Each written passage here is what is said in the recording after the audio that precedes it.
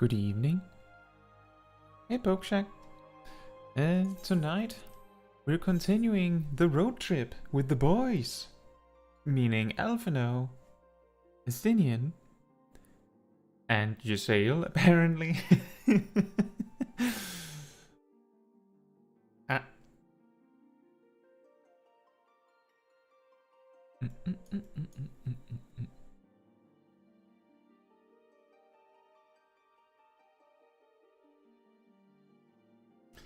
The classic queue time.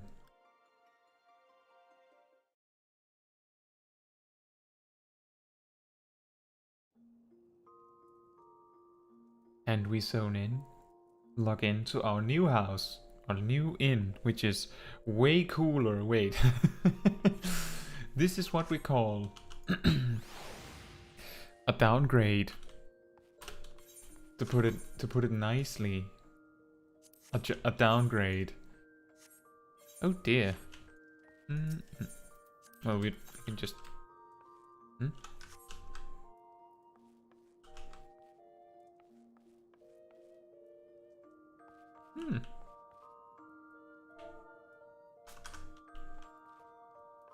What an interesting discovery I just made. I've never had that problem.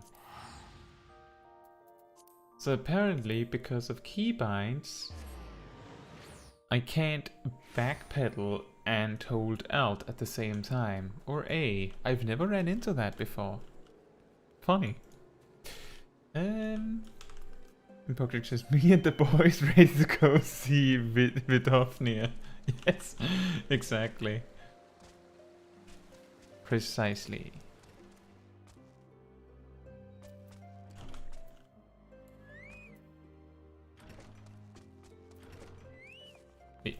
What do you have? Ah, an ether current. We will have to do like side streams or something to get all those ether currents at some point.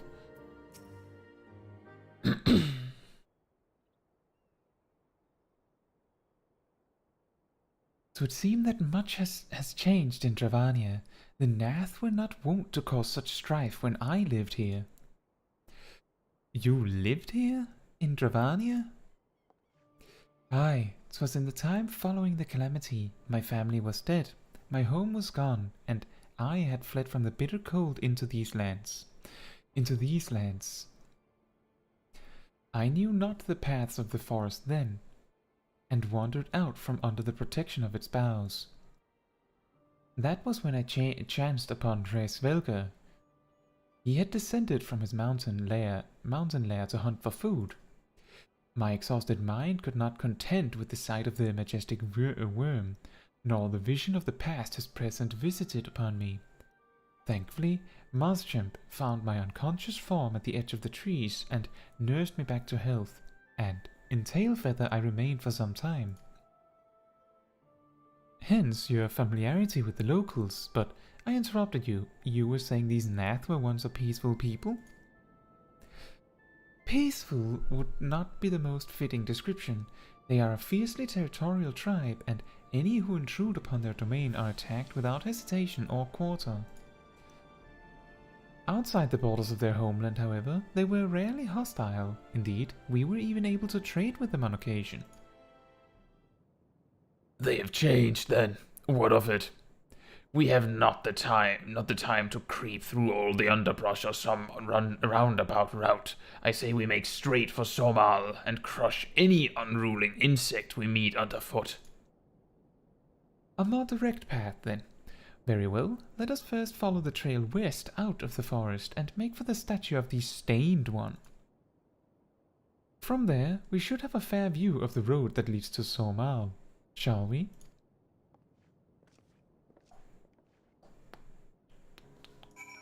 Ta-da! Oh, nice. Look, another dragoon. And he's only level 62. How did he manage that? Get this far in the story and not be almost level 64?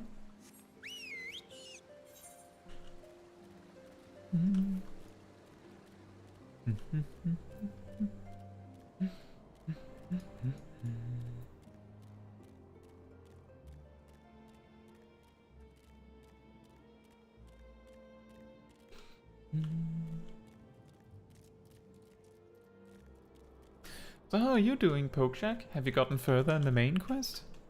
Have you reached Endwalker? The legendary Endwalker.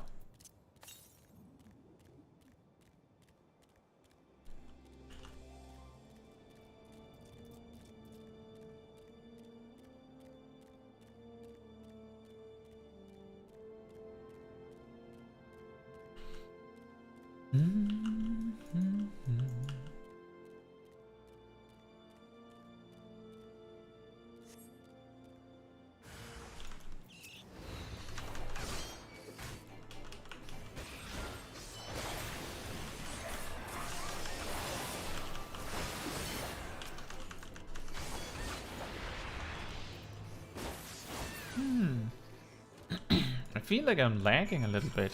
That's a little weird.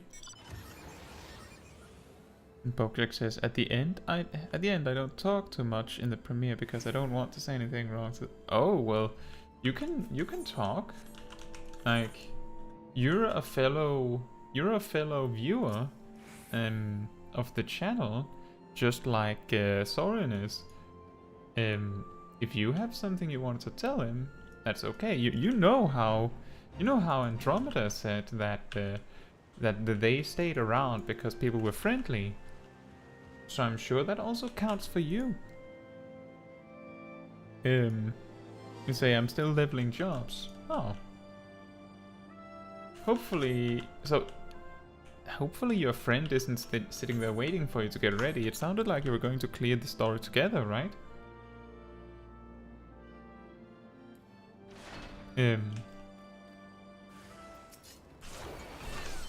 That's what I think you said, at least.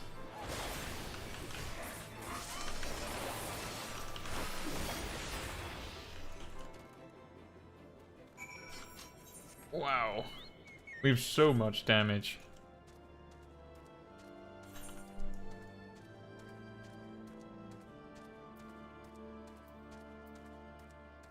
We've like really reached a point where open world enemies are trivial.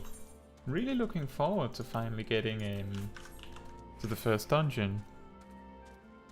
We'll be able to do some more content with new abilities.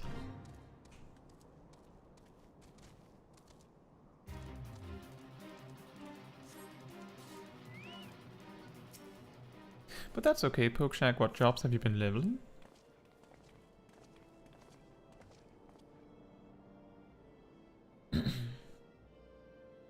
Should we chance to meet Marschamp again, remind me to thank him. Had he not warned us to expect the Gnath, I doubt I would be standing here. Amid ruins that I would tentatively describe as Ishgardian? The style, if not quite identical, betrays a definite resemblance.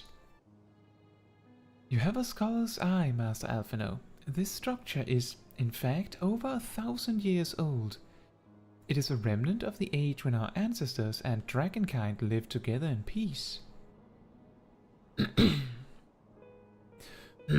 You claim this as evidence of our harmonious past. I was taught that these buildings were constructed by heretics in honor of your Dravanian masters. This rubble inspires no such awe in me. Stubborn fool, how desperately you cling to the false teachings of your beloved Holy See. Enough, both of you. You threaten the success of our mission with this incessant squabbling.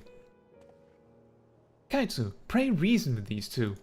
Yes, I'm the reasonable guy. The truth of the past will be revealed.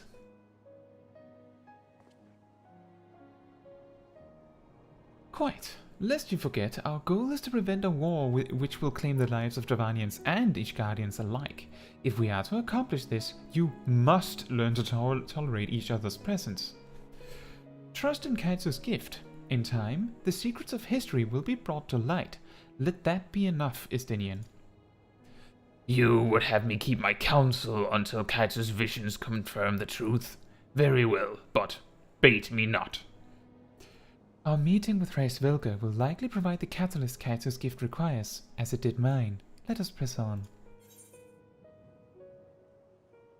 No upgrade? Well, we'll take the Black Mage shirt then.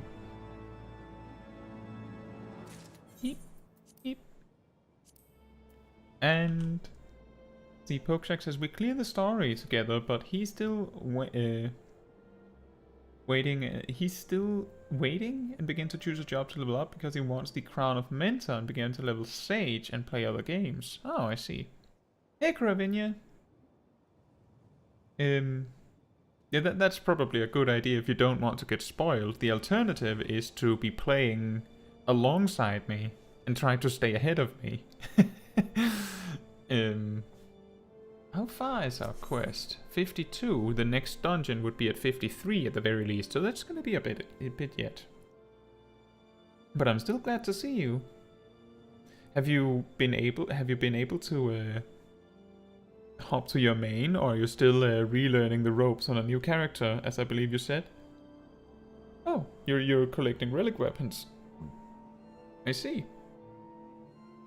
Well, you can do a little bit of both. Does relic weapons not require like an astronomical amount of poetics or something like that? Or is that the Heavensward ones? You're on the main. Okay. Spy you three the great towers to the west? Ishgardians know them as Antics Shrine. The place serves as a roost for Hraesvelgur's lesser kindred. If we are to reach the peak of Sohm, then we must first beseech these dragons to open the way, but do not be disheartened, the one who leads them is a friend. Of rather more concern is the disposition of the Gnath. Let us survey their approach to the towers, and see if the path is clear.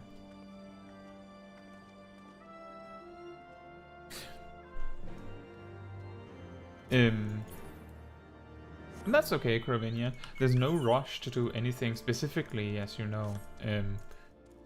But it was more like a suggestion. I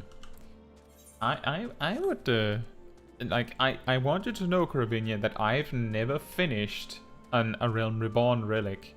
The only reason why I even have part of one on my main is because it was a mandatory requirement to unlock certain encounters that occasionally will appear in Trial Roulette, I believe.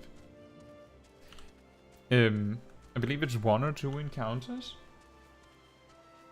And Popeshik says, you asked me something earlier, is it my imagination? Before the dungeon.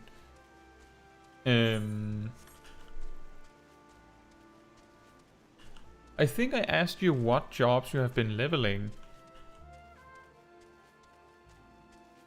You say I play less these days because of things in real life and little time, so level jobs. And the little time I have, I level jobs. Okay. Well, that still circles back to my question of what jobs.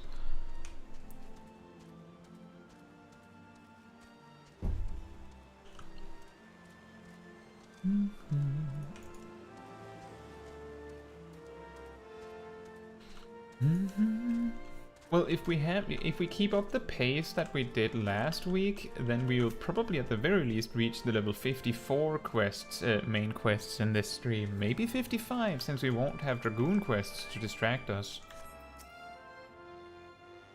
'Tis as I feared. The road ahead is teeming with Gnath soldiers. Marschamp did not exaggerate then. These beastmen have grown brazen indeed if they would threaten the dragons so openly. Do they intend to assault the lair itself? I pray they do not. Mighty though my Ravanian friends are, they are yet vulnerable to the Gnath's muskets. There's no route save the one before us. Should the beastmen offer battle, we have no choice but to accept.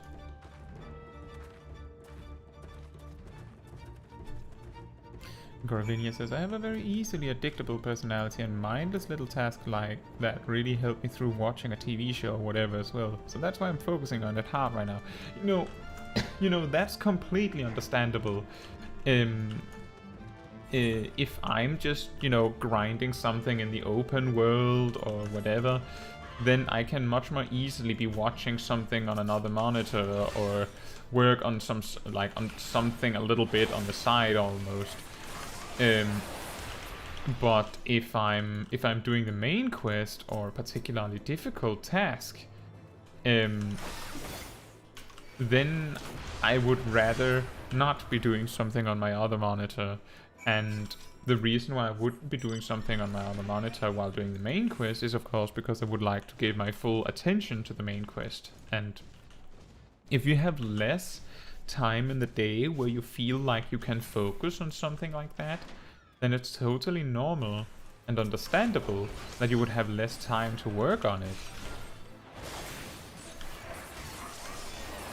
The only reason why I'm suggesting that you work on the main quest is if you're feeling bad that you're like missing out on the streams because I'm getting ahead or something like that, then that's my only suggested solution, because I wouldn't want you to spoil yourself just for the sake of watching the stream if you would rather experience it yourself.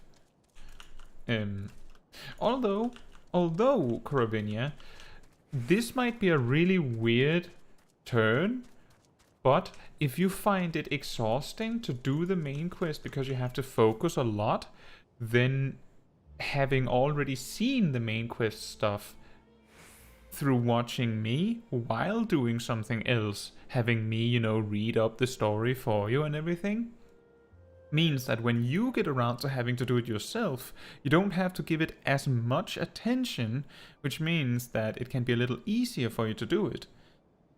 If that bears any meaning to you, it's just a suggestion. Just a suggestion. But yeah, that's something you could do. I always do my best to read up everything that happens, so you don't have to, you know, pay 100% attention to get everything that's happening on the stream, I don't think. And then you can always, you know, turn and look if something particularly interesting is happening.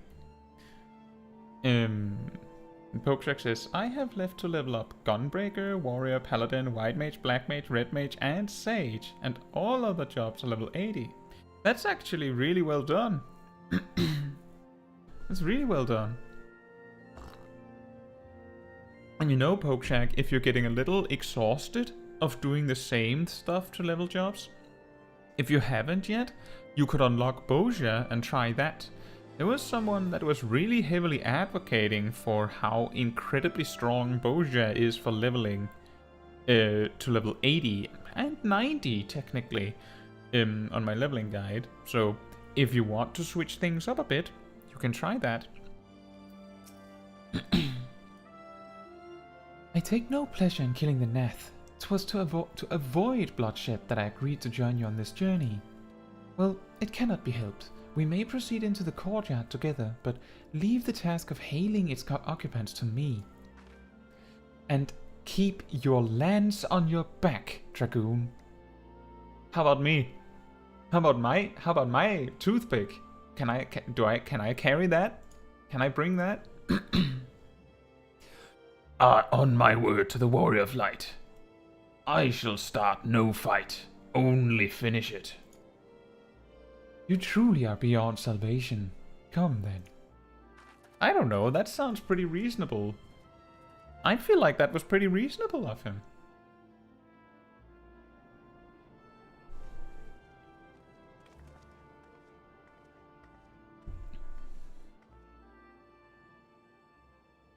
Vidofnir!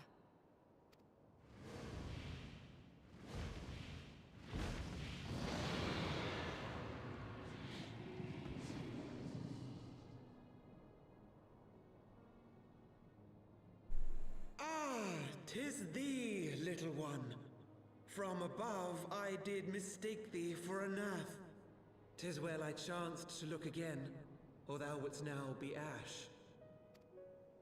Dear Vidofnir, how I have missed you. Would that I had come sooner, and not out of dire necessity. "Thou art troubled. Speak that I might know thy plight."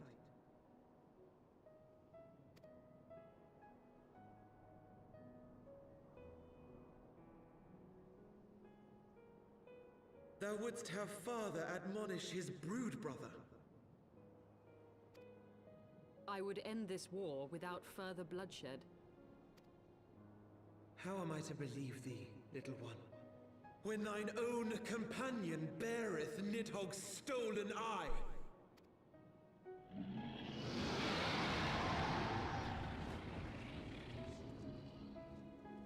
Have care, dragon, or I shall gouge out one of yours. You forget yourself, sir. We are here on a mission of peace. My sire's will forbiddeth me from inviting discord to our home. 'Tis for this reason and no other that thou still drawest breath, knight. Vidofnir, please. We must be allowed to convey our intentions to Reisvelgar in person, with words of our own choosing. Grant us this favor, and open the way to Sohm.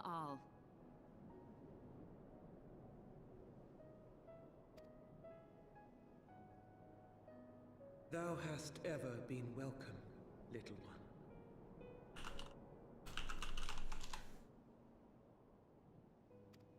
But I cannot grant thy wish. I am bound to remain here and protect my kin from the Gnath's god. The Gnath have summoned a primal.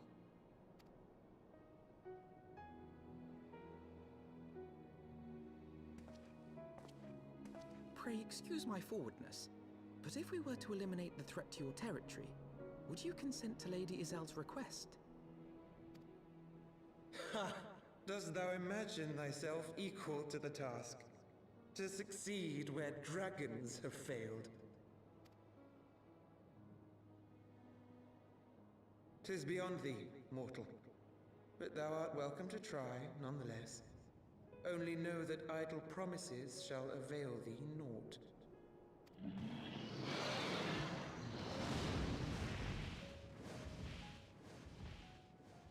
It would seem we have no choice but to make good on Alphino's offer. Why must our every bid for peace breed yet more war?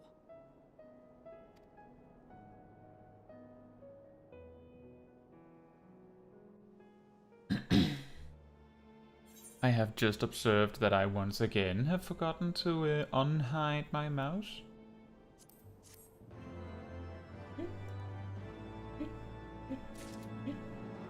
You see, I was recording something earlier that required the mouse to be hidden.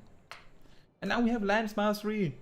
We just barely managed to get Wheeling Thrust and Fang and Claw in time to be able to chain them. See, Pokejack says, the hunting and tribe is fun, except like Astrologian, I have a lot of AoE damage and a big range in the open world. I am close to death a lot of the time. Yesterday, but I can try. Balls cheers for the relics, right? So my suggestion, Pokejack, would be to specifically avoid having to do open world content with Astrologian, simply because its personal damage is... It could need a little something when it's alone, at least. Try to focus on doing party content with Astrologian and then do open world content with other jobs. When I was power leveling all jobs in the game at once at the start of Endwalker, I was explicitly going out of my way to level DPS jobs with open world content while I was queuing for like dungeons and stuff, dailies maybe even. I was probably doing like roulettes with DPS jobs because the queue is shorter. And then, when I ran out of roulettes, I would just spam dungeons with tanks and healers because the queue time would be super short, even though I was only queuing for one thing. That's what I would do. And if you have, well, let's say you have 3 tanks you need to level, 2 healers and 2 DPS, my suggestion would be to make use of the open world content on your Black Mage and Red Mage, and then try to spread out the all the party content between your tanks and healers. I would also say that if some of the open world content, like the last bit of your hunts, might be too difficult for Red Mage or Black Mage because of the level difference, having like one of your tanks to be able to do it, because they can certainly do it, might be beneficial. It gets a little complex when we try to like super hyper optimize the act of leveling jobs, but one thing is how to perfectly optimally level your jobs evenly in a way, a completely separate one is what you think is fun. So if you were in the mood to play Astrologian yesterday and only Astrologian, then there was no way you could have done it differently, right? Then you had to do Astrologian open world content because that's what you were feeling.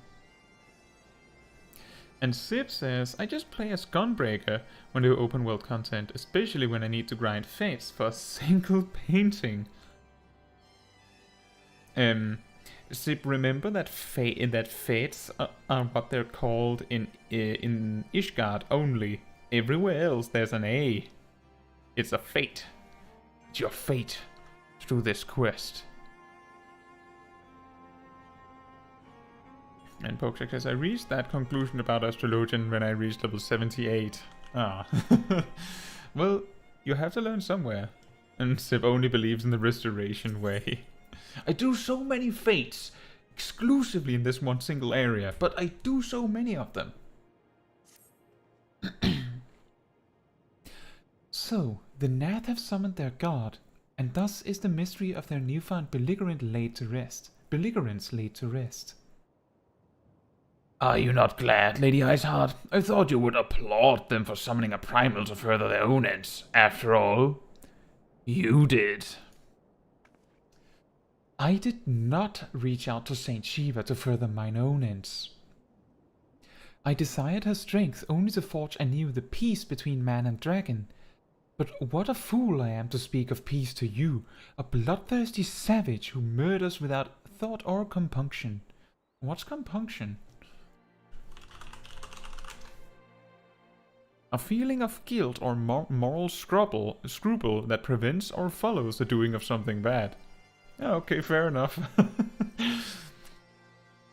Enough, I say. If the Gnath have truly brought forth their deity from the ether, we must face it together or watch our hopes fall apart. All now rests upon this primal's defeat. But ere we think of confronting it, we must first study its origins. What is the nature of this god? What manner of faith sustains its existence? My apologies. You're right, of course. Let us return to Tailfeather and consult with Marschamp. He knows more of the Gnath and their culture than most. So back to where we came from?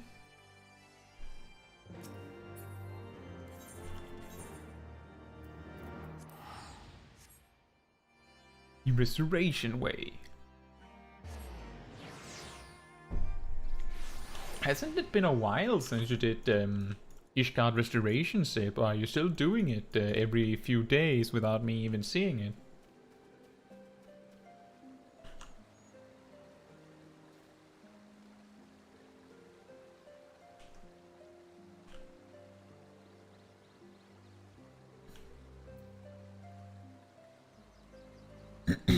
And Pokeshak says, when I say I'm going to level up this job, is all my resources on it, and that's why the Astrologian went from 73 to 80. That's also a way to, like, check something off a list, which can be super satisfying.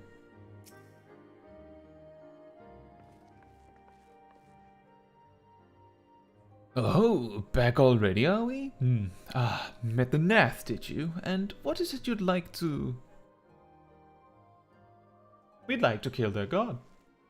Summon the primal, you say? 7 hells. Well, I don't know bugger all about Gnath religion, if I'm honest. Beyond their trading habits, there never seemed much point in asking. But it shouldn't be that hard to find out. From time to time, we barter with a small hive to the north and west of here. Outcasts from the main tribe, from what I understand. I reckon they'd be willing to tell you a bit about themselves if you give them the right incentives. That sounds promising, and what exactly would a Gnath consider to be the right incentives? Oh, nothing your average hunter couldn't scrounge up in a day or two, but seeing as you're in a hurry, you might want to divide the chores amongst yourselves. You will want a good-sized jar of lime-trap nectar, a basket of calam tree fruit, and, always a Gnath favorite, a generous portion of young Nanka flesh. I shall gather the fruit, leaping to the lower branches of these forest giants should present little challenge to me. Then I shall collect the nectar with Master Alphino's arcane assistance. And that leaves you to bring home the meat. You'll need to carve it from the smaller nunkers that live in the rivers. 3 big hunks should be enough, I reckon. Once you've got everything together, you'll need to set it down at what we call the trading post. Here, I'll mark the spot on your map for you. You've been most kind, Master Marschamp. Well then, let us attend to our respective tasks and reconvene at the trading post. I need hardly add that the last one there is a rotten Nanka egg. Wow, how mature of you, Alphino. Excellent.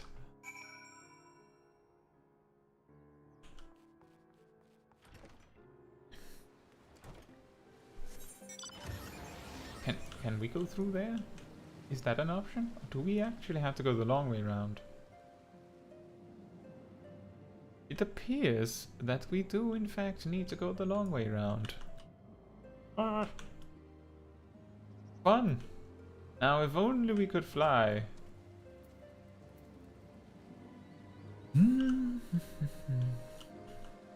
And Pokeshak says, also when I did the level 73 dungeon with the Astrologian, I felt super weird and like I didn't know anymore playing like this, so I wanted to get rid of it quickly by doing things that weren't dungeons. Ah, right. So, this is of course very subjective. Each player finds each job different. However, in my opinion, Astrologian is a bar none, no contest, the hardest of the healers to play in all content, and the reason for that is both because your cards mean that you regularly get your attention drawn away from actually doing healing, and then also because for some reason the Astrologian's healing toolkit is really strange compared to the other healers. You have most of the same tools as the other healers, but there are just some oddities in it that makes it very difficult. Like, if you just focus on pure healers, the White Mage has like 10 things that all say heal a lot. Like, in its toolkit, it just has heal a lot, heal a lot, heal a lot, heal an extremely large amount with Benediction, and then heal a lot. As all of its options. You can just heal a lot, that's all you can do. While Astrologian has a bunch of options that are like, heal in a little bit, or shield people and also heal a little bit. Like, double-sided effects that are a little strange in comparison to, yeah, White Mage. In this particular example, right? And because of this reason, or this simple issue, I would say, the one healer that I see is most prone to running into having to cast, like, your basic heals like Benefic, while on trash mobs in a dungeon, is Astrologian. Regardless of your tank. It's not the tank's fault, it's just that the Astrologian needs to do that a little bit more than the other healers. Now, this is of course offset by the fact that the Astrologian's damage potential is not as focused on their attacks compared to the other healers. So it's okay, it's more okay, you could say, for an Astrologian to stop attacking to cast a heal every now and then compared to the other healers. But it feels weird if you're used to playing any other healer, really.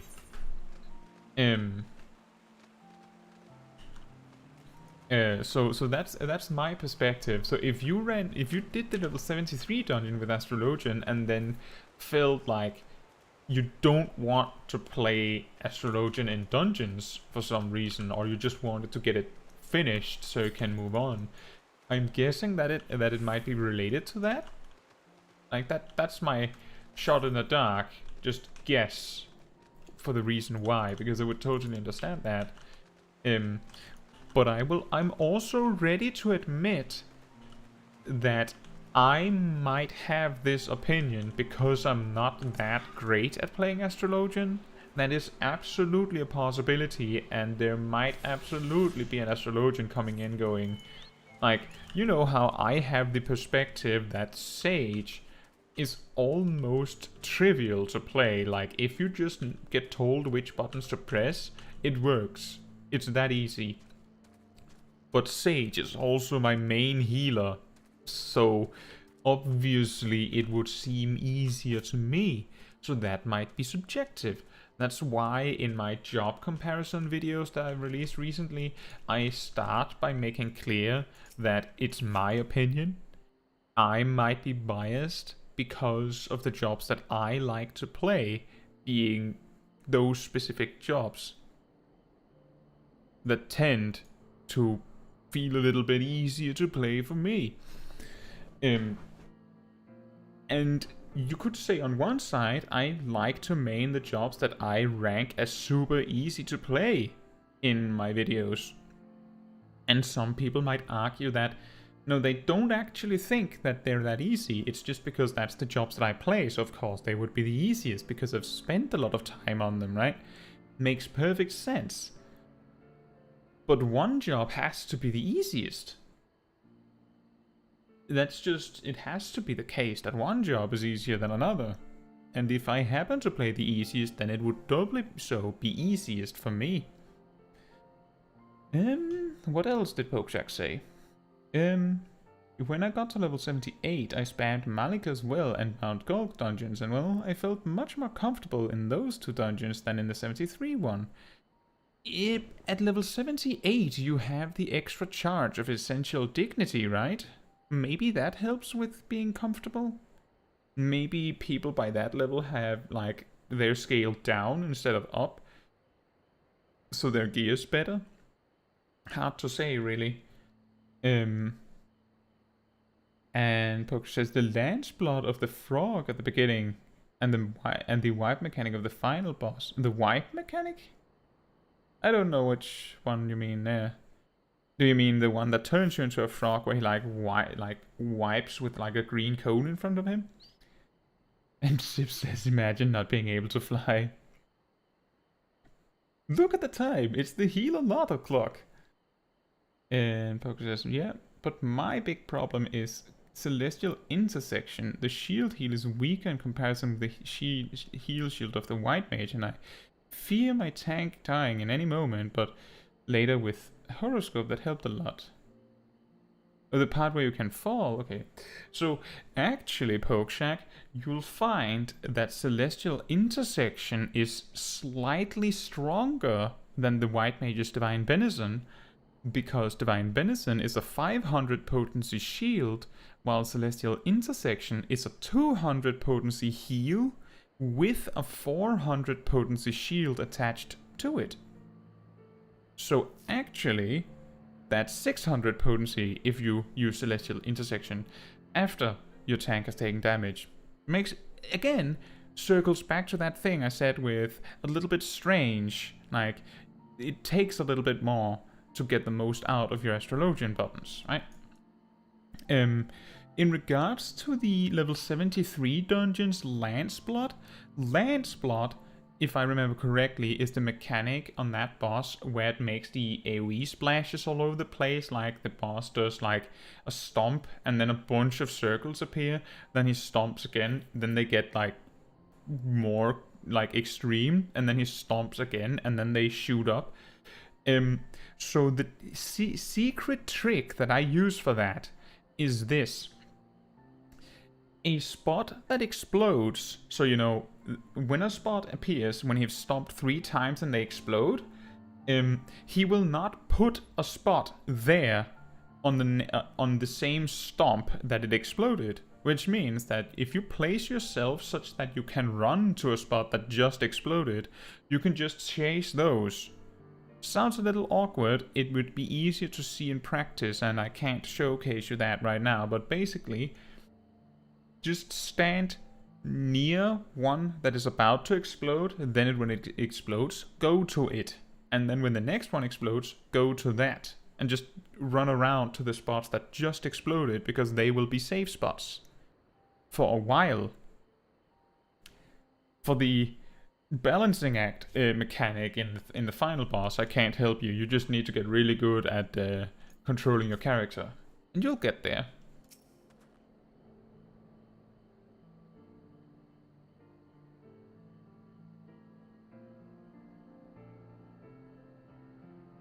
I was able to gather a goodly amount of nectar from the land traps, though I would not have known to harvest it without your sales help. Do you have the Nanka meat? Yes, I do. The tender tail meat of an underdeveloped Ninki Nanka. That's so brutal. Splendid. I shall put this with Estinian's fruit and assemble a suitably generous-looking hamper for the Gnath. Pants.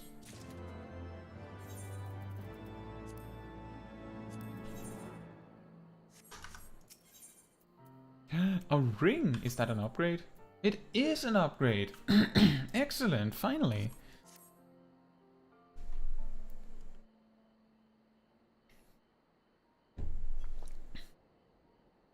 Well, everything appears to be in order. Assuming no one has any objections to my choice of presentation, I shall place our offerings at the trading post as instructed.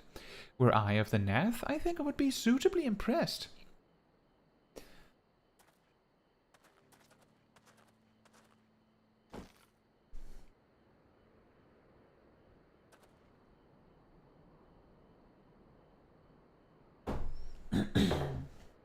Well, how long must we wait? Should we have sounded a signal or some such? What an incredible presentation, Alphano. Just dumped it in a bag. Calm yourself, Alphino. Calm yourself, Master Alphino. Our offering has not gone unnoticed. Dun dun dun dun dun. They're walking towards us, intimidatingly. Long has it been since Hunter's last came to trade, bearing gifts that fill the air with such delightful scents. Land trap nectar, Galdum tree fruit, and Nanka flesh. What delectable foods you have brought for us. Our meager existence is much enriched by your bounty. Come, hunters, come to our hive if you would trade. Cramped and stifling our homes are, but the rancid incense keeps the dragons at bay.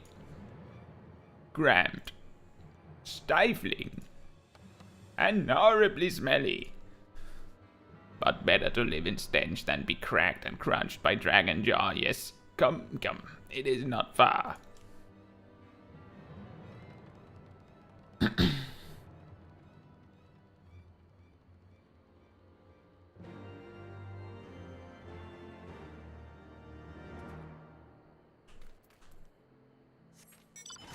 And Pokecheck says, remember what we said about level 82 tanks getting a buff to their defensive low cooldown skills? Well, what happens at level 85 is that all healers decide in unison that they don't heal enough. Correct! And the way you're wording it is really funny. Hey, just can we call a meeting, healers? Yeah. Also you, Sage. You're new on the block, I guess, but yeah, come on then. Okay, so I was thinking that maybe we should do like, I don't know, like 10-20% more healing just with our spells in general. What do you think, guys? Oh yeah, that's pretty good. Yeah. Oh yeah, and my pet also gets to heal like way more, right? Oh yeah, and me attacking, of course, has to heal more, right? Of course. Yes, Sage, sure. I don't know why you didn't just come out the box healing more, but sure, why not?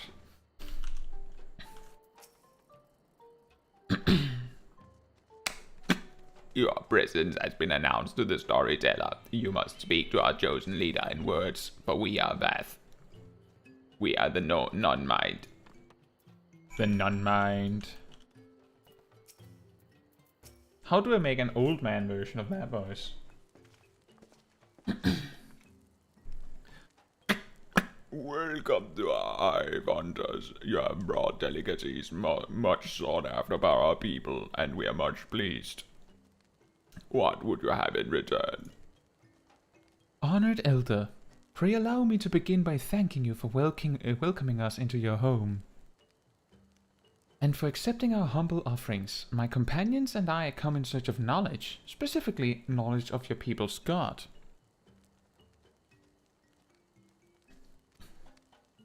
Knowledge alone? What strange hunters you are! But if it is words you desire, then words you shall have. We are the Vath, the non-mind, and to speak is our fate. You will hear the tale of the Gnath's god, of the god the one mind summoned into our midst. The One Mind. These are the Gnath who reside in the main colony? Yes, they are one, connected. But let us begin the story at its beginning. Some moons ago, a single dragon flew in from the east, bleeding and weak. It fell from the sky and into the hive, where it was swarmed by my brethren, and with spear and spell and musket, the dragon was slain. It was likely that one. It was likely one that had fled battle with my kinsmen. I should commend you for finishing the job. What? What? Hey, my guys did good, right? Dragons are fierce and terrible adversaries. The One Mind would always cower when their winged shadows passed over the ground, but no longer. They had learned that a battle-weary Dravanian was easy prey. Thus did the Overmind decide to heed the words of the black-robed men. The One Mind would call forth our god, and unleash his blades upon the dragons. Dravanian lands would become Gnath lands, and ever larger would grow our domain. But our god ever hungers. The price it demands in crystals far exceeds the rewards for this war. We of the Vath despise and revile his insatiable existence. And that's the end of the story, apparently.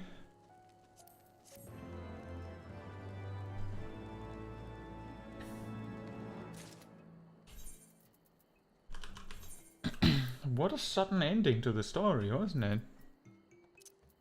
Whoop. Whoop. Wait. Oh, you are another ether current. Excellent. Well, it's easy to find them, I guess. That's a difficult voice to do. I hope you can hear it at least, so I'm not just saying nothing for a minute.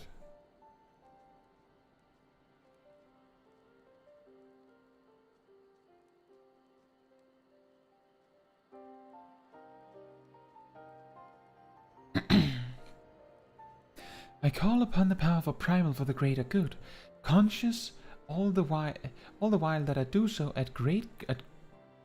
I call upon the powerful primal for the greater good, conscious all the while that I do so at grave cost to the land. I reason that it is a necessary evil, and willingly shoulder the burden of my sin. In suggesting that such crimes can be justified, you may argue that I presume too much, but you must surely see that I am aware of the magnitude of my transgressions. Not so the Gnath. They summon their deity for no greater purpose than to expand their dominion. To a scion of the Seventh Dawn, one sworn to eliminate the primal threat, the distinction you draw seems questionable at best, but the fact remains that my own grandfather risked unleashing the power of the 12 in an attempt to prevent the calamity. Thus, while I may not condone your actions, I at least understand them. Not so the Gnath, as you so rightly put it. If they truly seek naught but territorial gain, I can only conclude that they are ignorant of the ruinous consequences of their god's insatiable appetite. The longer this primal is suffered to exist, the greater the suffering it will cause. It must be destroyed. How lightly you propose the destruction of this god, Master Alphino, a being of whom we know not. Has it occurred to you that you may be sending the Warrior of Light to her death? No, You have the right of it, Estinian. 'Twould seem it is I who am guilty of presuming too much. Pray forgive me, Caetsu. I don't mind. Do you have crystals? Like candy? Do you have that? And then I don't mind. You know how Scooby-Doo snacks work and such? Yeah, it's like that. Just candy crystals, and we're good. I'll do it. I do not fear my duty, as long as I am paid in candy. Wait, Caetsu need not face this foe alone. Like her, I am blessed with the Echo's protection and may do battle without fear of primal influence. Let me bear this burden.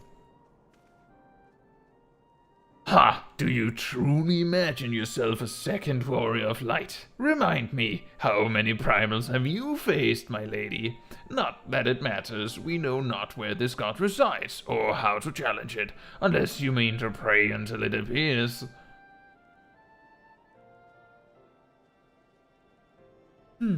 Estinian makes a valid point. Let us speak with the Vath and learn how best to secure an audience with their deity. In this, at least, I may be of assistance.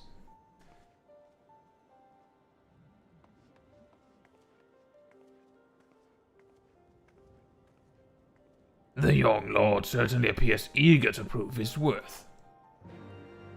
I know, right? He's such a good boy.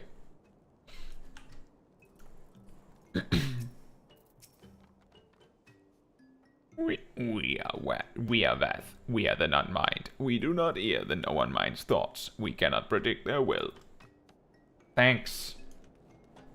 Oh, I lost the ability to read my friend's mind, so I can't help you. I have no previous knowledge of this, so I don't know anything at all. I have practically never been in my own home, you see. I might as well have not been there, you see. Thanks. How about you? Put this idea from your minds, generous hunters. If you meet with our god, then he will have your souls. Surely you're not so generous as that. You wish to meet our god? Offer yourself as a sacrifice, and you will soon be brought before him. We would mourn the loss of such generous hunters, however. Oh. That's pretty genius. You are generous hunters, yes. Many gifts you have brought, but not enough for all that to enjoy. Maybe you could bring us just one more. We are very fond of Nanga flesh. Yes, the meat of a young Nanga would make a fine repast. That's really random.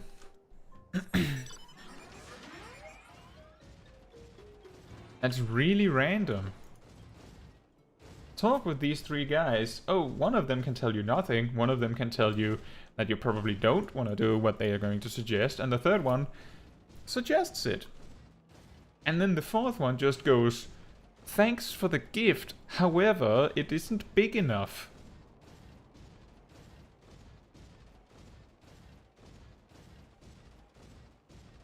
And then we, the Warrior of Light, of course, just go, oh, well, I'll be right on. Like, they ask for one more. I could get them 3 more right now.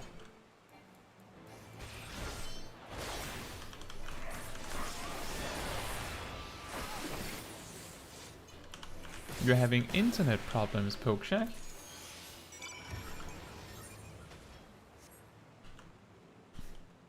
Well, that's annoying.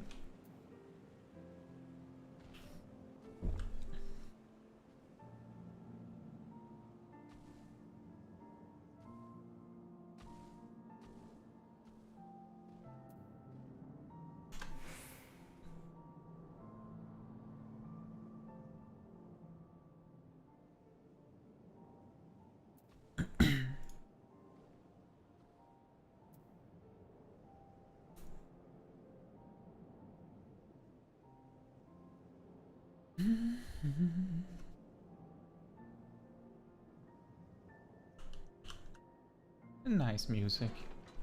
Nice and relaxing. Okay, Mr. Hungry. We Vath do enjoy our Nanga flesh. Have you been out hunting yet? Yes, I have. 1. You asked for 1. Another gift for the Vath? So unexpected. Yes, you will have more of the words you strange hunters hunger for. Listen now.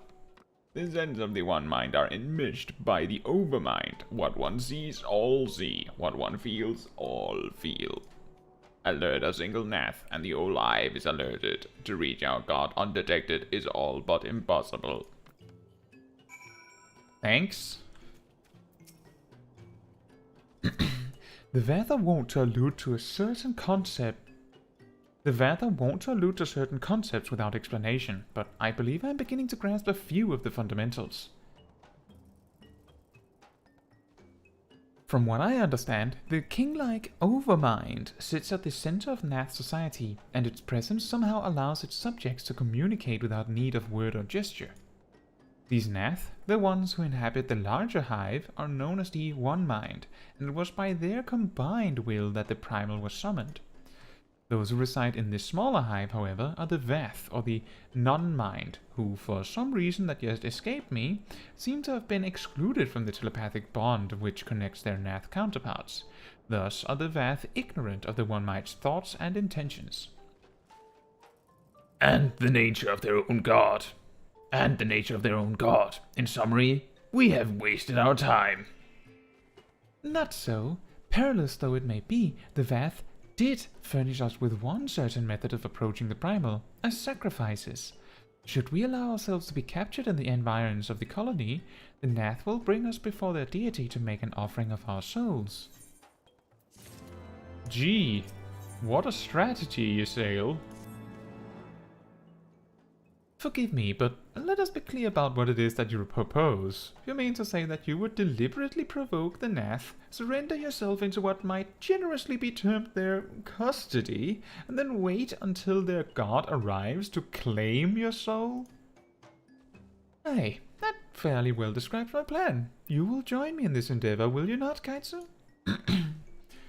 Judging by the great risks you took to prevent the summoning of Saint Shiva, you're not a woman to err on the side of caution.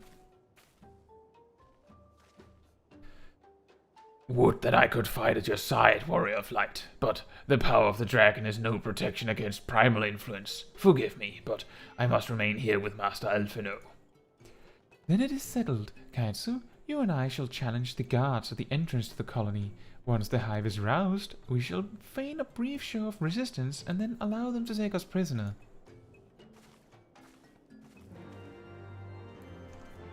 It's big brain time, as they say.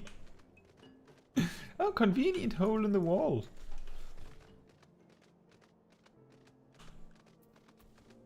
The convenient hole in the wall.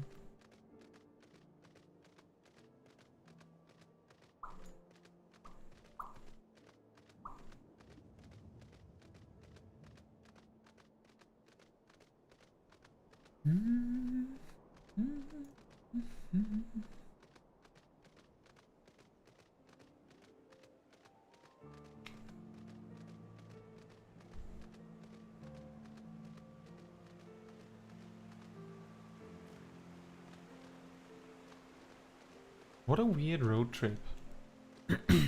You won't believe what happened next.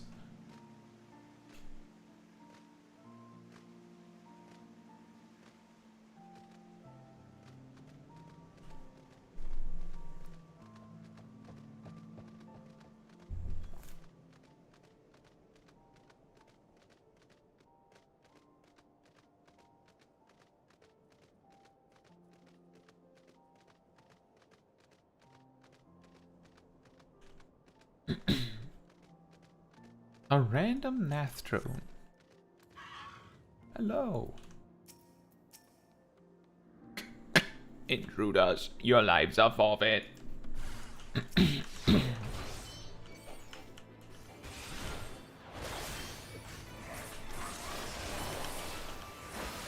Oh, whoops. That's a long range.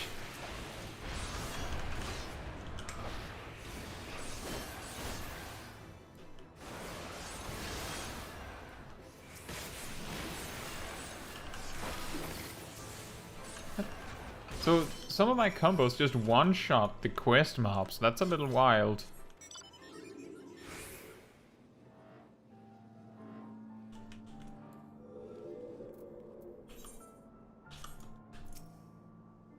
The Overmind must by now be aware of our intrusion. Let us press on into the hive and ensure that we have our host's undivided attention. That's the spirit.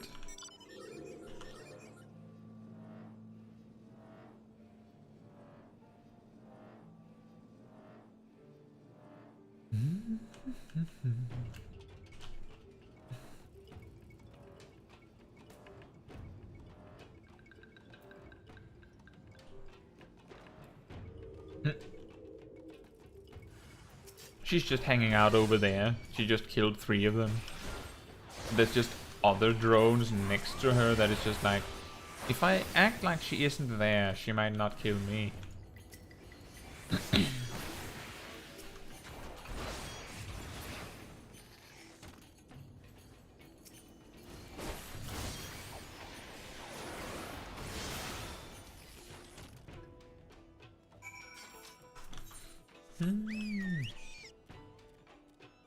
This feels a little awkward, as in, like, this would have worked better as like a solo scenario, I think.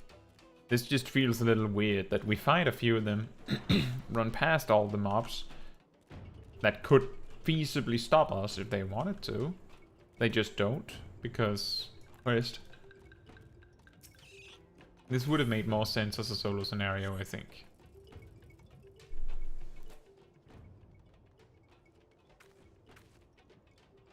That should be sufficient. If we did not have our host's full attention before, we must surely have it now.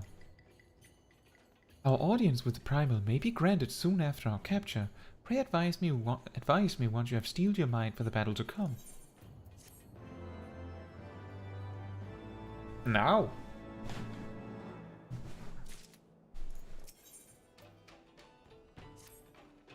You are prepared then?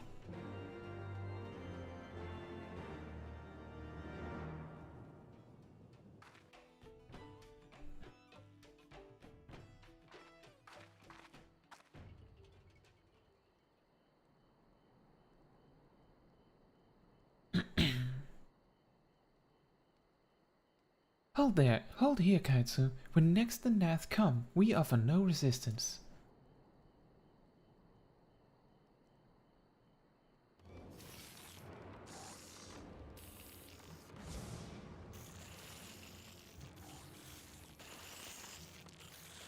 Surrender, intruders. There's no escape.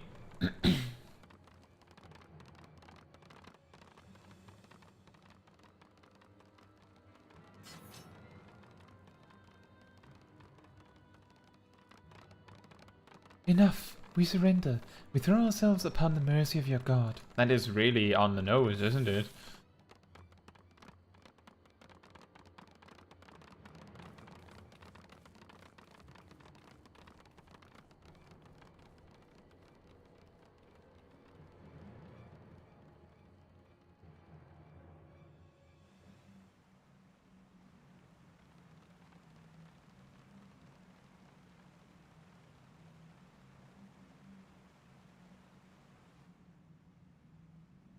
They seem eager to proceed. Good. When they take us before their lord, pray leave matters to me. If what I know of summoning rituals holds true, I shall be well placed to act. Mark the sound of the river rushing through the ravine behind us. Passing loud, is it not? I imagine the noise would serve to mask our escape should we need to withdraw temporarily. But you are prepared, are you not? I do hope so. If I were to be dragged away for sacrifice while you were haggling over the price of potions, I shall not be amused. What?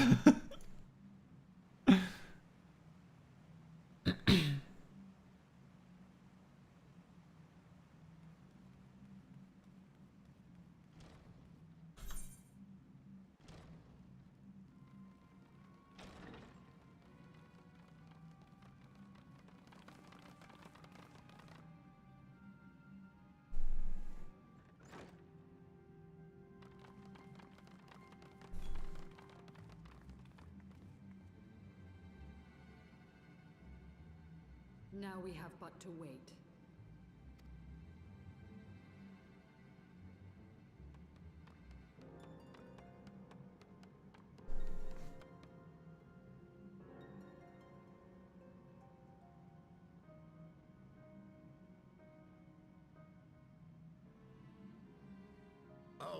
Ravana, master of the sacred blades, wrath of the colony, conqueror of the world, hear our prayer.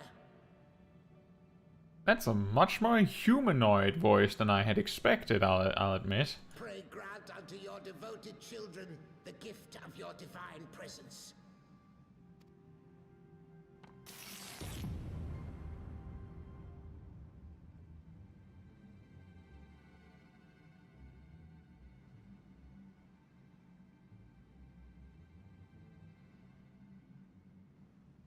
He comes.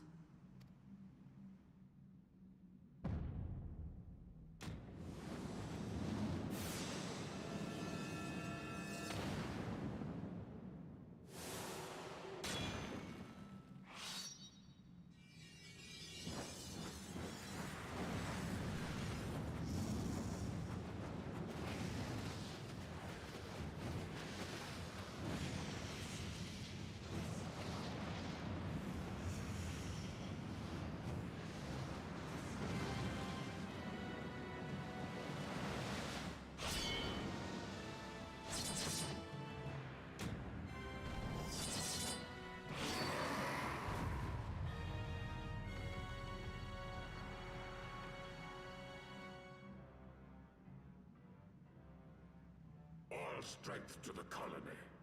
Speak and I shall listen. Oh, glorious General, we have captured intruders and would make unto you an offering of their life's blood. These feeble fleshlings dared to invade Nathlands. Hear me, Lord Ravana. My companion and I did not come to contest your children's territory. We wished only to learn the reason you wage war against the dragons.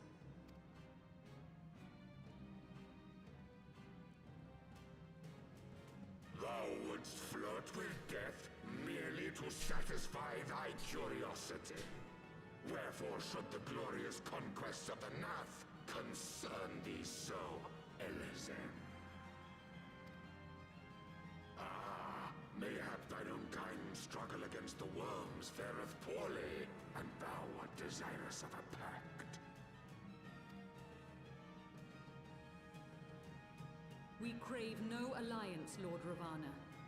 Only peace. We would bring an end to our war with the dragons. Yet so long as they remain embroiled in this conflict with your children, our goal shall remain out of reach. Never before have the Gnath risen up in such numbers, and never yet with you at their head. Why do you lead them to war? Thy question hath no meaning. To live is but to fight. Long have my children waited, gathering their strength in the shadow of thy ceaseless conflict.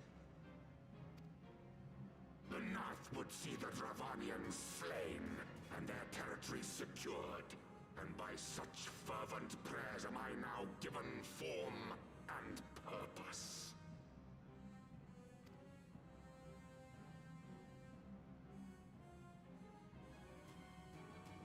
As I feared, your very existence is an obstacle to our goal. Since you are so fond of fighting, we challenge you, Lord of the Gnath. And should we emerge the victors, I would have you swear to withdraw your soldiers from Dravanian soil.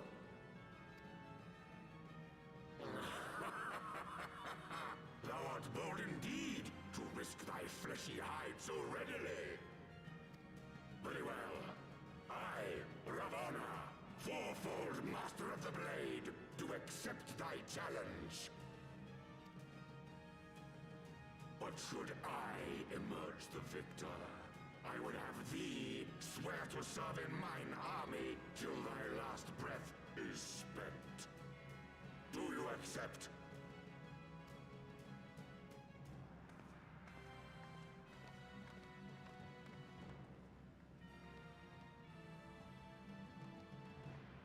I do. And I believe the first bout is mine.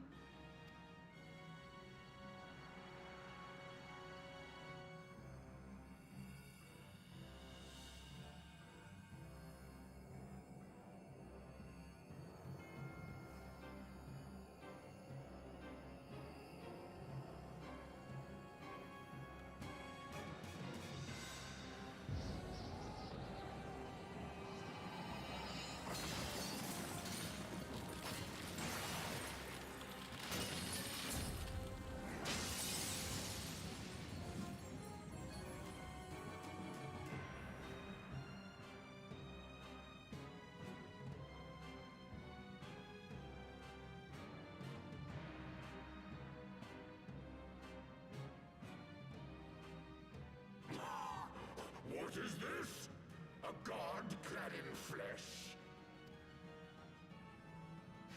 Is aught amiss, my lord? Thou wilt not break thy word, I trust.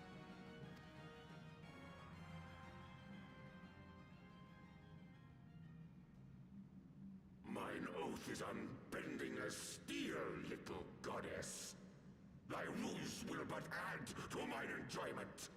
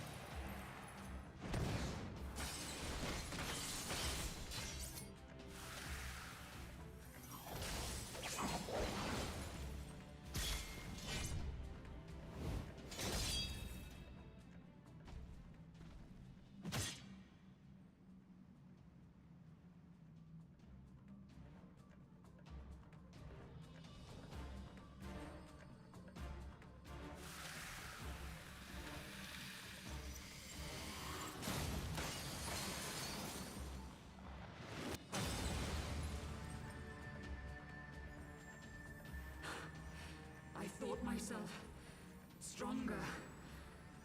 Mayhap with more crystals?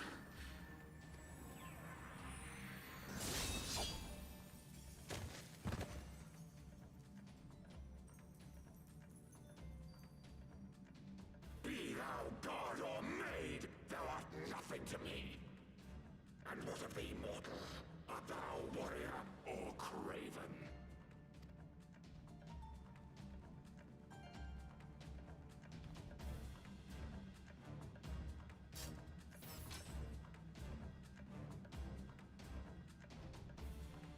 A warrior, then? Good! Mayhap thou will provide more sport than thy feeble companion.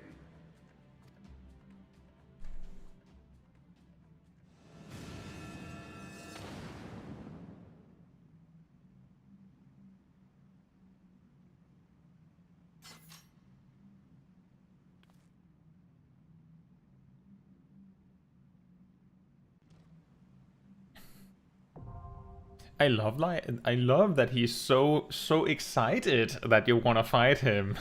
A warrior then. Good. Hey Lewell, how are you doing? And how are you doing, Ysayle? Forgive me, I was overconfident. Okay, that's okay. I'll get it done. Oop. 6 minutes? Ah, that's so long. Can we actually? Oh right, we finished that. I mean, do we get company seals for fates in Heavensward zones?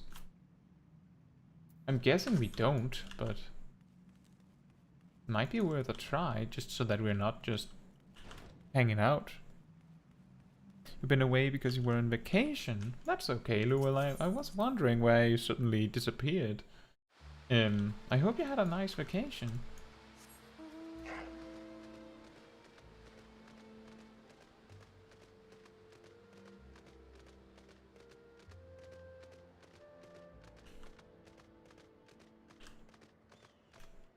I'm back, meow. Oh, meow. I actually think that battle choreography in that cutscene is really good when you consider what they had to work with.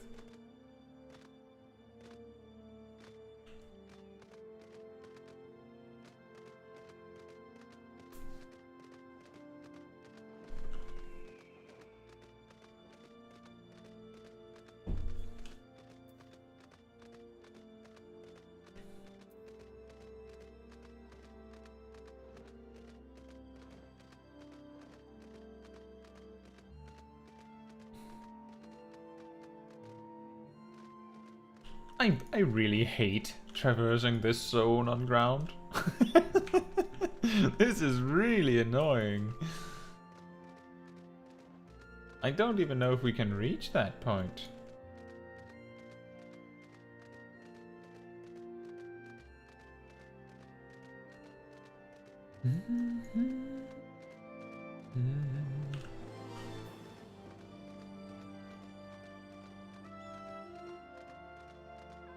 I'm guessing the answer is no. And then the Tarrasque spawns, apparently, and we can't reach the thing we came for. Excellent. Oh, we might be able to get there. How are you doing, Noel?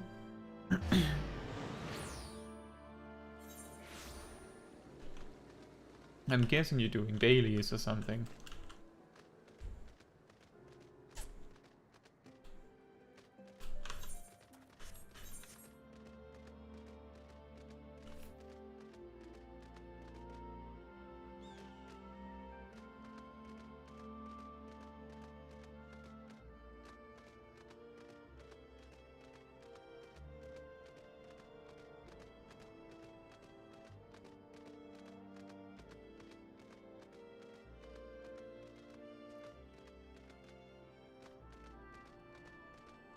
I really don't appreciate this zone very much, I have to say. This is really annoying to traverse, I have to say. So annoying.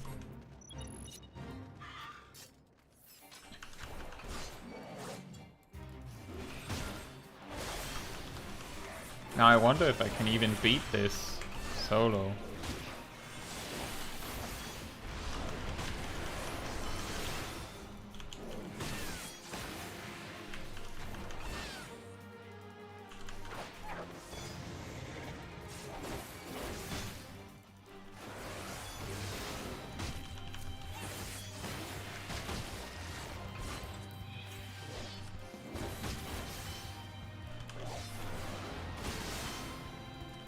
Appears the answer is no. So instead of trying and wasting a lot of time, let's just leave.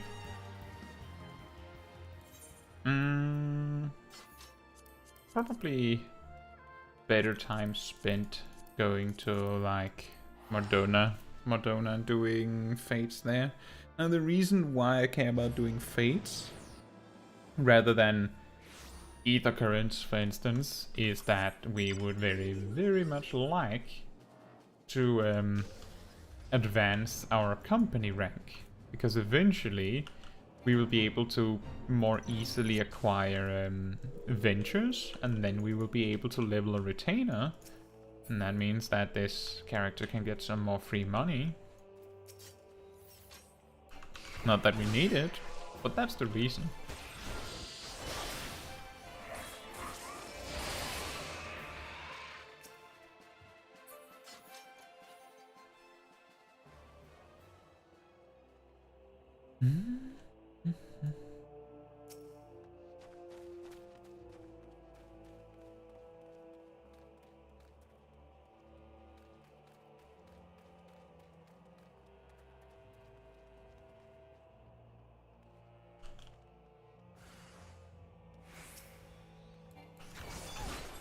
Perfectly enough time for my buff to run out. Excellent.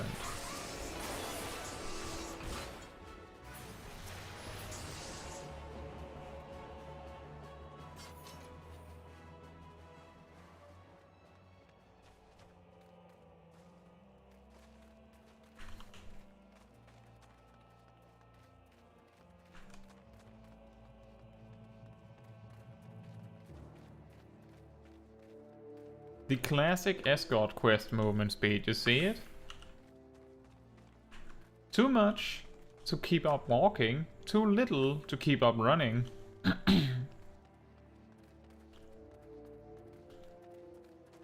Noel says, I'm doing good, was doing work stuff. I'm taking a little bit of a break from Final Fantasy XIV, but still want to watch your streams. Thank you.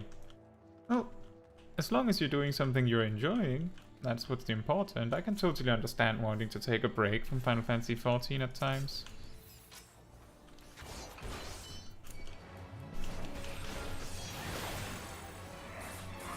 I also, you know, sometimes play different games. It's just that I still get my weekly stuff of Final Fantasy XIV, so you might not notice. But I do play other games. Oh dear. I wonder if we can get the Fate finished in time. Come on, rugged researcher. Walk like your life depended on it, because if you don't, it just might. Come on, come on, come on, come on. Please say that you don't have more things to fight at the end here. Obviously not a giant, you may pass. Excellent. We just barely made it.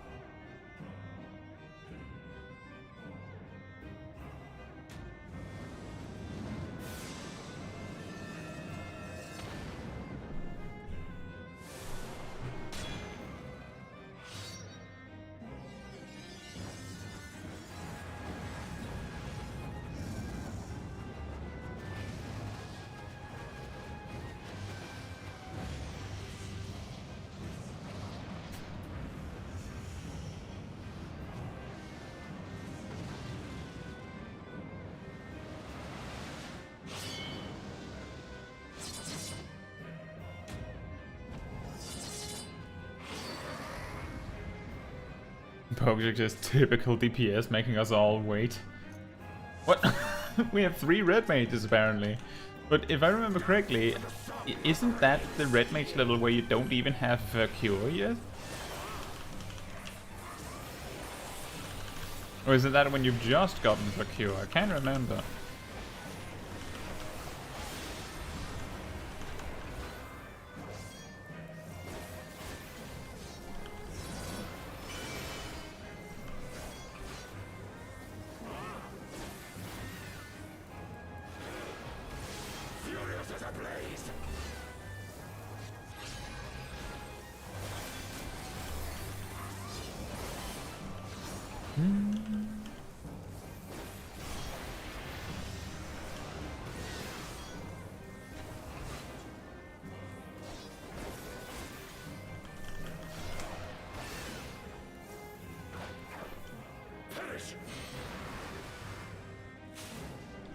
Leicester to the rescue. Yes, you have the cure level 54. Thank you.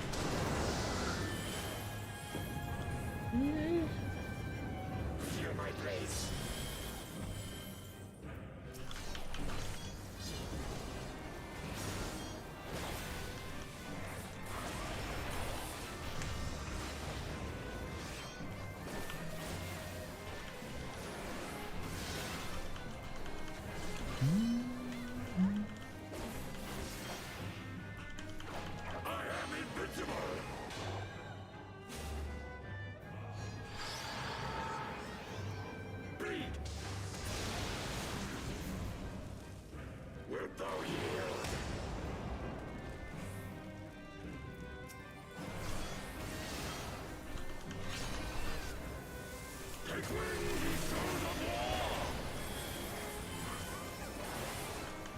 Oh.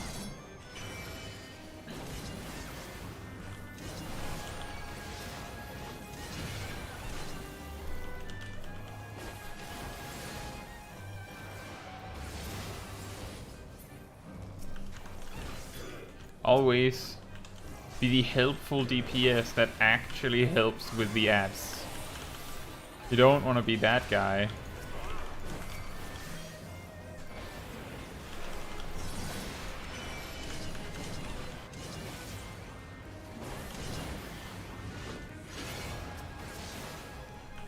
Oof. So here's a little tip on this boss. When he does the all-seeing tail, which puts a shield on his front and his back, which means that he's going to counter-attack you every time you do something on his front or his back. If you're tanking the boss, you have to just stop attacking for a few seconds. That's the only safe move. Anything else is dangerous.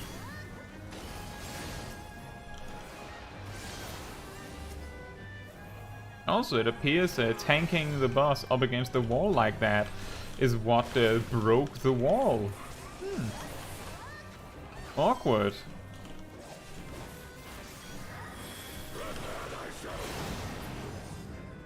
Rejoice in the glory of combat!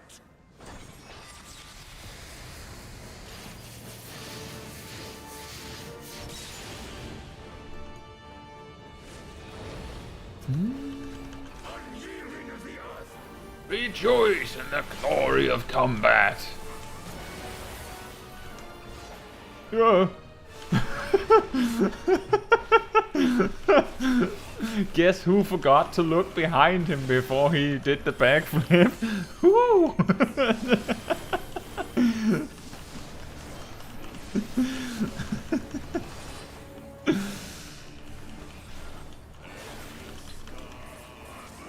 Dragoon moment. Yep. Oh no, I didn't mean to do that. Ow.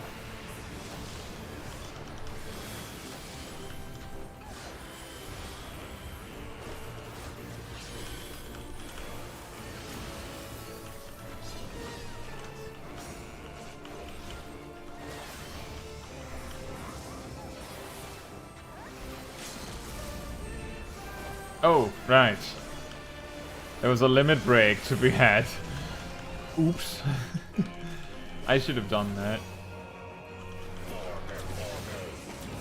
We would have probably killed the boss in time if I had been aware of that. Now that is a Dragoon moment, isn't it?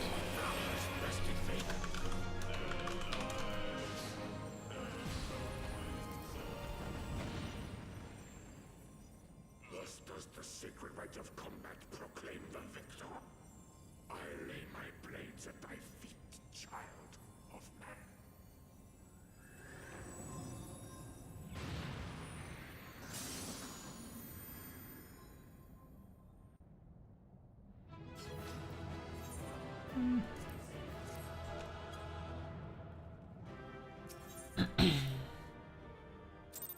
Newell says, I've been playing Warhammer Vermintide too. Oh. Is this voiced?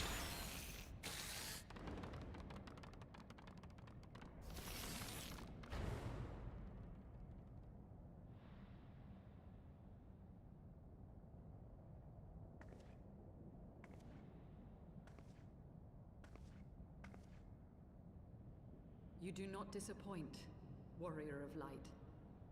Would that I had your skill in battle. I do begin to see why so many place their faith in you.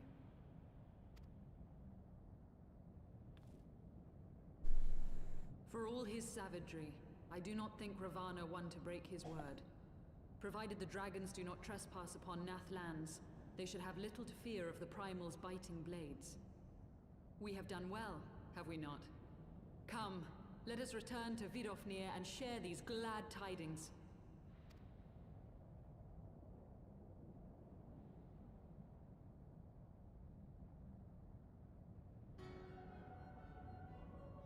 Once more you achieve the impossible, bringer of light. But with every mortal heart that succumbs to fear and fury, another voice is joined to the chorus, beseeching divine succor. At their bidding, warring gods will shake the firmament, and your world will be consumed in the swelling storm of chaos.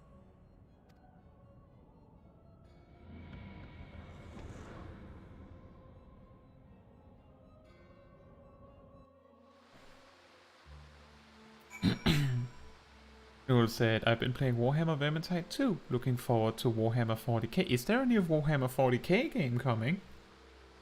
But I have heard good things about Vermintide, so that's cool. Isn't it like is it what you would call like a mob grinder game? And that's not meant to be a negative thing, it's more like the kind of style of game. That might be very enjoyable if you just want to, you know,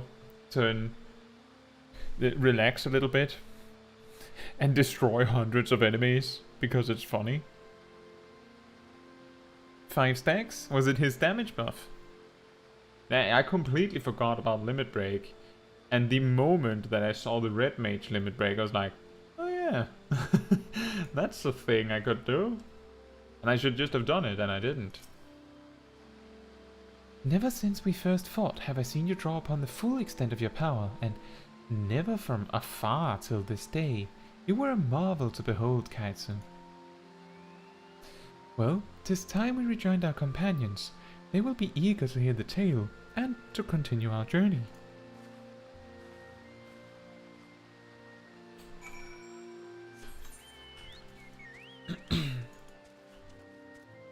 Noel says Left 4 Dead 2 pretty much, but RPG. Oh.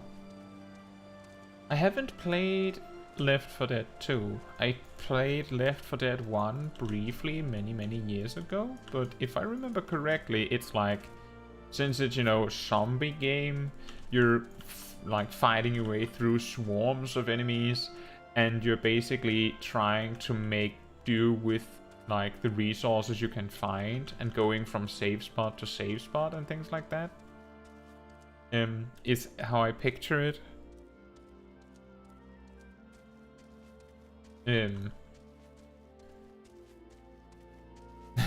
Book says Left 4 Dead, but orcs in space. Okay, well that does sound interesting.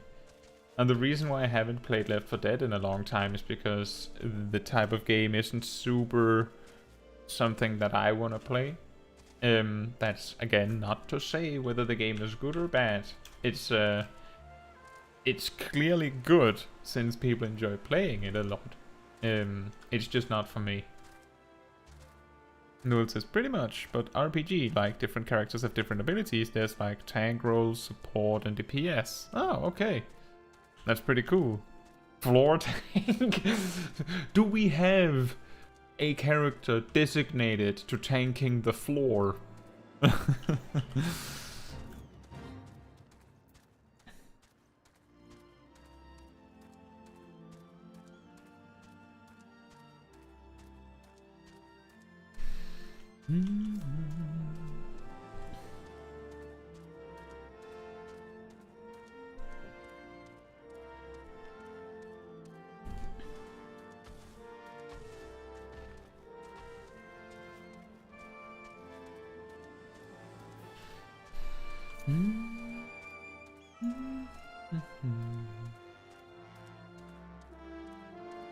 And Alphino and Estinian has just been hanging out here.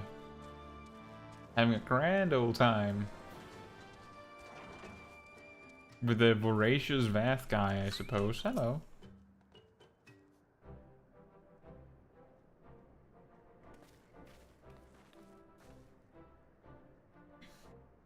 Caetsu, Lady Ysayle, thank the 12.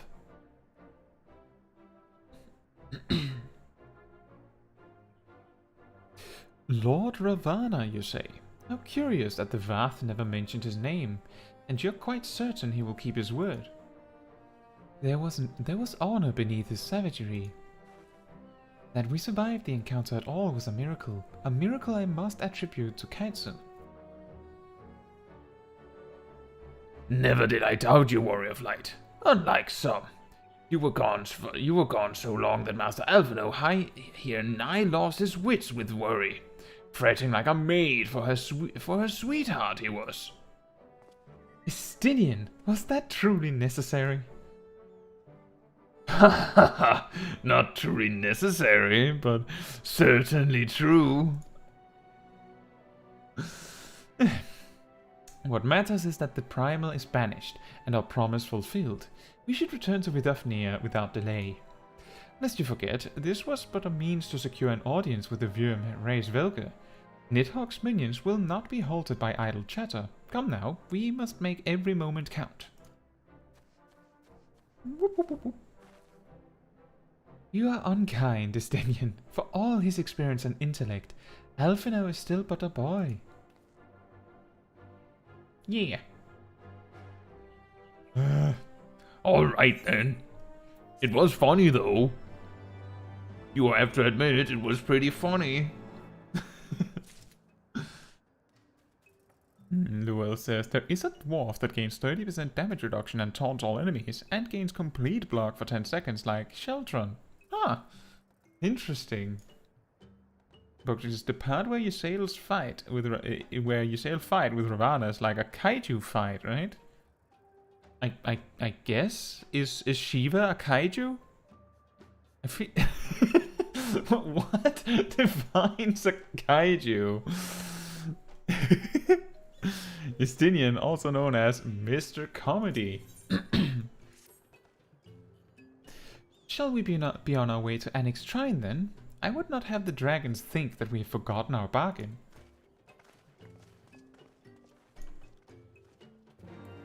You could say that it's a monster fight, sure, Pokeshak. That would be accurate, that's for certain.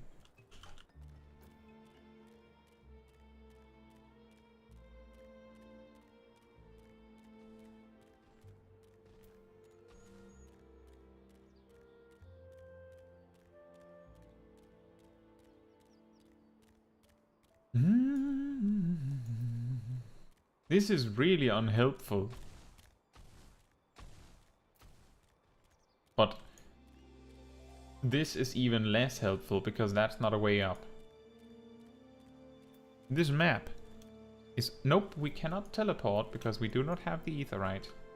I didn't bother to go and check whether we could take it because there has previously been times in the story where the Aetheryte is right there, but you can't take it. Because of story reasons. Or well, previously, it's more like later in the story that happens. So I didn't consider the option. But in hindsight, I should have checked.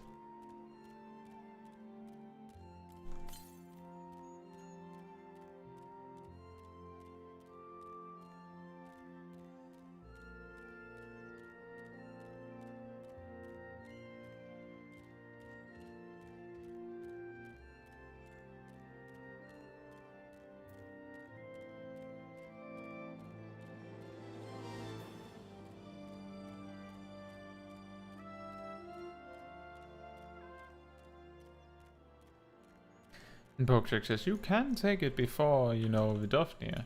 Oh, well, let's take it now then. I did forget earlier, but now we have it.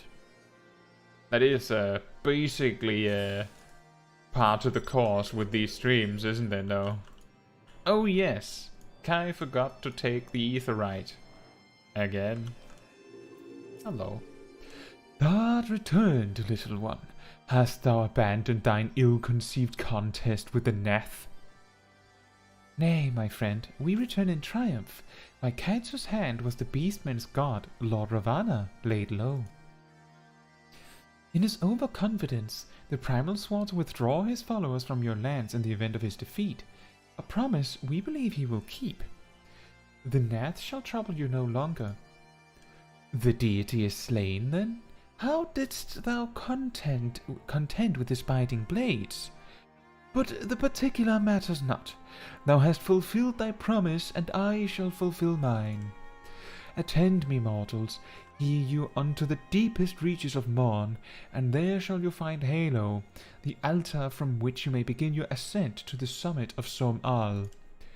But be fairly warned, the minions of Nidhogg shall not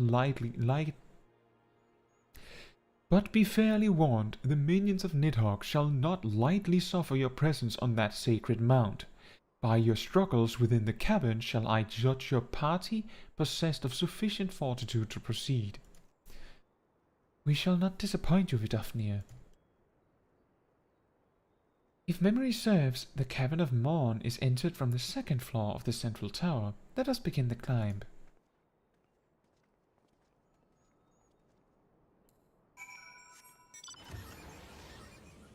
And Poker says, this time it's not like Modona with the facepalm. It's not nearly as long of a trek either.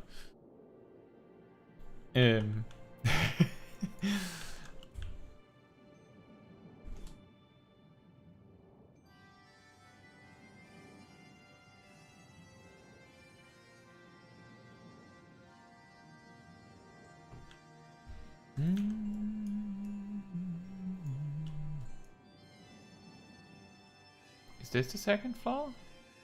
Doesn't look like it.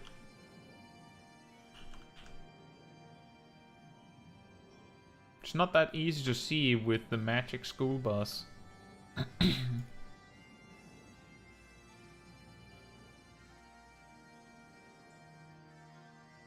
I'm pretty sure that I missed my... I'm pretty sure we're supposed to be down there. Right? Yeah, this is like the 4th floor, isn't it?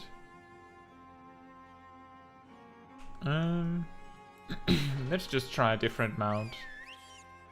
That'll make it a little easier to see what I'm doing. Now, well, there was the door. And back down we go.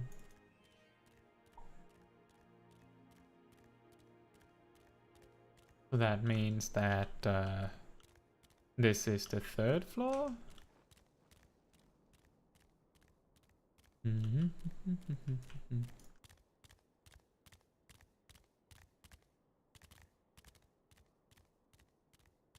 That's a random, like, evening out on the middle of the path that doesn't lead to anywhere.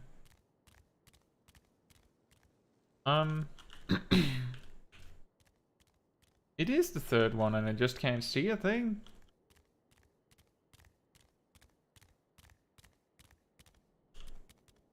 This really looks like it's supposed to be a floor. Well, that's awkward. You can probably tell that it's been a long time since I've traversed this tower on foot at all.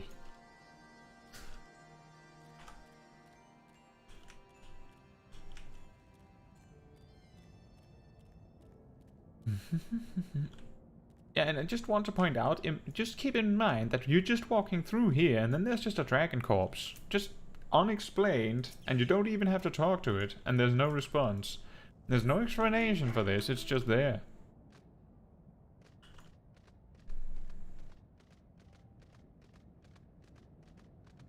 I'm not even sure what its purpose is.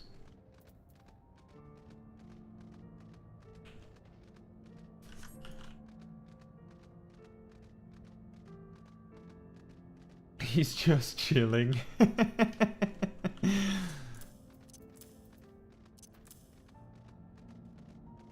That is an excellent point.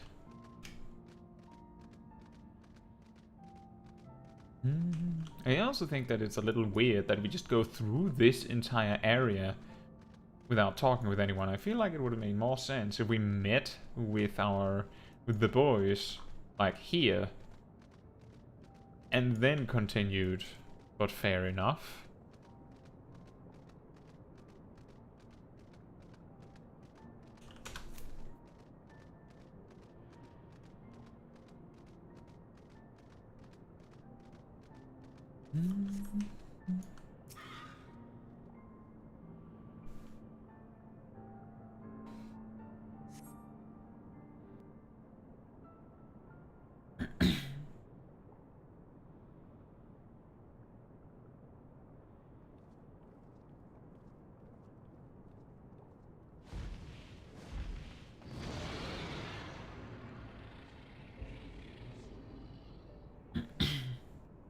Well done, little one. As promised, I shall open the way to Somol's summit for thee and thy companions.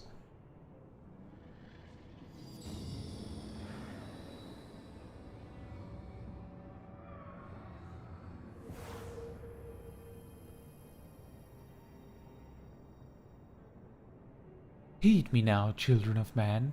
The domain you seek to enter hath not seen visitors of your kind in nigh on 1,000 years.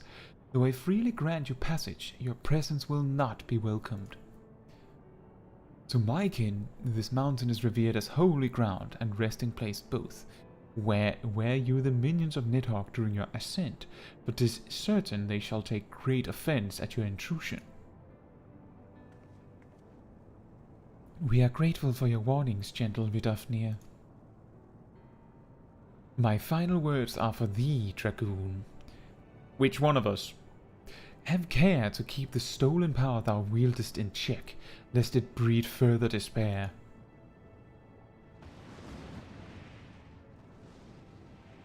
Estinian. The way is open. Let us not tarry here. A moment. Shall we blindly forge on, knowing the dangers that await us? Tiamat herself is said to guard this peak. I do not fear Nidhogg's consort. Any dragon foolish enough to bar our path shall feel the sting of my lance. Spoken like a true butcher. Need I remind you that we are come to parley, a peace? Let us be clear, heretic.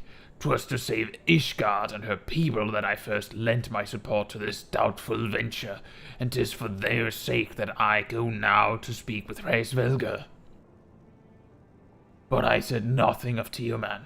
Should the opportunity present itself to rid my people of one of their deadliest enemies, I shall take it. That is my duty as Azure Dragoon. You are beyond redemption. We will accomplish nothing by bickering. If we are to meet with Hraesvelgr, our path leads up the mountain. We shall defend ourselves if attacked, but avoid common conflict wherever possible. What other choice do we have?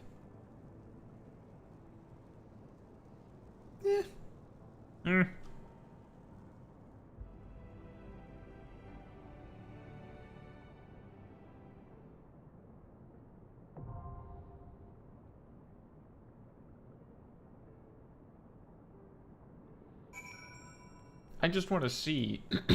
Actually, let me talk with him. I feel the weight of Dravanian rancor pressing down upon me. Oh. Our dragon lost to anger is beyond all control. This I learned to my sorrow when I unleashed the horde upon Ishgard. We shall defend ourselves if attacked, but avoid conflict wherever possible. What other choice do we have? Well, that's what you just said. What jobs do they play? What jobs does Usail play? Just want to see. Ah, yes. The classic gladiator job. Oracle of Frost.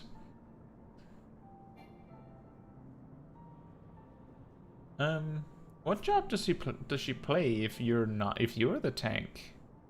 Archer? Black Mage? Summoner?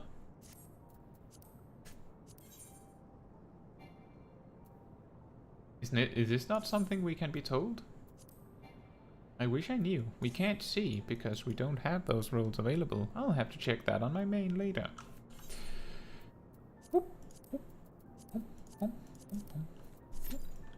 9 minutes. Well, that means more of that.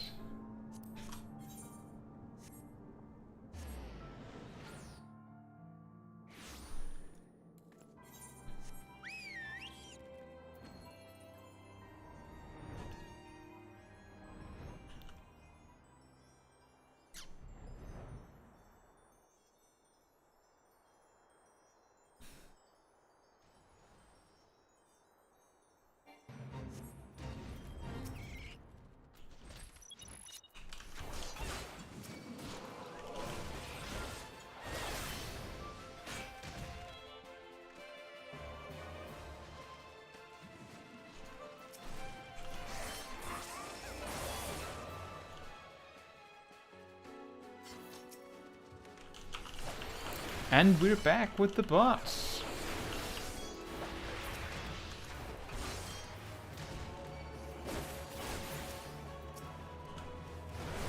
It's been a while. Oh, what? That was quick.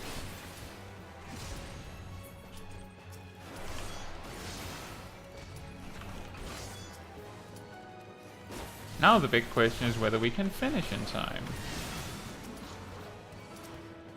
I don't think we can.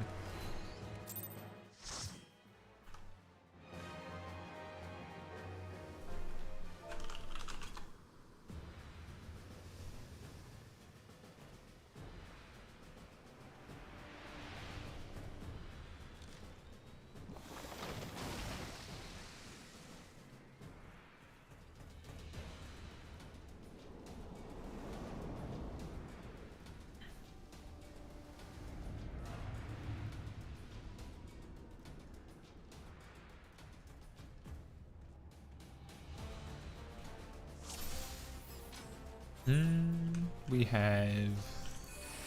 Right. Just battle litany then.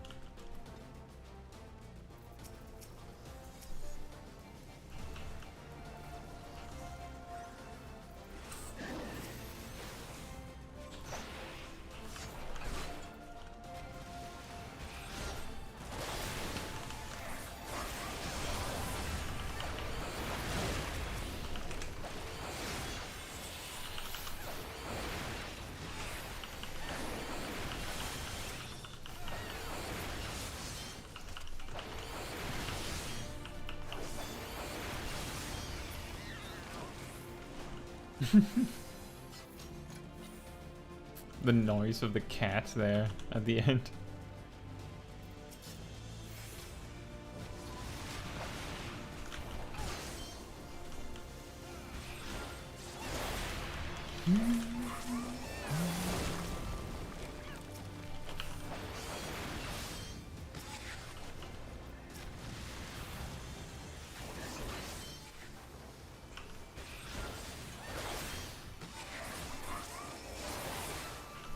The reason why it's such a high priority to kill those Drake Spur things is basically because if you don't, then those pollen clusters will keep spawning. Every single one of them that decides to explode on you will add an extra stack of damage over time, which primarily will land on the tank. And while the healer is able, typically, to keep up with this kind of damage, if you then also add the damage of those dots piling up, then it suddenly becomes impossible to keep up with, usually.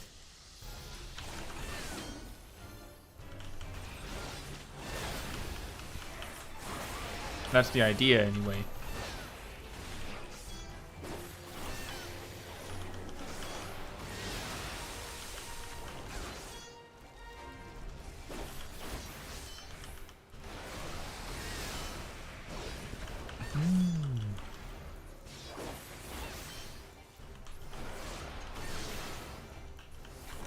Do we care about the ads, is the question.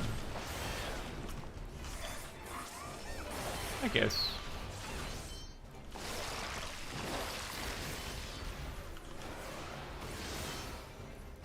I don't know if we can kill that one before it gets eaten.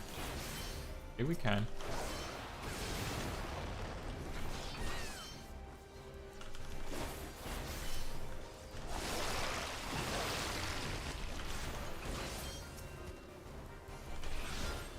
Now we focus the boss down for the last bit.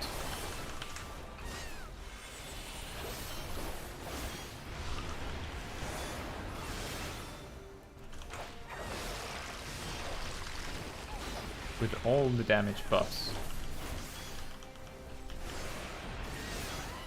There we go. That went pretty well. That's an upgrade. Woohoo! I'm pretty sure it's an upgrade. Yep.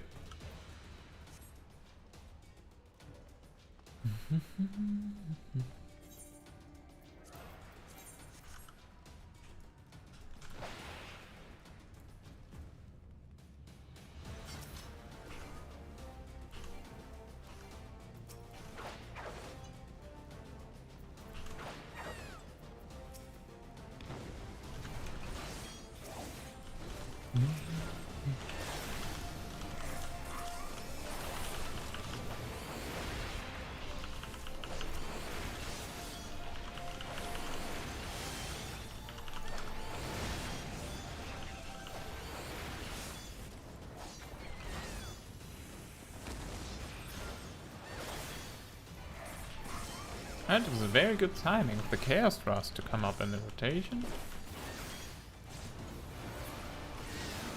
Although, didn't get to do much.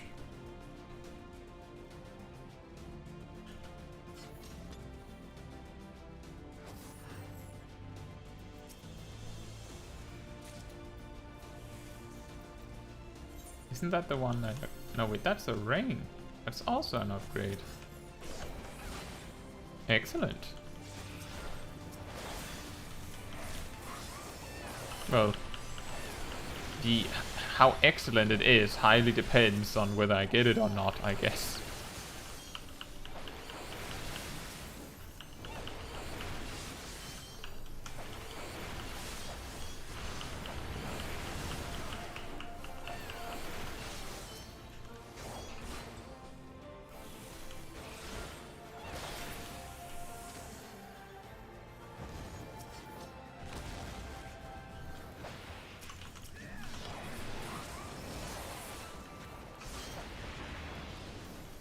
Pokeshack says, my relationship with some dungeons is curious, because I like some more or less because of the mechanics, or the experiences lived in them, or the times I've done them. And then I have a special section in my heart known as because of the White Mage. Which is, I hate Aurum and it's a male for the White Mage. And I love this dungeon for having the lilies. Oh, whoops. That confused me that we pulled them this far. That's my bad. Now, we put the dot on this one. And then we focus on dealing with the ads before it becomes too much of a problem that they're here. Now this boss isn't super nice to have this sort of problem, because it's sort of like a DPS race, a little bit. A little bit.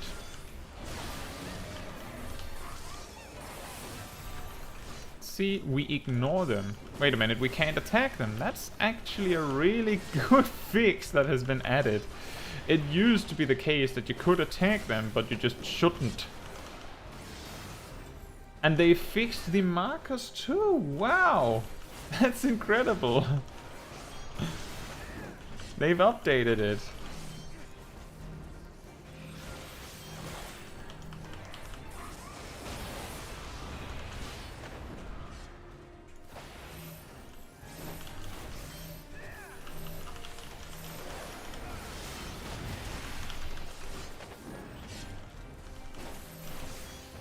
I guess that's no longer a fun fact.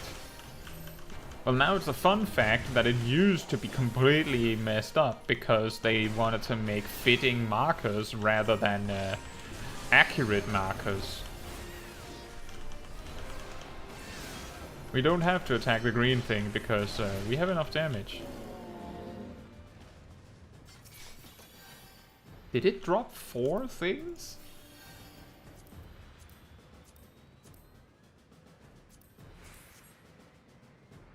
That's a good change.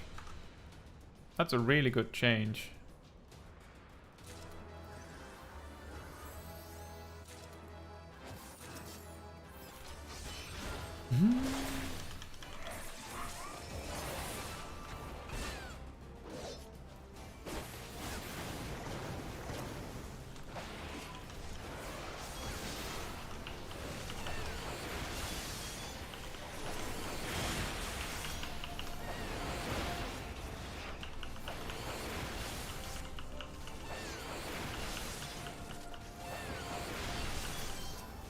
So for those that don't know, or are watching this in the future and have no chance of knowing, that T-Rex boss we just fought, the markers used to be colored based on what color the slime was.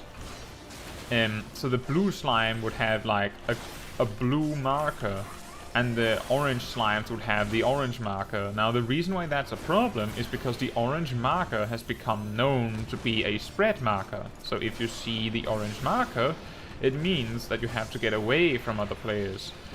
And the blue marker isn't necessarily used for many specific things, like many specific mechanics, so that one doesn't help you much. But the problem is more that the orange marker in that particular boss fight is the stack marker, and the blue one is the spread marker. So people would presumably go, well, I know the orange marker means spread, so either they both mean spread, or the blue one must mean stack. And you really don't want to stack for the blue one because it does the same damage to everyone. So it made the fight unnecessarily difficult because the markers were incorrect. But that's fixed now.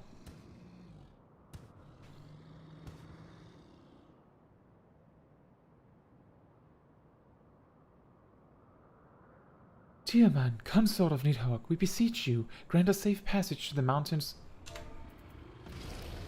summit. We mean you no harm. As I thought, blind to reason like all the rest, if you would see our mission to its conclusion, you know what must be done. Speak quickly. Such rage and rancor, is there truly no other way?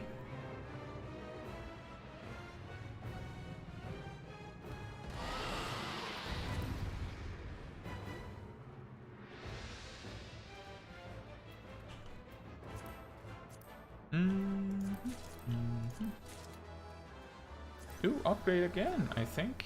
Nope. Apparently that's not one that I can need on. Weird. Anyway.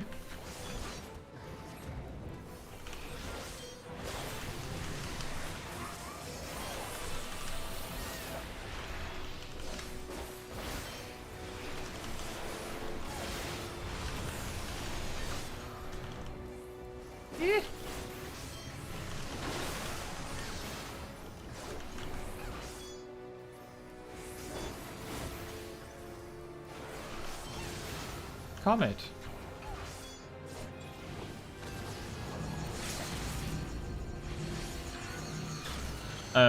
That's a weird time to use the limit break. Like, technically on this fight it is the correct move to have the mage do the limit break, but that was the completely incorrect time to use it. You're supposed to use it now, you see.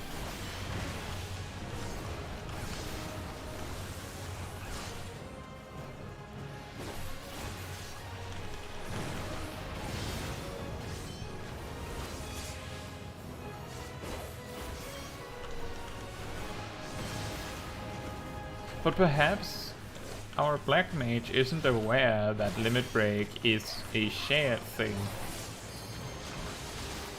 And so used it because they felt that it was the time to use their limit break.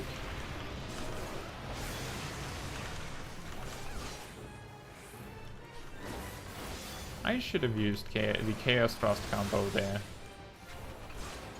Oh well.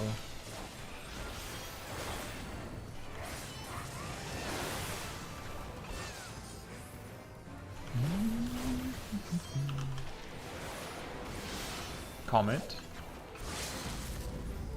Okay, and you're just going for the limit break again? Okay. You're a little greedy over there, mister.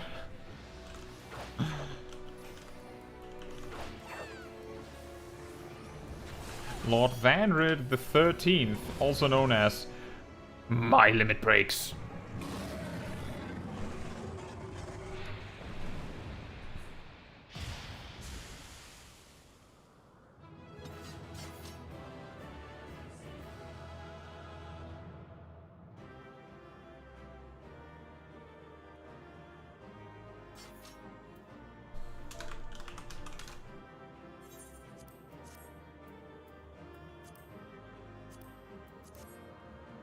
See, Pokejak says, the music says battle your sail, then let's dance.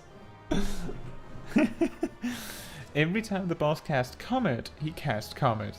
Oh yeah. Well, he used Sky Shard, I believe, but I get what you're saying. You know, before they reworked PvP, mages did in fact have Comet as a limit break, I believe.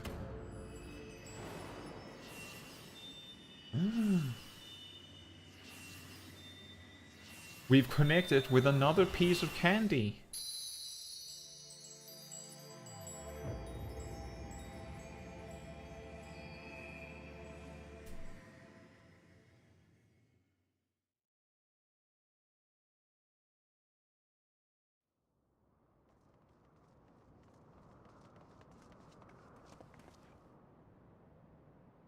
Caetsu,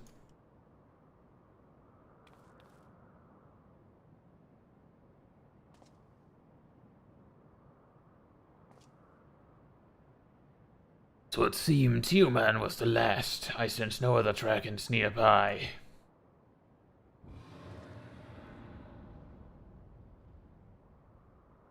What is happening?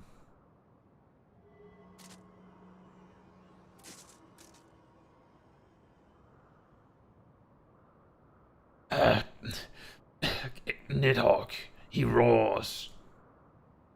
He knows we're here then.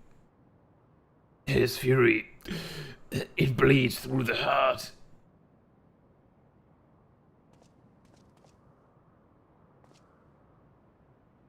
Fear not, I am yet my own master.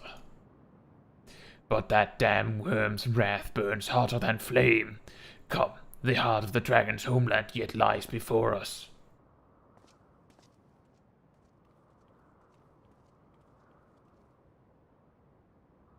Thus do we add another link to the chain of vengeance. Oh, Saint Shiva, when will it end?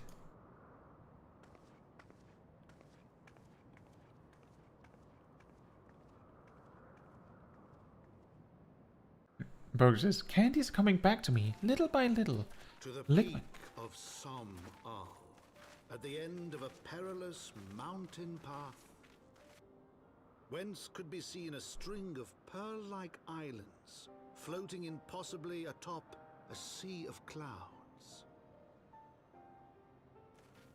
To a domain where dragons and men had once lived in harmony, whose majesty no mortal eye had glimpsed for nigh on 1,000 years, they came.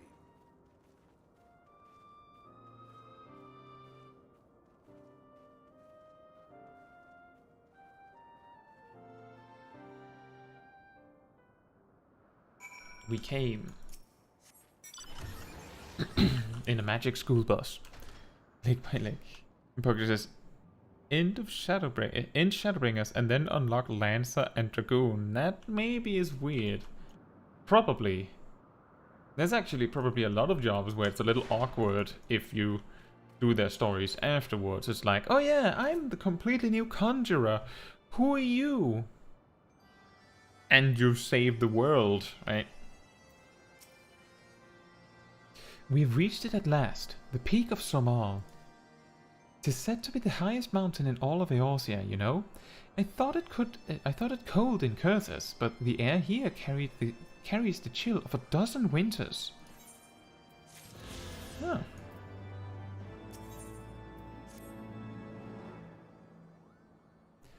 Now that we have scaled the mountain, there remains the problem of finding Hraesvelgr himself.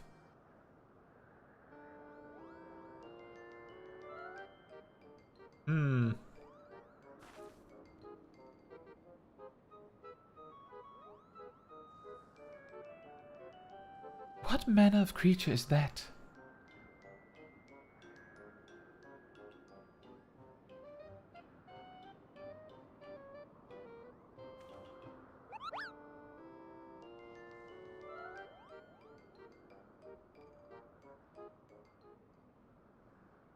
Caetsu, do my eyes deceive me, or was that a Moogle?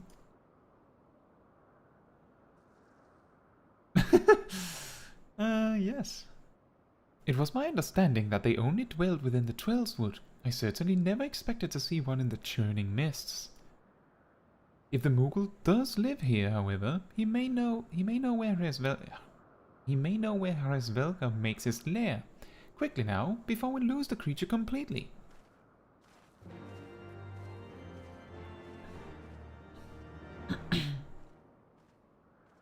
Bokshak says Mount Golg is higher, you know, because it's flying, but from the first. Isn't the Churning Mist also sort of really up high? Like, I'm pretty sure Mount Golg is, you know, flying, but not that much, you know. They did manage to reach Mount Golg rather easily from the ground.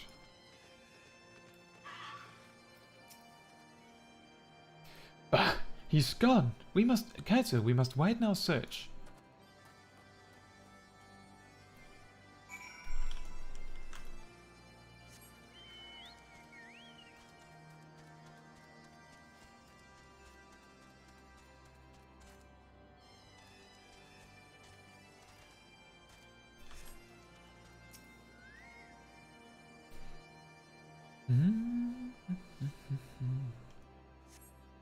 There's no sign of a Moogle in the area. What's this? The nearby air appears warped. You sense that concealing magics are at work.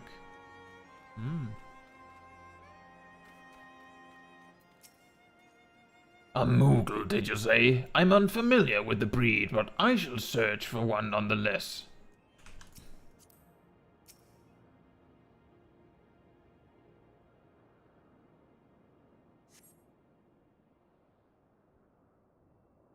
I see no evidence of this Moogle of yours. Are you certain it wasn't a trick of the light? Mayhaps 'twas simply one of these strange plants, shifting in a breeze.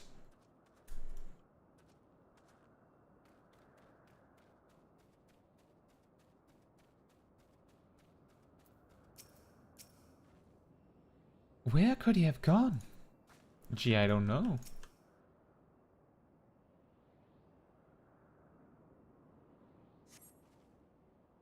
I have heard tales of these Moogles, but 'tis the first time I've ever laid eyes on one. They are rather adorable, aren't they? What? Why do you stare at me so? Can I not find a creature adorable? My heart is not truly made of ice. Well, you said it yourself.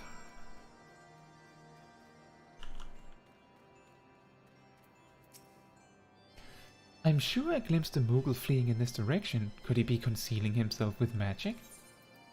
Gee, I don't know, Alphano. Maybe these etheric disturbances are giving it away.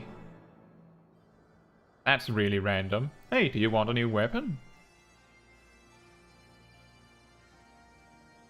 Do you want a tank weapon or a samurai katana?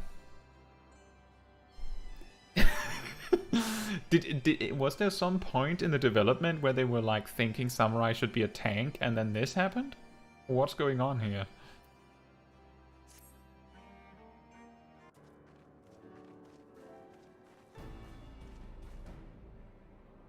Confound it! Could we but enlist the aid of one of the local Moogles, I'm certain Reisvelka would not elude us for long.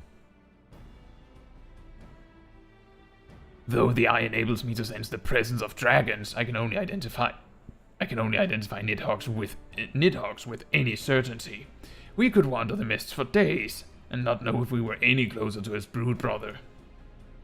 And those are days we cannot well afford to squander. Shall we divide our forces then? Lady Ysayle, might I ask you to question any dragons whom you judge it safe to approach? I shall try, yet I fear the influence of Nidhogg's rage will render most of the Ravanians in the area deaf to reason. And what of you, Master Alphino? I have not yet given up on the Moogles. Caetsu, come with me to Gridania. What? We're a little busy here. However, we do in fact have time to go all the way to Gridania right now. I mean to petition the aid of the Moogle's-kin in the Twelveswood. After that business with Mugglemark, I dare say they will be glad to help us. Assuming you have no need of me, I shall remain here. Nidhogg senses both the loss of his consort and the coming of the Eye, and his attention is firmly fixed in this direction. I mean to do what I can to hold his gaze, in the hope that it might delay any action against Ishgard. Thank you, Estinian. Come then, Caetsu, let us make haste for Gridania and rendezvous at Nofika's altar. But I neglected to tell you. There's an aetherite of ancient construction here which should make the return journey rather less arduous. Pray do not forget to use it. Thanks, Alphino. Thanks. I know what you're trying to say. Hello, Mr. Player who keeps forgetting to use the aetherites. You should probably click on the aetherite. I like to imagine that he doesn't say that at all if you actually went to attune to the aetherite right here. That would be extra funny. Like, really brings the point home. There's a Dark Knight.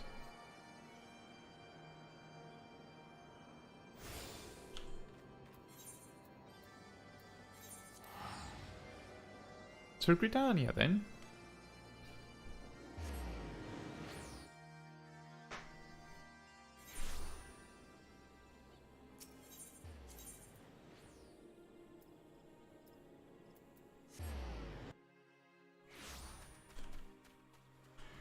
There you are again, Alphino. I sent word to the Elder Seedseer upon arriving in Gridania, and I am pleased to report that she has agreed to grant us an audience. If anyone can help us to contact the 12-Wood Moguls, it is she. We are expected at the Lotus Stand. I trust you are familiar with the Conjurer stationed at its entrance? Yeah, you could say that. The Elder Seedseer awaits you. Pray follow me.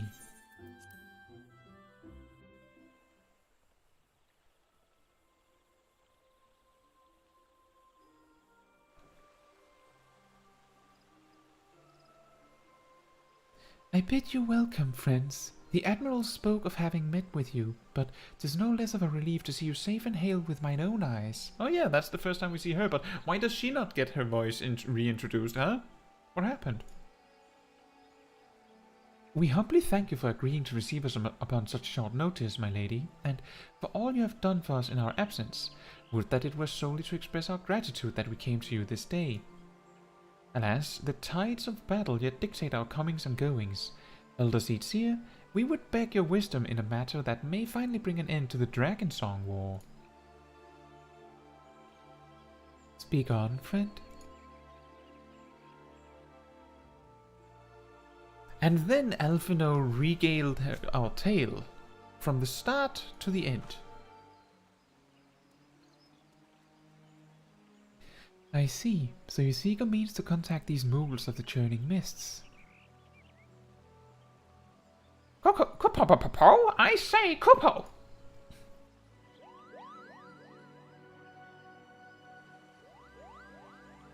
Greetings, Kuplokup. So what do we owe the pleasure of your company? I was struck by the sudden urge to bring you some fruit, Canny, and I'm jolly glad I did. Tell me more about these moguls in the sky, Kupo.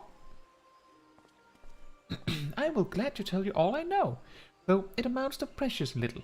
We encountered a Mogul high in the clouds of Ravana, and had hoped that you and your kin in Swellswood might agree to facilitate a meeting.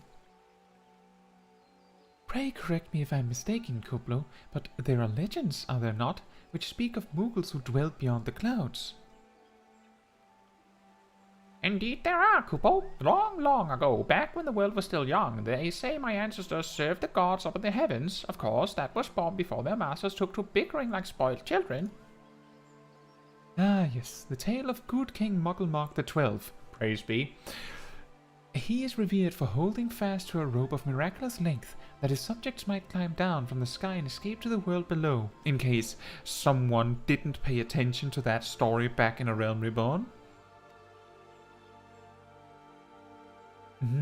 Ignoring the more fanciful aspects of the tale, it may well be that Kuplo's ancestors hailed from the Churning Mists.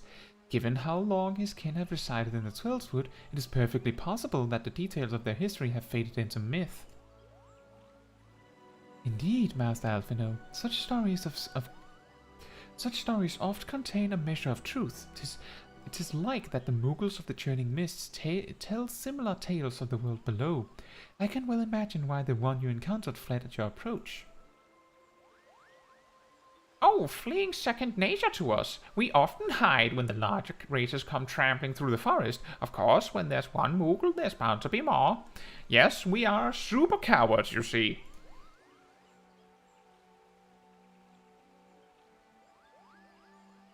Which is why I've decided to take a trip to the clouds, Kupo. They surely won't be afraid to talk to me. I was hoping you might say that, Master Kuplo. You will accompany us then? Just you try and stop me, Kupo. I'll admit the thought of venturing outside the Twelvewood is a bit unsettling, but I can hardly refuse a chance to meet my distant cousins.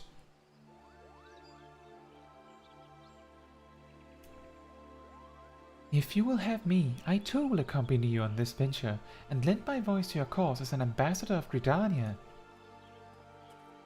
You what? You what? You what?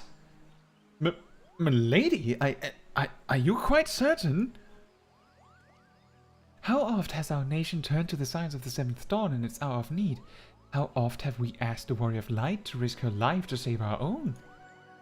Full many times, I say to you, and never have they refused us.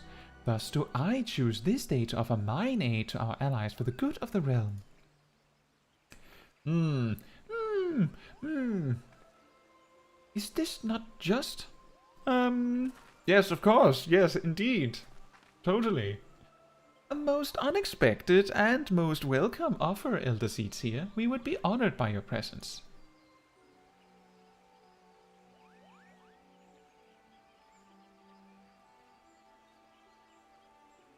Although, Seeds here, if you're going to traverse in that speed, it's not going to be in this decade that you're going to make it there, you know? Oh yeah, we got an upgrade, that's true. Da-da, one upgrade. Did we get other upgrades? We just got everything, it appears, and music. Excellent. Is that also an upgrade? That appears to also be an upgrade. Perfect. We got gear. We got gear. We also got a lot of items we don't need.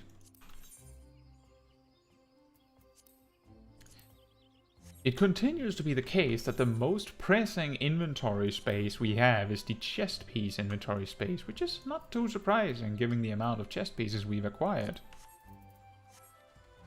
Now, here's an interesting thought experiment. The only way for Canisena to walk to the Churning Mist is to walk to Kurthus, enter through here, this way through, and then, well, I guess there is a path from here to Falcon's Nest, but then to here, through all of this, talk with the dragons that we had to, like, make peace with us. Yes, of course, the assumption is that she's walking with us, and then up here, through all this stuff we just traversed. Now, the reason why I'm saying this is because I'm going to assume that Canisena is not attuned to this. How? I feel like there's a little bit of a break in the story here. Just saying. Pray return to the summit and inform our companions of these developments. I will serve as the Elder Seedseer's guide on the journey back to Smol, which is extremely long. It being a path I have already trodden, I do not anticipate any great difficulties. Besides, we shall have the Elder Seedseer's personal guard to escort us. Can they fly? Because I'm not sure how else you're going to explain how we're going to get there that fast.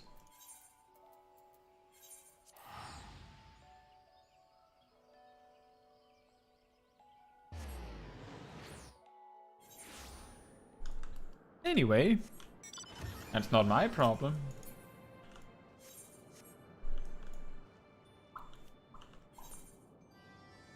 We're soon getting Dragonside. It's going to be extra awkward when we get Mirage Dive.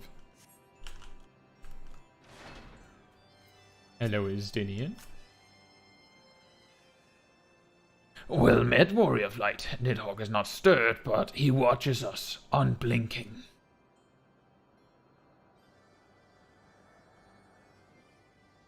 The Elder Seedseer herself answers your call? Then there's naught to do but wait. 5 hours later. They are here, Caetsu. Greetings, my friends. I'm happy to report that our journey was mercifully uneventful, devoid as the road was of Dravanians. It would seem the dragons have abandoned Smol for the Churning Mists. Elder Seedseer, may I present to you Sir Estinian, Ishgard's Azure Dragoon. 'Tis an honor to meet you, Sir Estinian. I've heard many tales of your order's extraordinary skill and courage.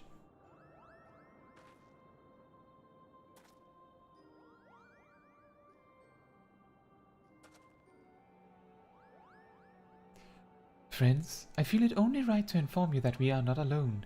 The Mughals are all around us even as we speak, and I should imagine they are more than a little concerned by the horde of strangers that have descended upon their home. Mayhap now would be an opportune moment to introduce ourselves.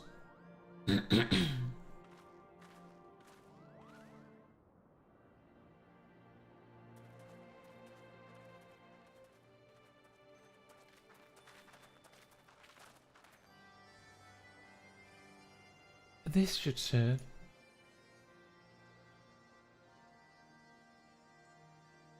They're hiding, of course, but there are so many of them, Kupo.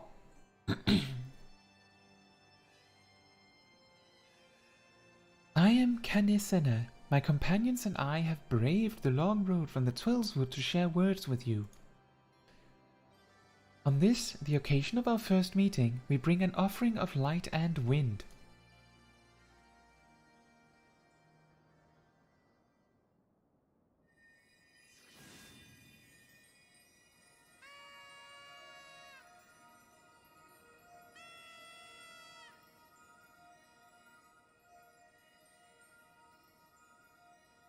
Oh, such a gentle and pleasing glow, Kupo.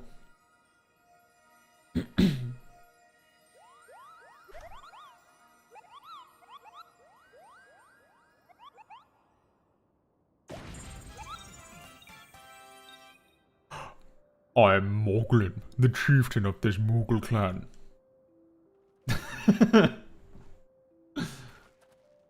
Chieftain Moglin, it is an honor to meet you. Greetings, I'm Kuplukop, ambassador of the Twellswood Moogles. A Moogle from the world below? Your hide is of a different hue, but that palm is unmistakable. I might need a moment here, Kupo.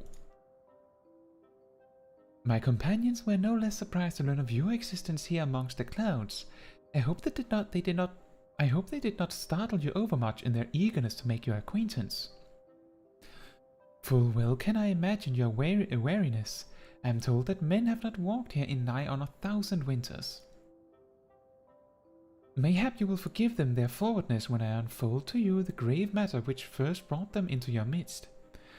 My companions crave an audience with the great worm Praise Velga that they might negotiate an end to the war twixt man and dragon. An end to war, you say? I trust you, Kaniseda. The light of peace shines brightly within your soul. But I'm afraid the same cannot be said of your friends. To be plain, we did not hide ourselves because they were the first of your kind to be seen here in 1,000 years. Well, not only because of that. We hid because we smelled dragon blood. These skies are home to many, many dragons. While some crave peace, such as Resvelger, many others crave the opposite, such as Nidhogg. Suffice it to say, we are worried that the presence of your blood-spattered warrior friends will attract the attention of the nastier kind, and invite destruction into our happy home. You what, mate? Now, just a moment, chieftain. Kaetsu here may have doled out the odd thrashing or two, but it's always been for a really good reason. She is a champion of the Twellswood Moogles, and I'll not hear her good name slandered. Now, Ambassador, let's not ruffle each other's fur. I shall of course take your testimony into consideration. If I may, chieftain, there's little room for trust twixt strangers. Might we not take this opportunity to learn more of each other?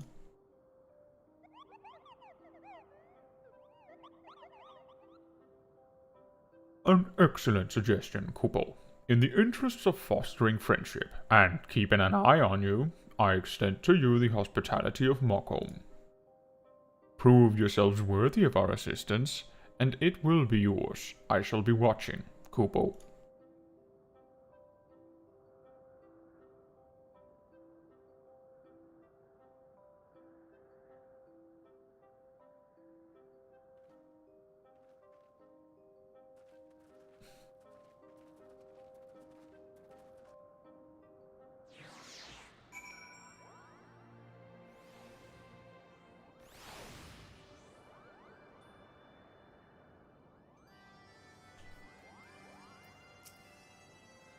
Tell me, in the world down below, do all of your kind look so different from one another? It must be terribly disconcerting.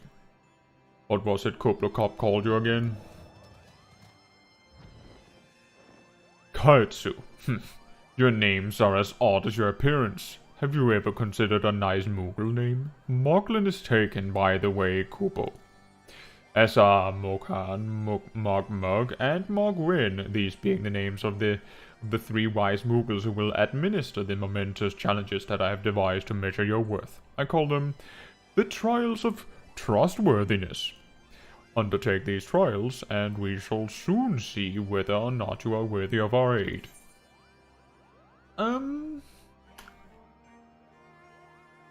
I imagine if we're going to be playing a tank, if we're going to be playing, probably not going to be playing Samurai in the long future of this character, so this is not helpful.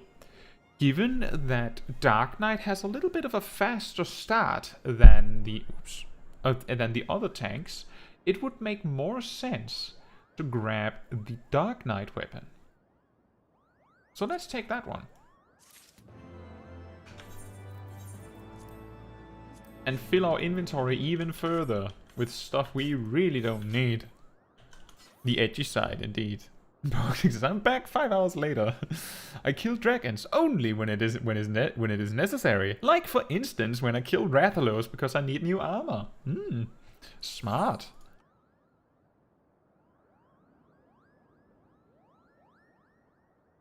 And look at this.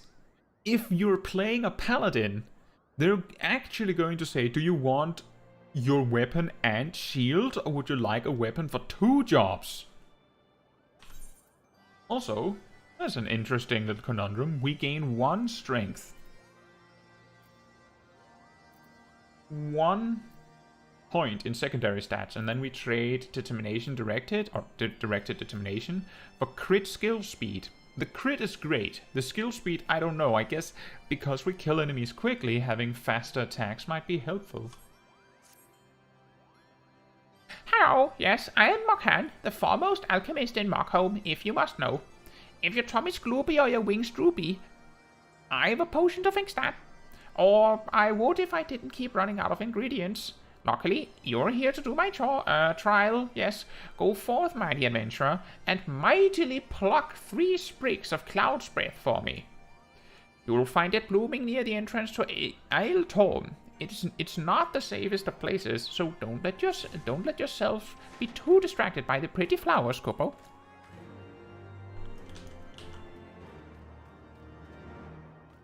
Poses, and now they make the sword and shield 1 object for dropping dungeons. Yeah, exactly, and that about time. Like, it's a really new thing that they're doing that.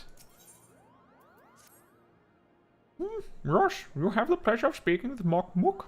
I know. I am the fluffiest, most enchanting creature you have ever laid eyes upon, Kupo. It isn't easy being this adorable. I can barely take a stroll outside without those relentless Ravanians throwing themselves at me. Why, they look as if they might just gobble me right up. In any case, fleeing their overbearing adulation is growing a bit tiresome. Your trial, ma'am, is this. Find these ardent archaeosaurs and slap some manners into them, Kupo. Perhaps a firm smack on the snout will teach them to appreciate my charm from afar. Yes, that'll teach them, with you not there.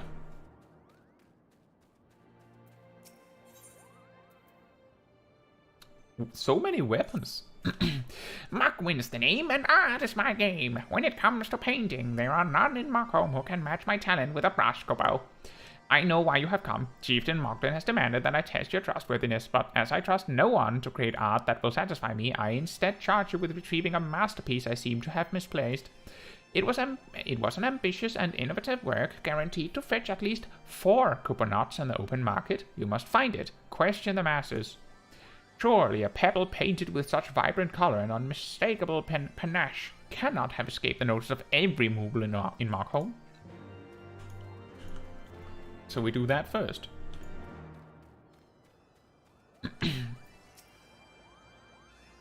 Mockwin is missing his masterpiece, Kupo? Oh, you mean that paint-smeared mess of a pebble? I've not seen it recently, a fact for which my eyes are profoundly grateful.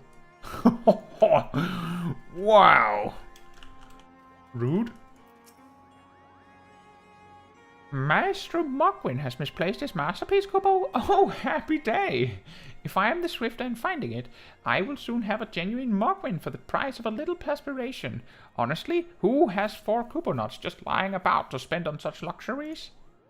That is an interesting economy. Something is extremely expensive, but it literally costs 4 objects. Like, how do you buy something that is cheap? Do they not sell things for cheap? That's actually an interesting point. If thing is too cheap, it is not worth anything? I don't know much about his stone, but I do know Mogwin's been creeping out the back way to Somal Summit from time to time, Kupo. Maybe he left it up there. So we tell him that.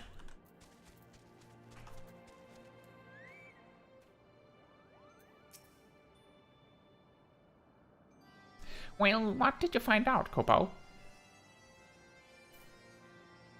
Ah, yes. Now that you mention it, I do seem to recall leaving my pebble out in the sun to dry.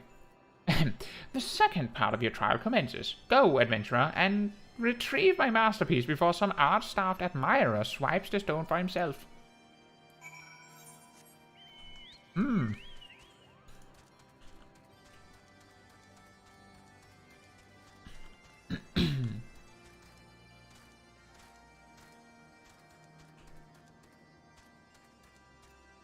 So wait, is it here or is it upstairs? They said something about back way, so I suppose we have to go and find... Oh, there. Right.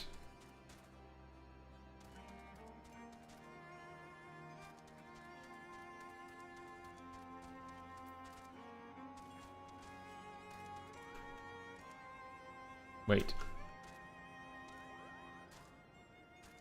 Oh, there. Suddenly it got difficult when the shadows took in and I couldn't see it that well.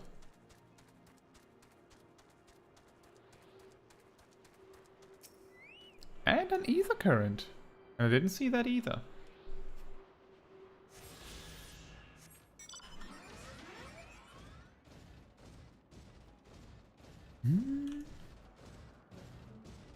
Torchic says, Blue came out with Stormblood, right?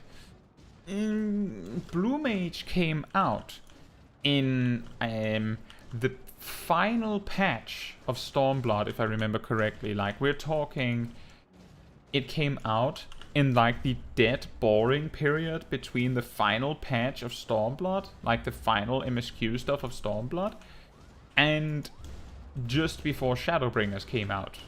That's also why that Blue Mage has had a period where its max level was 50, and that period was actually not that long, because sometime into Shadowbringers, they of course increased the level cap to 60.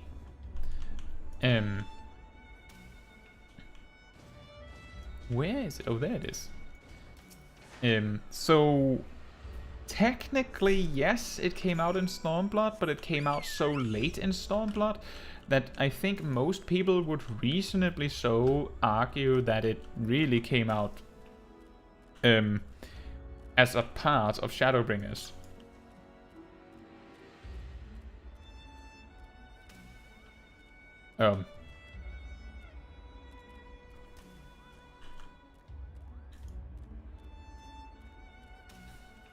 But it was an interesting time because Blue Mages, I believe, didn't have a raise at that time. Like, none. That wasn't even in their toolkit. And because they didn't have a raise, there was no reason to limit their self-destruct and final sting. How would you res again? The only way to res again would be to have a healer res you, right? And in the content that Blue Mages were supposed to do, there would only be 8 Blue Mages. So, didn't matter, right?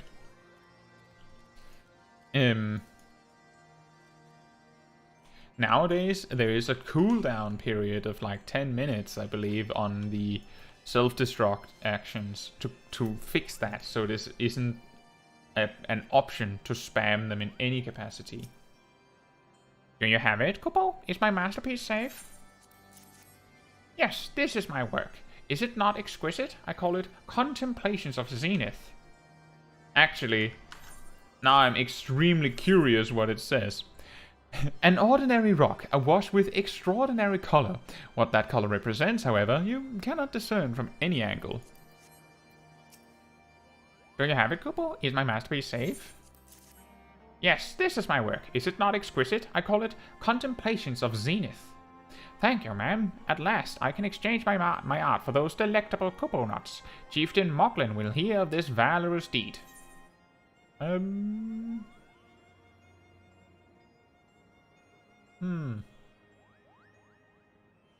suppose if we were to play a healer, there's a better chance that we would pick up Astrologian suddenly, rather than Conjurer or Scholar. Again, just because it starts at level 30, so we can get to the interesting bit, you could say. Or at least, one thing's for certain, if we are to pick up Astrologian in such a way, we would be more interested in hurrying up in level, and that means that having these weapons readily available would be nicer. Torque says, I ask because Samurai, Reaper, and Red Mage are from Uldar, Blue Mage, Sage, and Dancer are from Lemsa, and Gunbreaker is the only one in Gridania. 3 from Ishgard and 3 from each city at the beginning.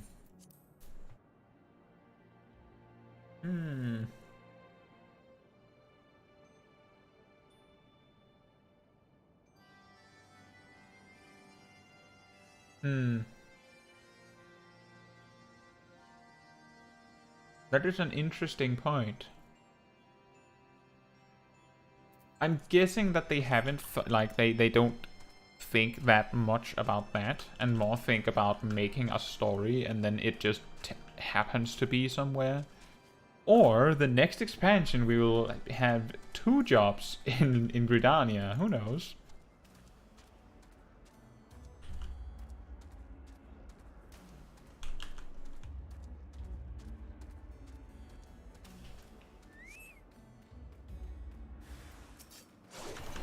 An irate Archaeosaur.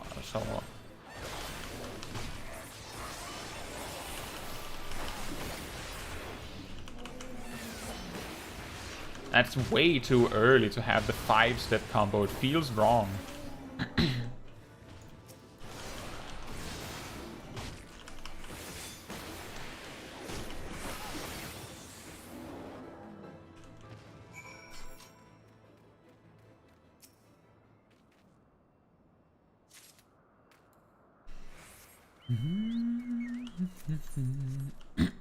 That was 1.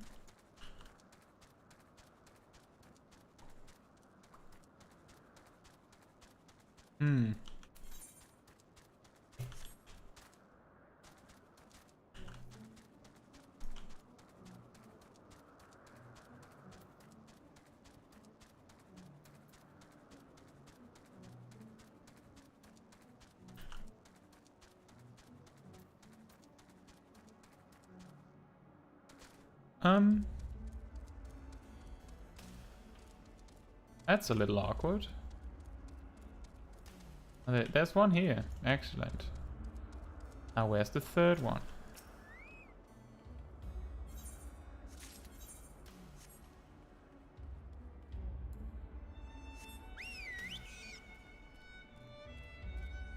Supposedly not up on this cliff. Down there, maybe? Oh, there. How did I miss that? That's true, Pokeshack. I would imagine there's a good chance that the next limited job might be from Gridania. That would almost, like... That could make sense. If it turns out to be Beastmaster, for example.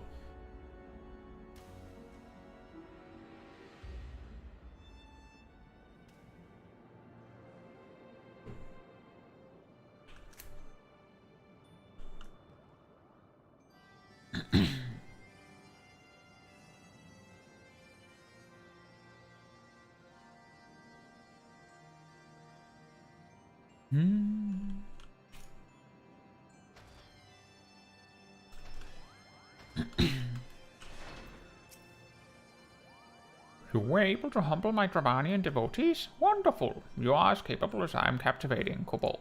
Still, my precious perfection does not excuse those louts from pursuing me so mercilessly, their tongues lolling and bellies rumbling. The Dravanians and their ilk have much to learn about acceptable acts of admiration. You got that right, I guess.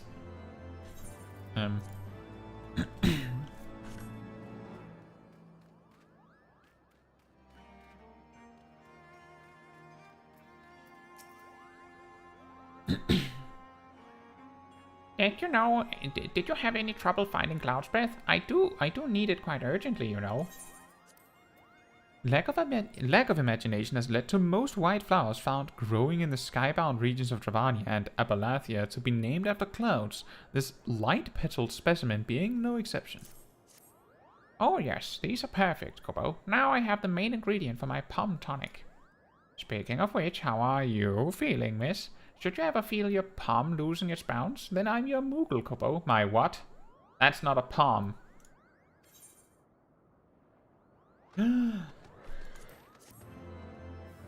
You have completed the trials of trustworthiness. Return to Chieftain Moglin and await his judgment.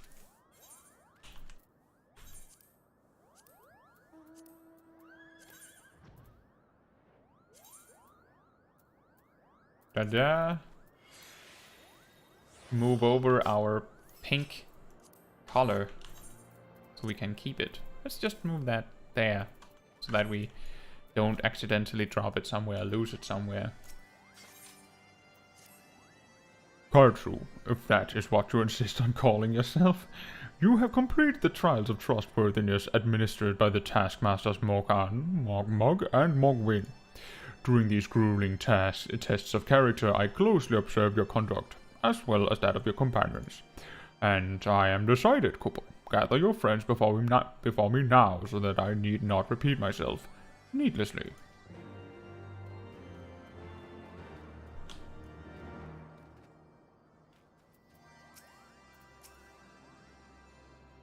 Are these trials over then? My tasks have been little more than household chores.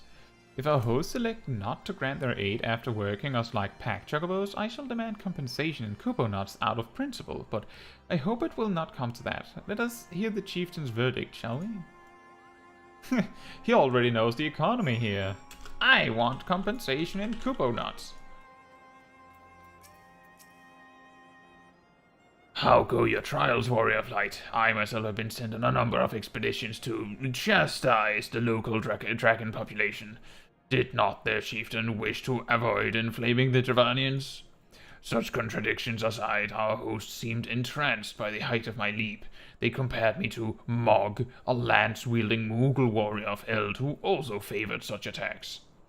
It was meant as a compliment, I expect, but I doubt these furry lumps could outleap a caracal lamb, much less a dragoon. Conclude your business here swiftly, Caetsu. I like not this place.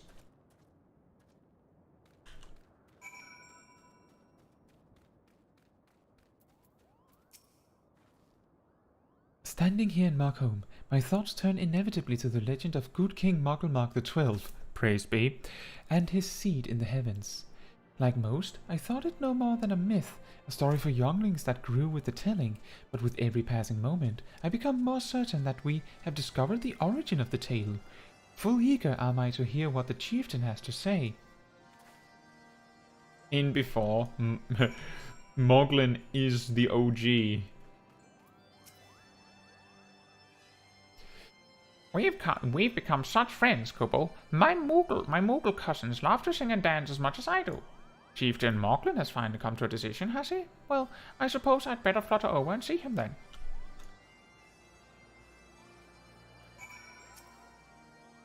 What sorcery is this, that my heart should stir at mere fluffiness? Caetsu, I was...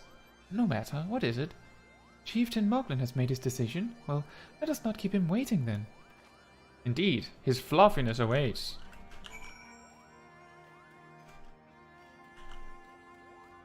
His fluffiness. Hello.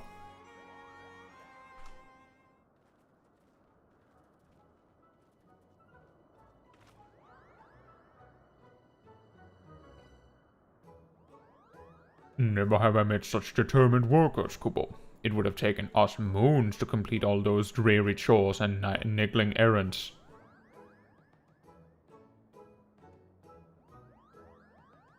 And have our labors proven the purity of our intentions, chieftain?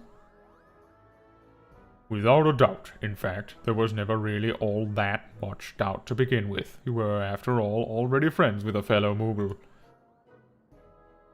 But, you see, before any meeting with Rasvelga could take place, certain preparations needed to be made, and what better way to help you pass the time than by having you perform all the tiresome tasks that no one ever wants to do, Kubo?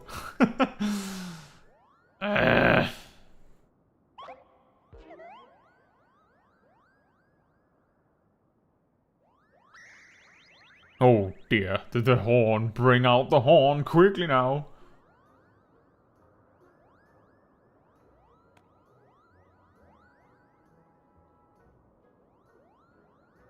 We blow on this wondrous instrument whenever we wish to speak with the great worm, Kupo.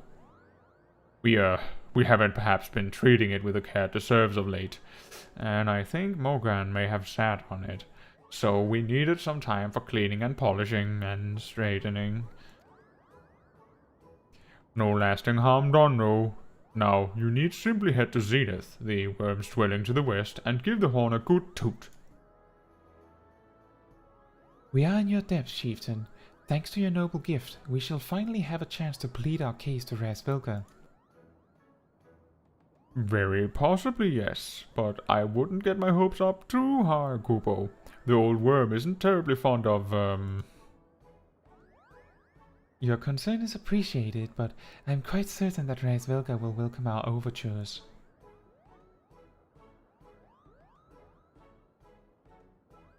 Should we ever arrive at his lair, come, we have squandered enough time already.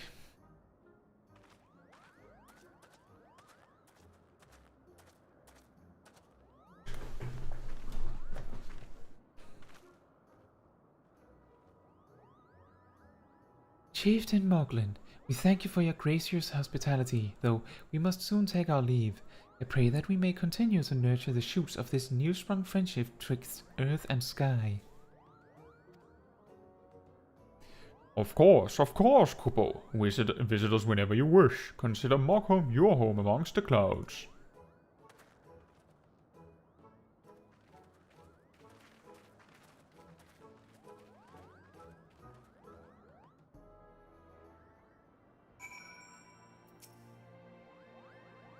Thanks for the help, Kubo. I doubt I would ever have found time for all those rotten chores.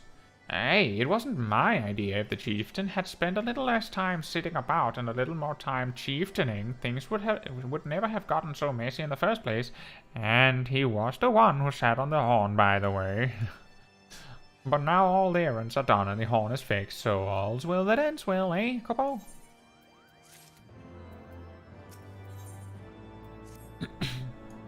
Well, I expect you're eager to be on your way. Did I mention your friend was looking for you, Kubo? If not, Alphino is looking for you. I'll be waiting just outside, stretching my wings. Let me know when you're ready to depart.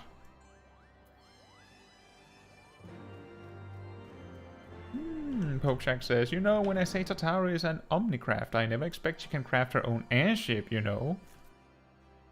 Or can she? Maybe she's talked with Sid. Now, I will be right back.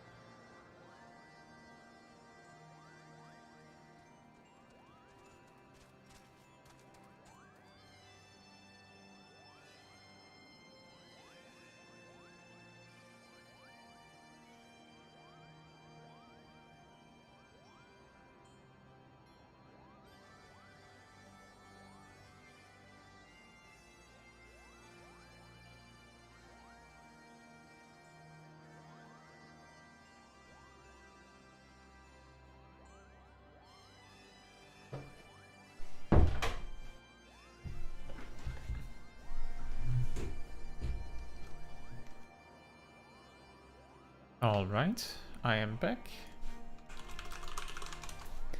See, Pokeshack says, you know, with what we talked about on the day of the whoopsie about the current jobs and the future of the jobs, that a range and a mage should come. I can't help but think that a job that uses scouting is missing, so that he shares with a ninja like the monk and samurai share striking and the dragoon and reaper share maiming. Maybe if they release another limited, but who knows. Well, a limited job using scouting gear wouldn't really help. But another ranged physical using scouting would make sense. However, it would be a little strange since it would be the only ranged physical that used scouting, right? But it could work. It would be also a little unfair if ranged physical, just every single one of them just uses the same gear. It would be more fair if there was if scouting was shared between ninja and another ranged job. To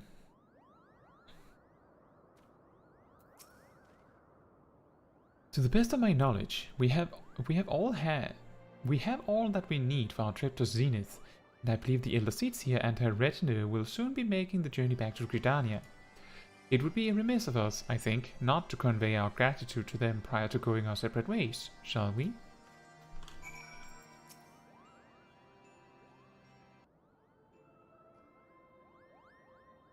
Smol Caetsu, I do humbly thank you for what has been a most enlightening experience. Were it not for your pioneering spirit, the existence of these Mughals might never have been revealed to us. 'Tis we who should be thankful, Elder Seatsia. Were it not for your timely diplomacy, they would never have chosen to reveal themselves at all.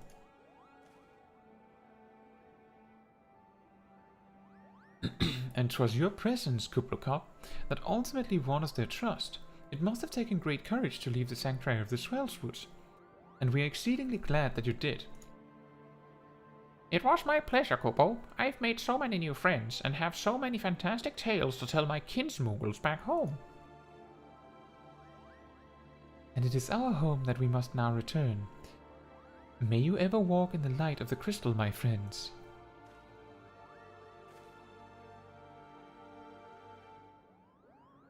Safe journey, Elder Seatsia. We too must be on our way, for Asvelga waits.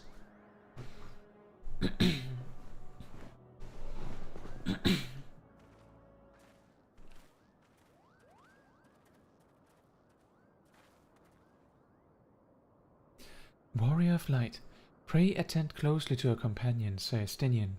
Beneath that stoical facade, a storm of anguish seethes unseen.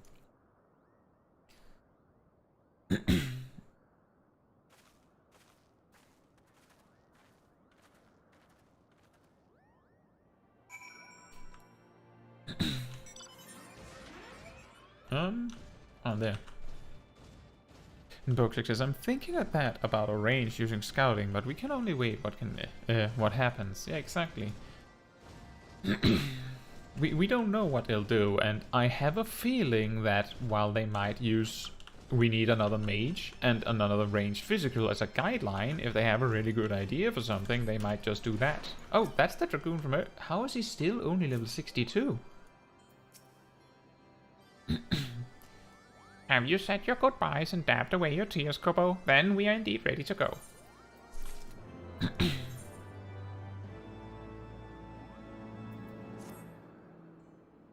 As Chieftain Moglin already explained, the shiny instrument we gave you is the best means of grabbing Asvelga's attention. I'll come along and show you the way to Zenith. That's the big palace where you need to blow the horn. First things first, though, we need to make for Azar. Oh, and watch out for rampaging dragons. Maybe that should have been the first thing, Kupo.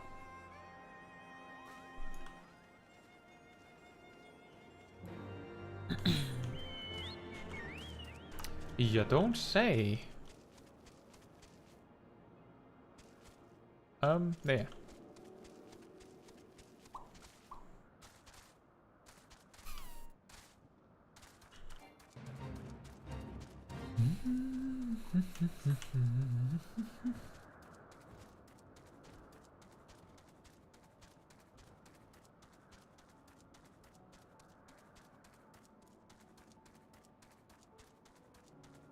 Watch out for fierce dragons. Oh.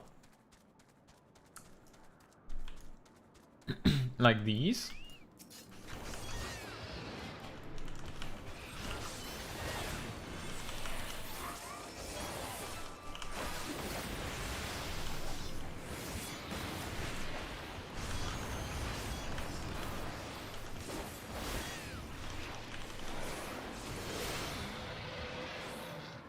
You know, Dragoon is very well equipped for dealing with this kind of battle. Like, we have exactly enough tools to deal with such a like mini fight that we see very regularly in the open world like this.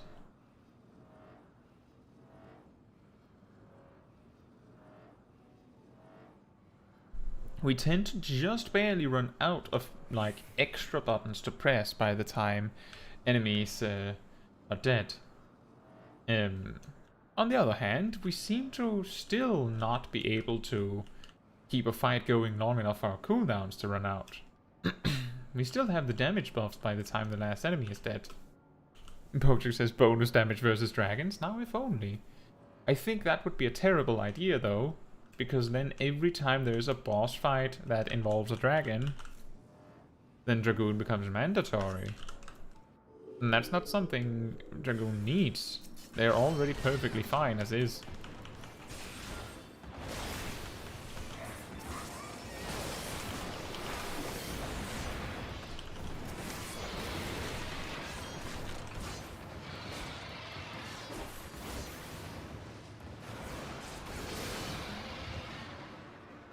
Three dragons.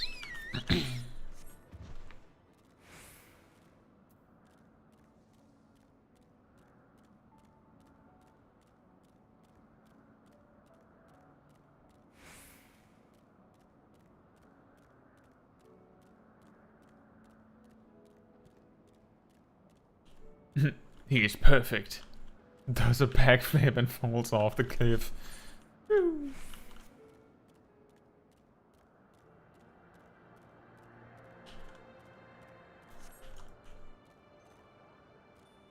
I feel like these ether currents are placed right in our face.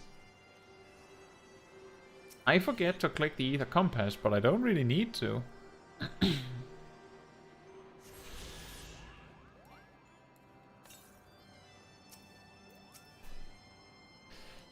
Things were a bit bitey for a while there, but I think we've arrived in one piece, Kupo.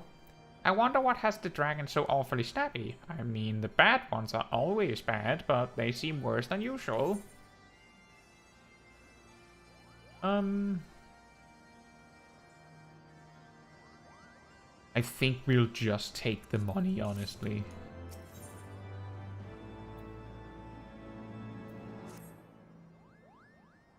We may have a small problem, Kubo. When the winds are high like this, Raisvelga invariably abandons his lofty perch and heads to the lands below to hunt. If you tried blowing the horn now, I doubt he'd hear it. I suggest we stop at the clearing up ahead and rest until the wind dies down.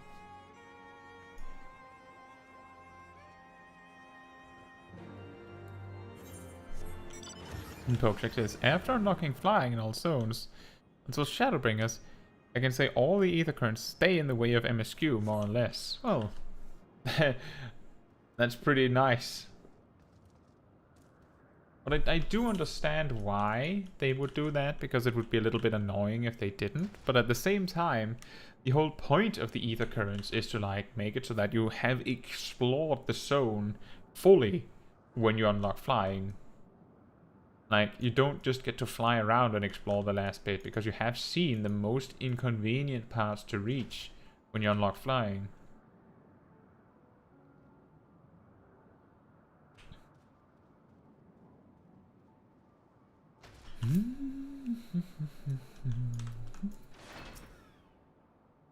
This should do nicely, Kupo. The winds will likely have died down by tomorrow, but until then, we might as well make ourselves comfortable.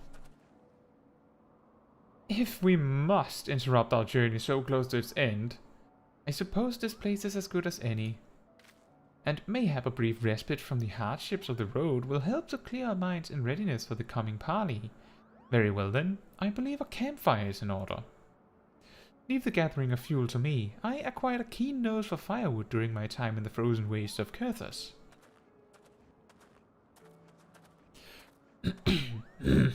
Clear our minds. 'Tis Master Alphino whose mind needs clearing. The thought of meeting a great worm in the flesh has befuddled the boy. Do you see him stroll away as if these ruins were not crawling with deadly beasts? Follow him, Caetsu, and see that the wildlife does not make a meal of our young friend. We will have the camp ready by the time you return. That's a good point. Oh, yeah, I'll just gather some firewood. In their land crawling with dragons.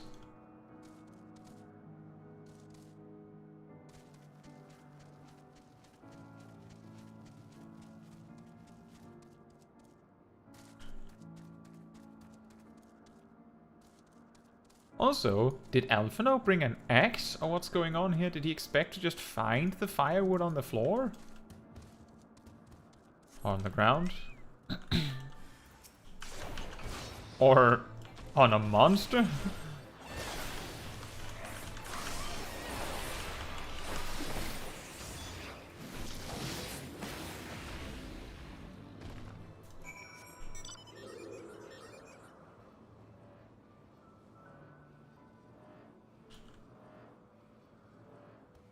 Go, Kabungle, use tackle on the tree.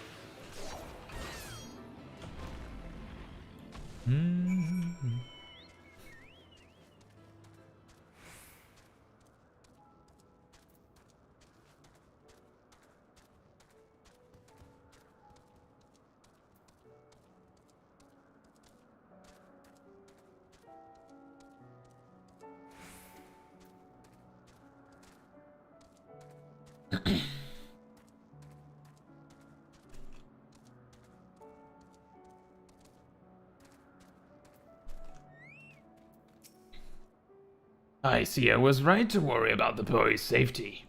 Once Alphino returns with the wood, we can see about supper. The Ice Queen has filled a pot with what looked like stew ingredients, ready for the fire.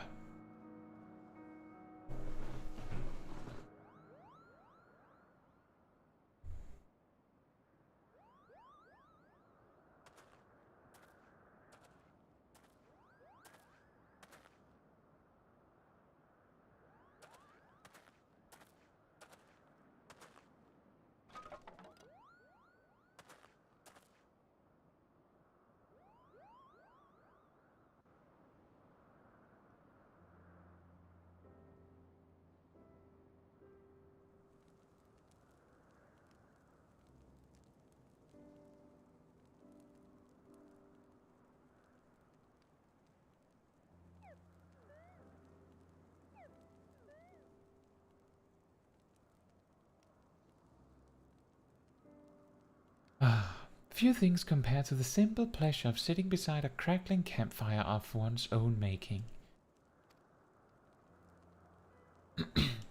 Ha! So speaks the great explorer. Until recently, you wouldn't have recognized firewood if it came with kindling and a flint.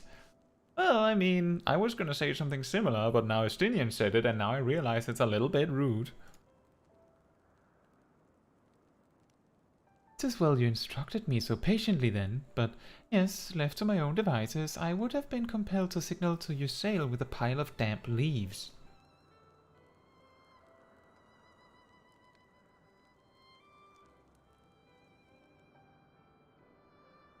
I was born the pampered son of a Sharlayan dignitary and, alongside my twin, became the youngest student ever to be accepted into the studium.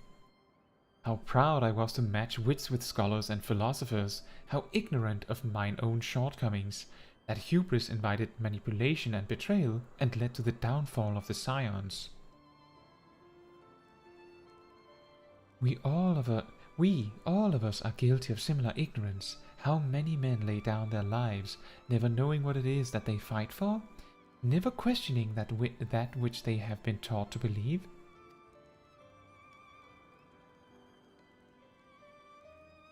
'Twas only upon meeting Hraesvelka that I learned the truth hidden within our history. Were it not for that chance encounter, I would never have vowed to tear down the Holy See and expunge the falsehoods with which it fans the flames of conflict. I would have lived and died in ignorance. That the truth has driven me to do terrible things I cannot deny. But I would rather sin in the pursuit of peace than imagine myself virtuous for perpetuating a needless war. If this journey has taught me anything, it is the importance and difficulty of holding to one's convictions in the face of failure, of striving always to replace one's ignorance with knowledge. You are well on your way, Master Alphino. At your age, I was but a fool swinging a spear, with scarcely a thought in my head. Even now, I struggle to acknowledge the misconceptions under which I have labored. Sitting here, amongst these grand ruins, how can I deny that man and dragon once lived in peace? But for all that such an age existed, we are now in a time of war. Nidhogg killed my family, and no quirk of history will exonerate him. I may be ignorant of how the Dragonsong War began, but if we do not put an end to this conflict now, I can say for a certainty that it will only breed more vengeful souls such as mine.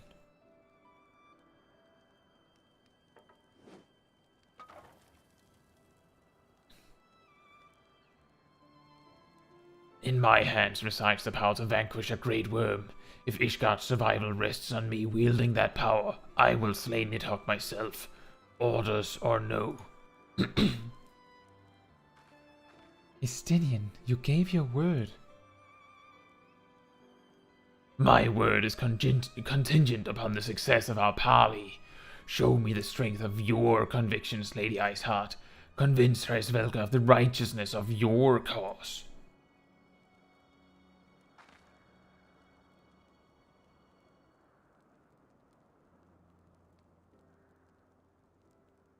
Doubt not but that I shall, Dragoon. Well, winds willing, we shall have our answers on the morrow. Let us sleep now, and face our fate with the rising of the sun.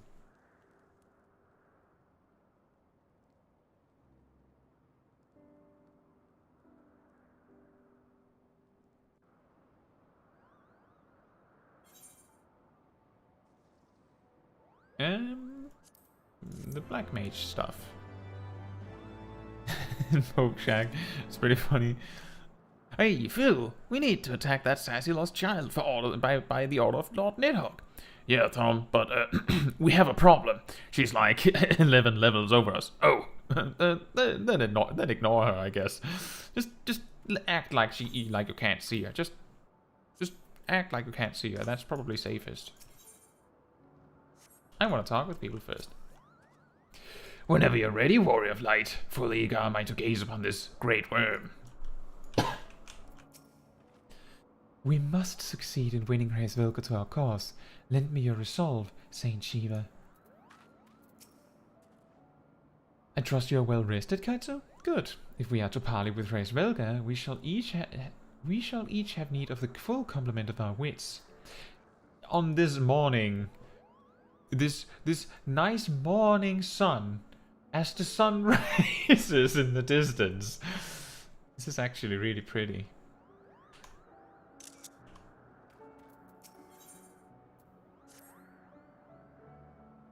The campfire was so cozy I must have fallen asleep, Kobo. But do you feel how the winds have shifted? They will have borne Hraesvelka back to the skies above Zenith, I'm sure of it. This is your chance to climb to the highest floor of the palace and summon him with a toot on that shiny horn, so, I'll be heading back now if it's all the same to you. Good luck, Kobo. It was nice knowing you. Thanks?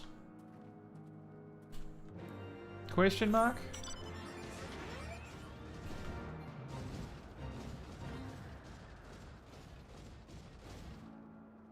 New Etherite. New Etherite.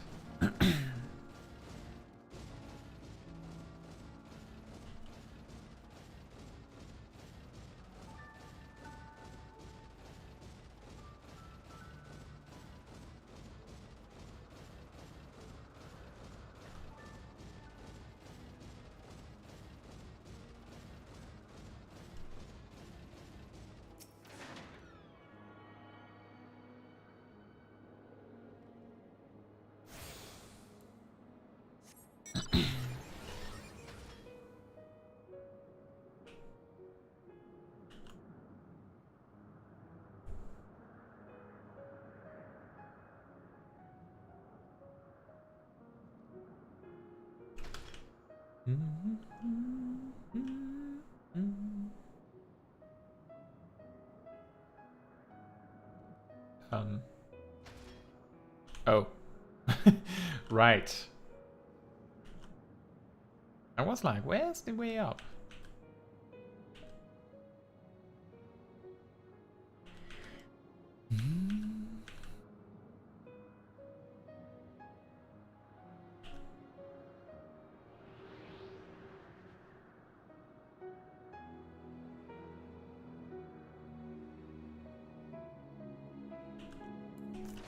Oh, just a moment, guys. I'll be right with you.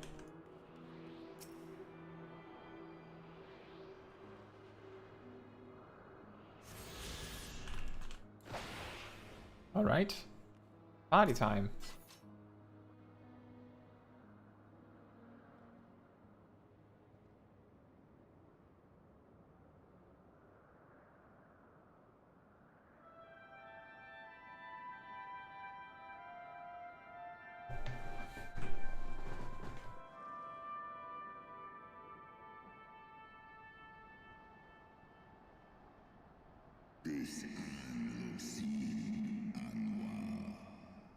Mortals, why do you disturb my solitude?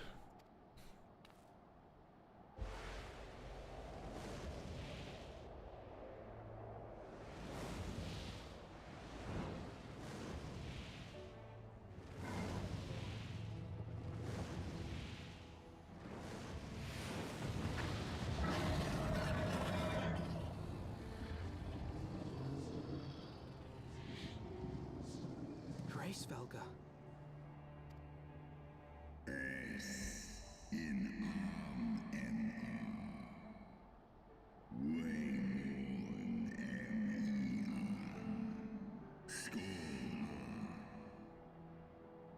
Thou speakest the name of a creature that but awaiteth the release of oblivion. Leave me. By the 12. Mine ears hear the tongue of dragons, yet the meaning rings clear within my mind. How can that be?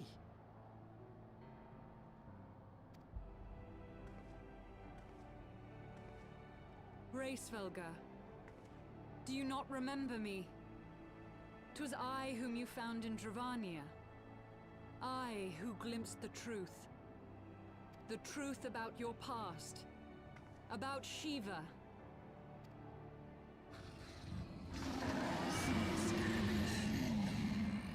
Do not speak her name, mortal. But speak it I must. I have summoned Shiva's soul from the beyond and offered myself as her vessel. She has made her heart known to me.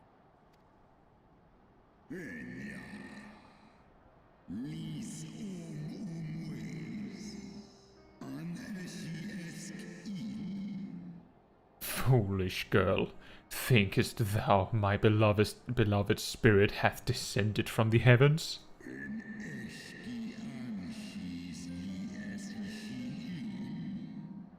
That the secrets of her heart are thine to know? I have surrendered mine to her. Do you not see, my love? I am Shiva reborn.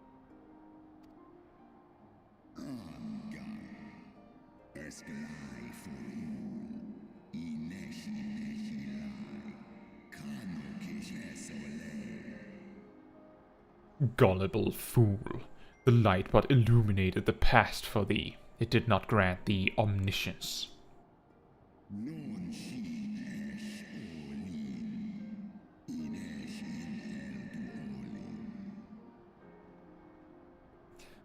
The spirit thou hast summoned belongeth not to Shiva. 'Tis but a shade conjured by thine own fancy.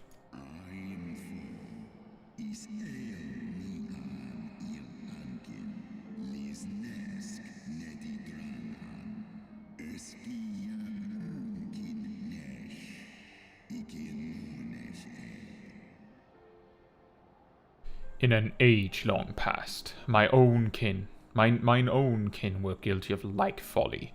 Beguiled by the Dark One's lies, they attempted to resurrect a king amongst worms, Yet the divinity they called forth merely borrowed the semblance of my fallen brood brother.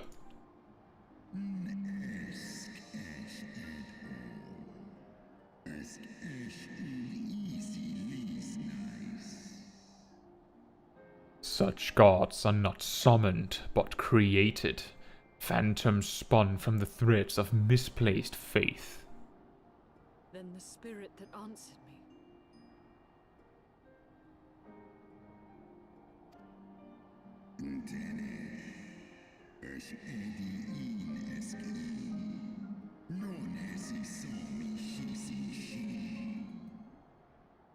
Was but thy dream of Shiva.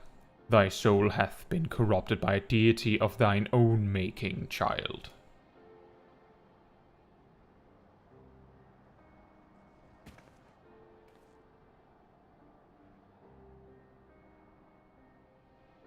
Be that as it may, Lord Hraesvelgr, Izel's desire to heal the rift between man and dragon is real, and it has borne us this far.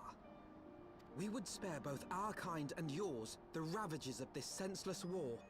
Pray join your voice to ours in a call for peace and forgiveness.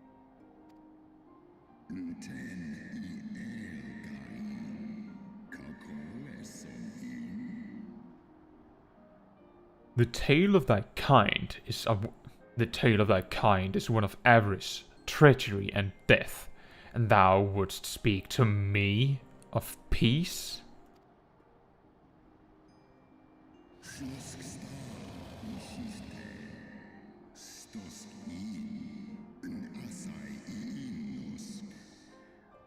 Hark thee, mortal, to the naked truth, then tell me thou deservest forgiveness.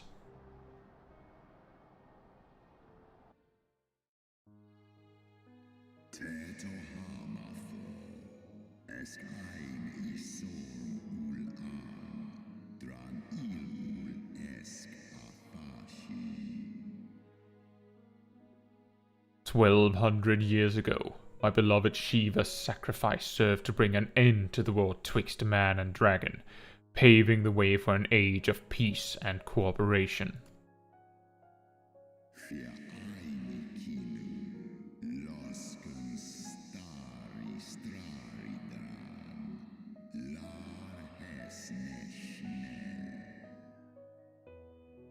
Two centuries of harmony were to follow, during which time the Ellison learned much about us, not least that the eyes of a great worm are the wellspring of his strength.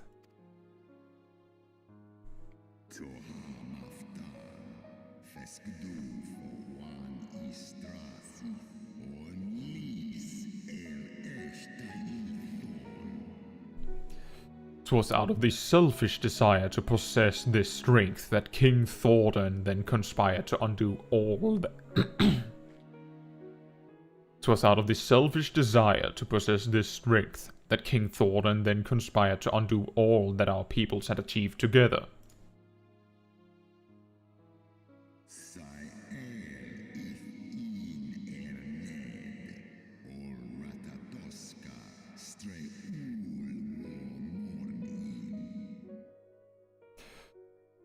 With the aid of his leal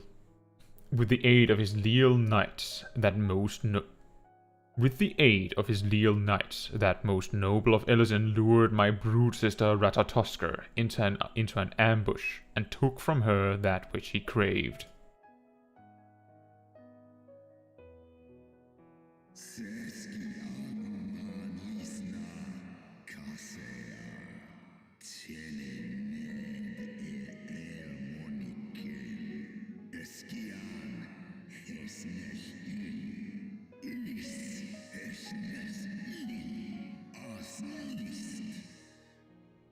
Fain would I strike the image from my mind, yet still the scene doth linger, of my brood sister's tattered corpse, defiled by her Ellison allies. They had torn out her eyes, and feasted upon them in the manner of wild beasts.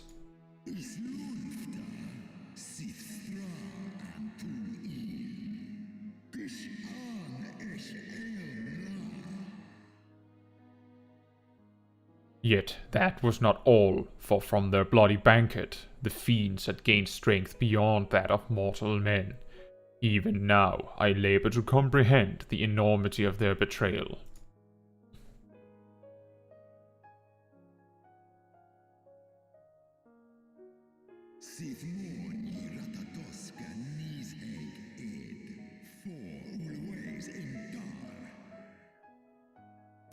Nidhogg was the first to learn of the atrocity, and he took to the skies, hungry for vengeance.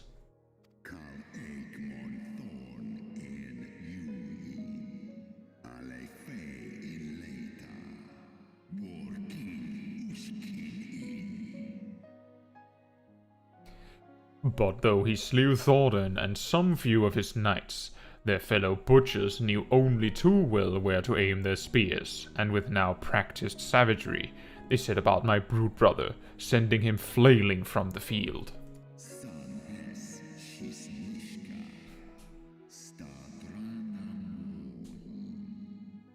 Such is the truth the Holy See would keep hidden. Such was the beginning of the Dragon Song War.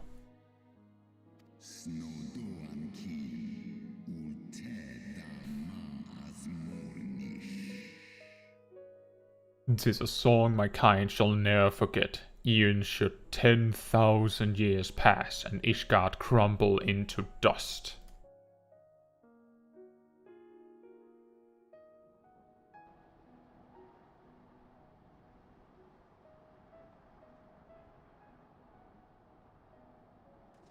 Your tale bears scant resemblance to the one I was taught. How convenient that it should absolve your kind of all responsibility. But tell me, Dragon, why should I believe your version of events?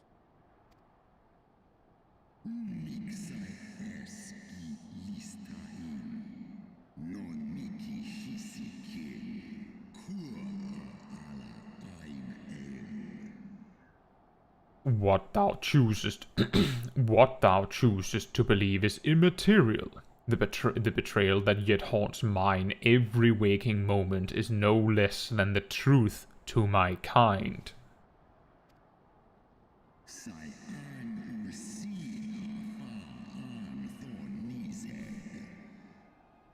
And Nidhogg meaneth for Thordan's people to suffer for this sin till the end of days.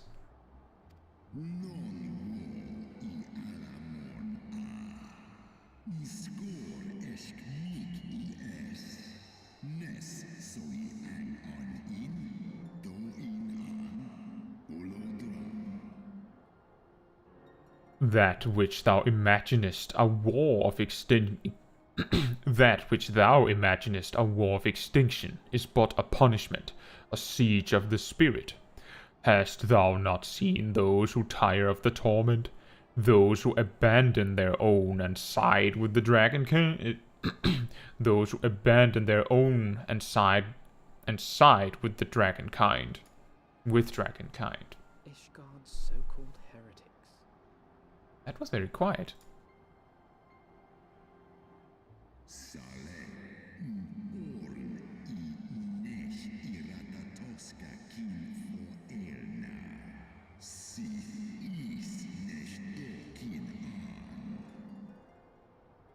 Know that all the traitor's progeny bear trace of Ratatoska's essence, but a single sip of our blood is enough to awaken it.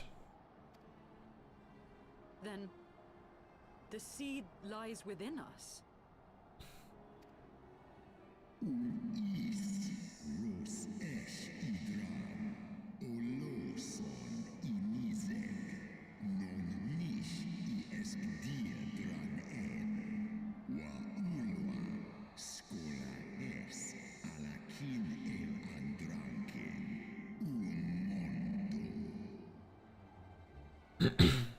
Tis for this reason that those who abandon their loyalties are rewarded with a drink. And thus are they transformed, to join the ranks of Nidhogg's ever-growing army as newborn dragons. One by one, through death or defection, my brood brothers shall account for all of the betrayer's children. Ye gods, I have borne witness to such a transformation. Looked on as a heretic assumed the shape of a dragon. I imagined it some manner of Dravanian enchantment.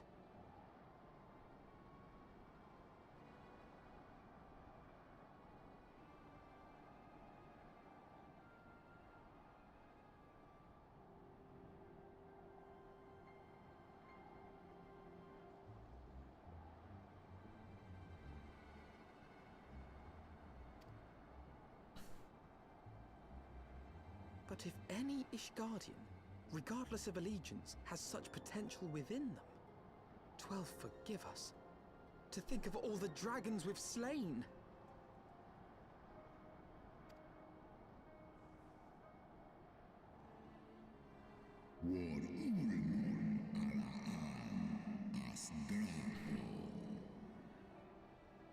There will always be some, of course, who choose to fight until the bitter end, like the Dragoon.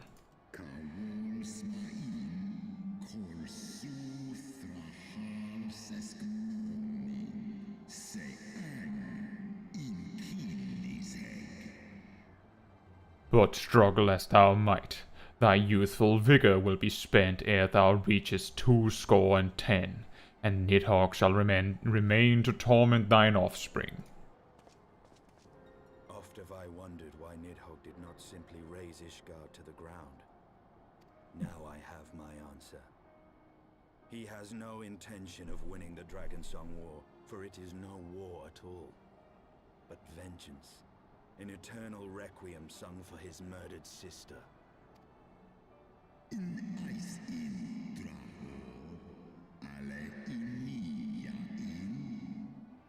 Thou hast the right of it, Dragon Slayer. Comprehendest thou now the futility of thy quest? I have not come this far only to admit defeat. We can still return the eye to Nidhogg and beg forgiveness for our ancestors' crimes. Mayhap our words will sway him.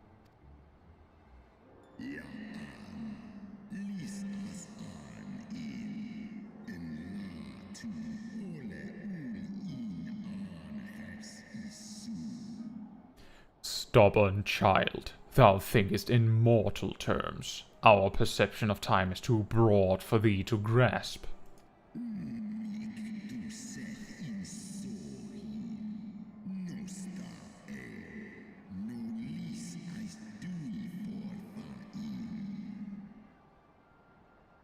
"'Tis a simple matter for thee to offer thine apologies. Thou didst not perpetrate the crime. Despite thy visions, the deeds of history seem distant to thee."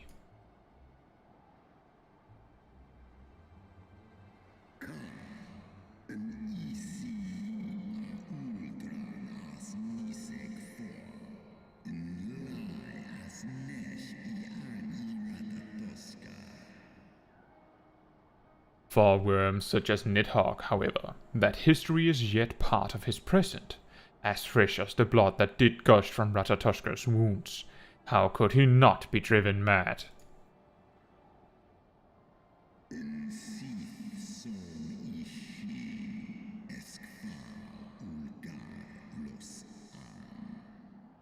"'Tis only by the calming embrace of Shiva's soul that mine own fury hath not consumed me."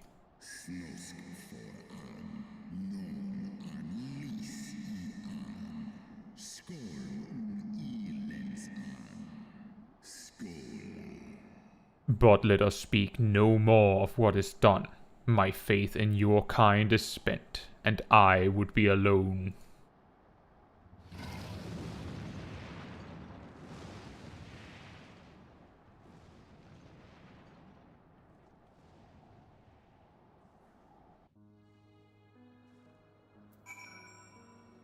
Oh, take your time, Bogshack.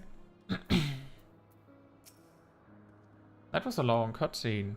Doubly so because I had to read Raisvelga's lines for him. Raisvelga was every bit as awe-inspiring as I imagined. His voice fairly dripped with power. The will behind his words so undeniable that it transcended my ignorance of the dragon's tongue.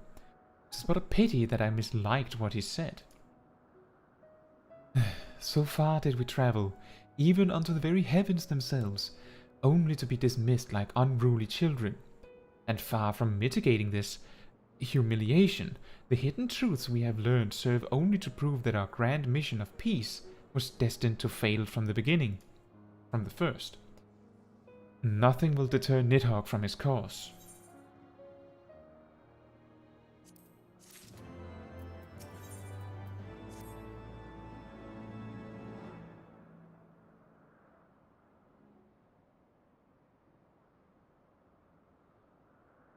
Well, what do you propose we do now? I, for one, am intent on continuing to the east. What is there to be found in the east? Nidhogg's lair, the Aery, is said to lie in that direction. And the eye tells me he is near. You cannot still mean to slay him. You cannot still mean to stop me. I have been true to my word, and aided you in this fool's errand with Hraesvelgr. But your efforts at parley have come to naught, Lady Iceheart. I would see Ishgard saved, and for that, Nidhogg must die. With the tale of our ancestors' vile betrayal yet ringing in your ears, you speak of continuing this war? Nay, lady. I would but pierce its vengeful heart. When Nidhogg dies, this war shall die with him. A moment, Estinian. You yourself spoke of the Great Worm's strength, that you believed him powerful enough to raise your city to the ground. How then are we few to challenge him? Even behind the stout walls of Ishgard, with an army of knights manning the defenses, our victory would be hard won. Yet you propose to contend with the beast in his own lair. In close combat, this will afford us an advantage. And with two Azure Dragoons working in unison, who can say what might be possible? Hey! A voiced cutscene. Appreciating that you're a Dragoon. That is actually incredible. But such speculation is meaningless if we cannot even find the worm. Our first task must be to seek out Nidhogg's lair. The story of this nation grows bloodier by the moment.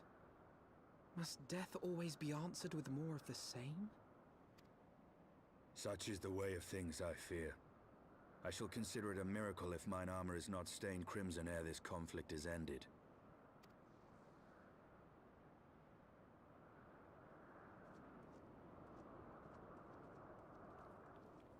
I should be blinded by my own lies. Everything I believed, everything I thought I was, gone. All gone. Leave her. Your words will not reach her now. And we have not the time to wait for her to gather up the pieces of her shattered faith.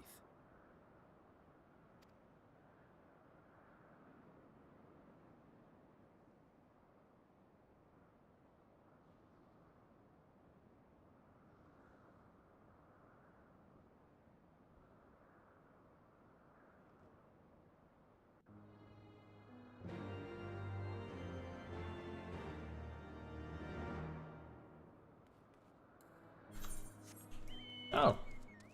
Just flat out go there and, I guess kill things on the way.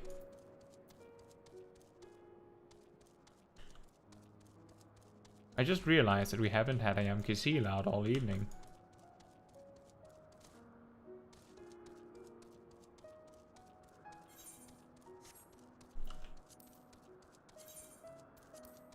Oh. Huh. But yeah, Ayam Kisil has gained skill points nonetheless at some point.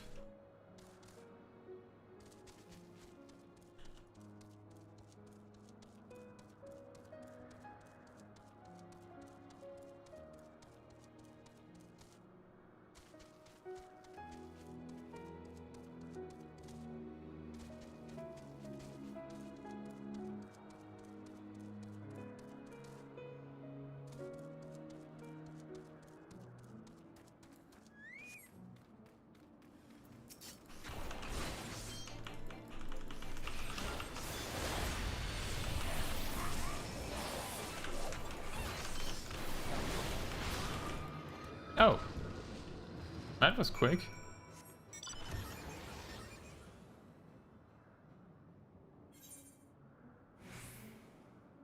We just go on a rampage as we go towards the east.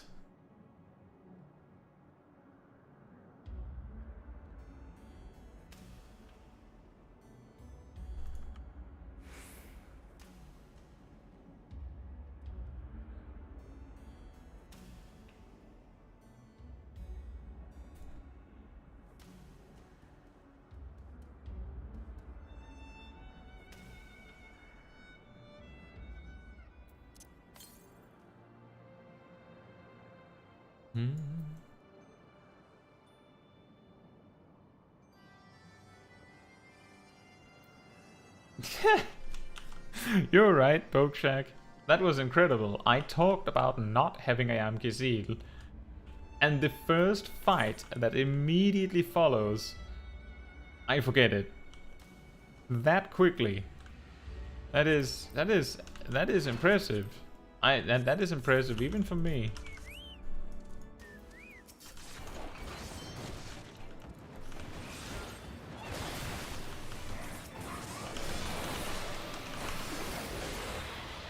These dragons are really, really weak.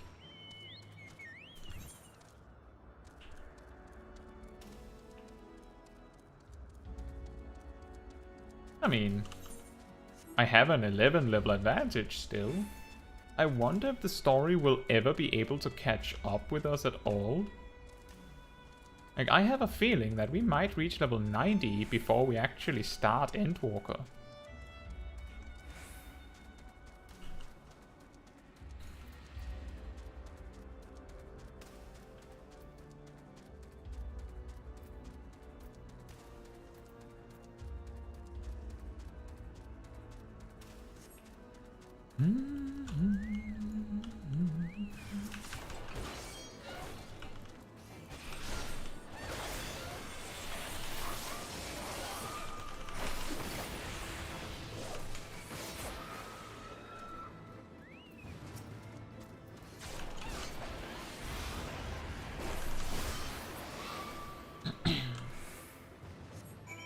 Yeah, Pokeshack, if the way it's going right now is anything to go by, we will probably reach level 70 by the time we get to like a little bit after the vault, maybe?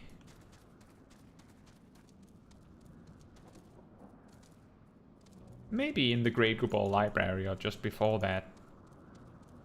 Are you a... Yep, that's an ether current. Fine.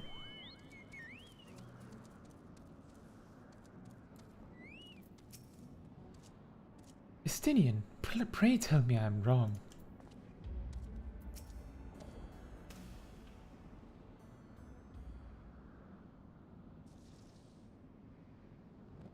Is that it?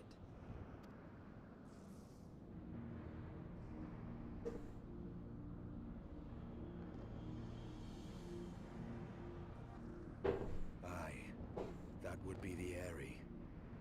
I feel Nidhogg's presence through the eye. His caustic hatred gnawing at my soul. 'Twould seem the death of his consort has put him on guard. Mark how he wards his lair with tempestuous winds.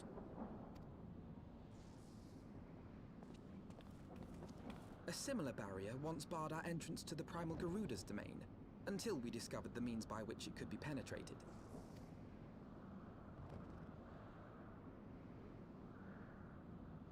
Mayhap it is time we called upon Master Garland. It will be just like the good old days, no?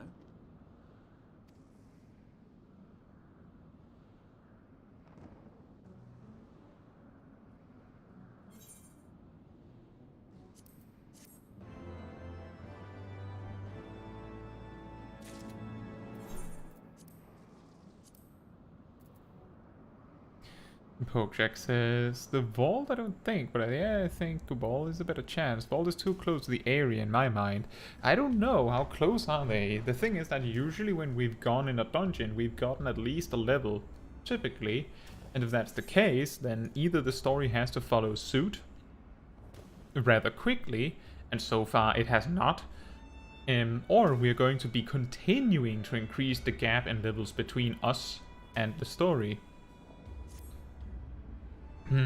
A force of sufficient power to break through Primal's defenses might conceivably grant us access to the Aery. And I can offer no better solution. Pray consult this engineer friend of yours. Very well, on the condition that you swear not to lure Nidhogg from his lair in our absence. And steal all the glories for myself, you mean? Nah, I'm not so selfish as that. Contact me by Link Pearl when your preparations are complete, and we shall set forth from Ishgard together. I suggest we rendezvous back at Saint Renete's Forum, Caetsu. From what I gleaned of the Holy Sea's decidedly ambitious airship project, Sid will still be in Ishgard. Eat eggs for better experience. I mean, we could do that. Do we need to do that? We could eat food if we want to get even further ahead, but we didn't need to get more ahead in the first place. That feels overkill, to put it lightly. That's why I pretty much only eat food buffs when we're leveling Black Mage, because there we're actively leveling something, while here we're just progressing and we're ahead. When last you saw Master Garland, he was advising the Ishgardians on their ailing airship, correct? In that case, he might still be at Camp Cloudtop. Failing that, we could try the airship landing, or mayhap even the Skysteel manufactory, but let us not waste time searching aimlessly. Someone in the city is sure to know where to find him. The question is who. Aery would seem the obvious choice, but there's no guaranteeing he will be able to grant us an audience at short notice. Ah, I have it. Count Edmund's youngest son prides himself on knowing all of the Holy Sea's juiciest rumors. Let us return to the manor and see if Lord Immanalane is about.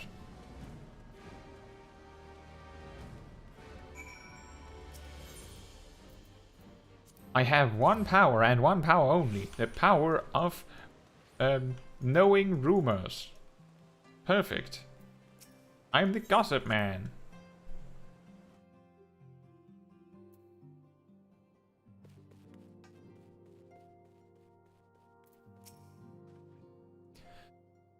Ah, the hero returns. How goes the fight, old girl? Well, I trust...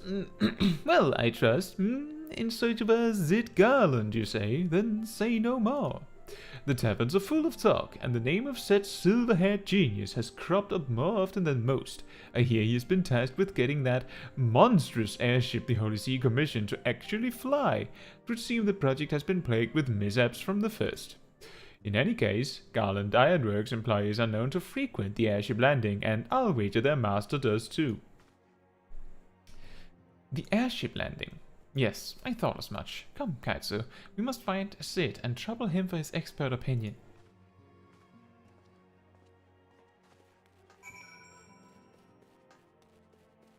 Yeah, that's true, Pokeshak. Old girl, young lady, excuse me.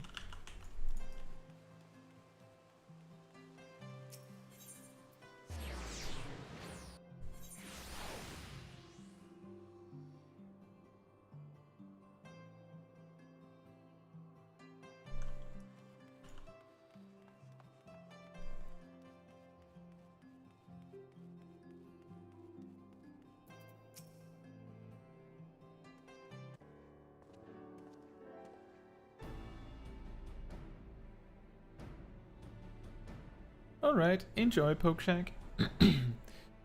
Caetsu! Alphino! How fare you both? Not terribly well, judging by your faces. Greetings, Master Garland. I'm sure it will come as little surprise when I tell you we have need of a favor.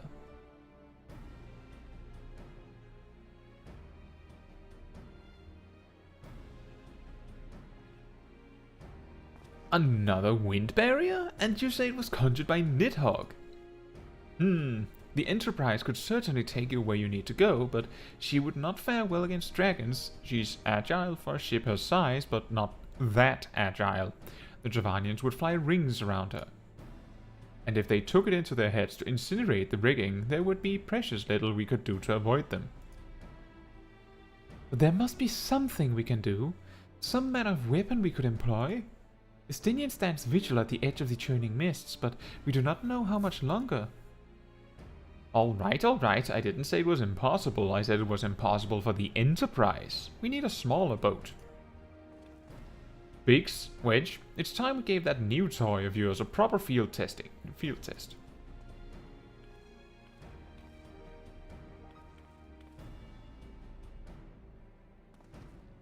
It's probably best if I let the lads show you. Come on, the manufactory is not far.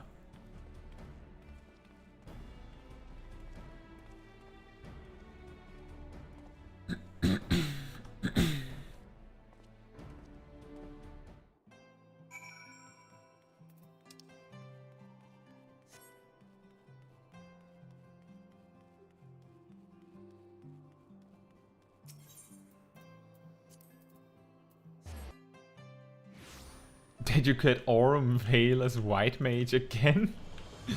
That's really unlucky. Remember to make good use of regen.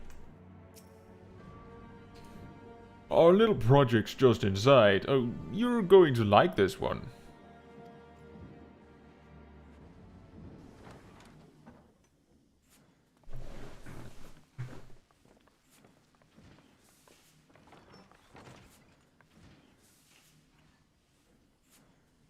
Feast your eyes upon our latest and greatest feat of engineering. We call it a mana cutter.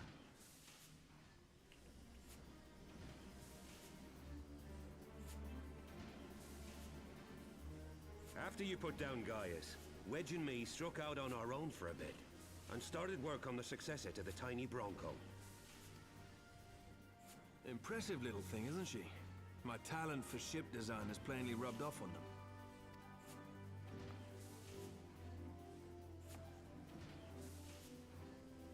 They've adapted the principles of corrupted crystal technology and constructed a mechanism which converts ether from its surroundings into elemental wind. Said wind is then harnessed by the specially engineered sails, providing the craft with propulsion and lift. All in all, a most elegant solution. I'm actually a little upset that I didn't think of it myself. The design does, however, come with one small flaw. The energy conversion ratio is bloody awful. To generate enough power to get you off the ground, you need to be in an area awash with predominantly wind-aspected ether. In other words, there are a few places you can fly, lots of places you can't. The new Ishgardian airship hasn't left the boys much time for tinkering, meaning it may be a while before this particular project takes off, if you'll forgive the pun.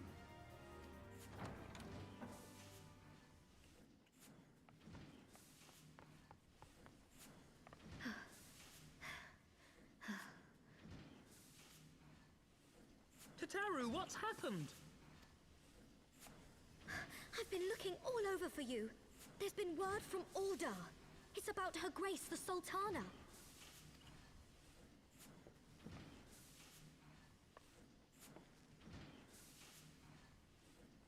It seems you're required elsewhere.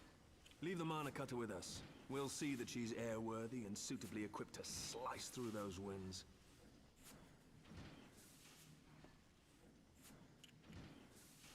You, meanwhile, should concentrate on providing Ravana and the Sultana whatever help they need.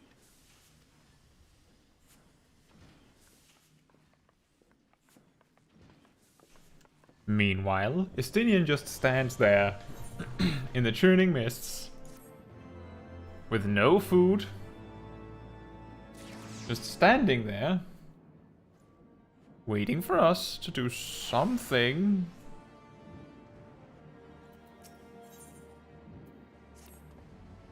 General Rauban says they may have uncovered the Sultana's whereabouts.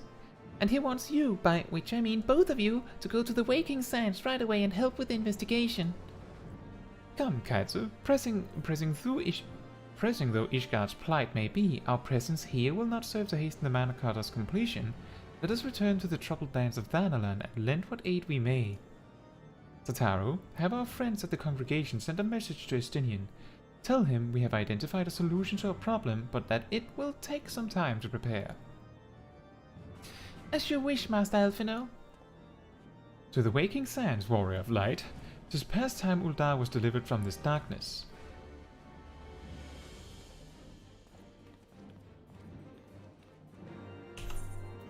Oh, look!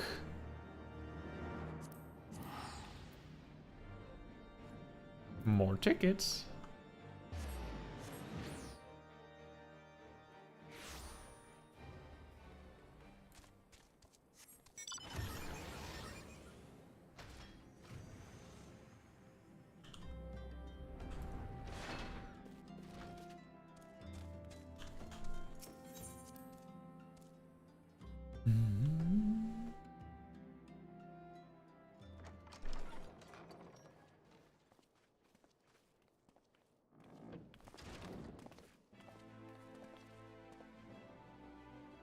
Thank you for coming. No thanks are necessary, General. I trust your recuperation continues apace. I cannot complain. Thanks to Higiri and her ministrations, I've regained much of the strength I lost during my imprisonment.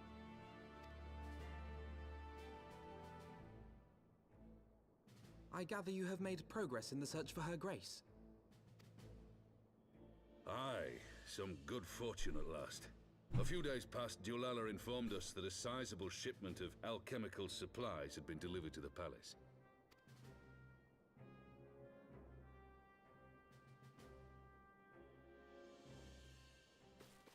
With Papa Shan's assistance, I set out to ascertain the source and nature of the shipment.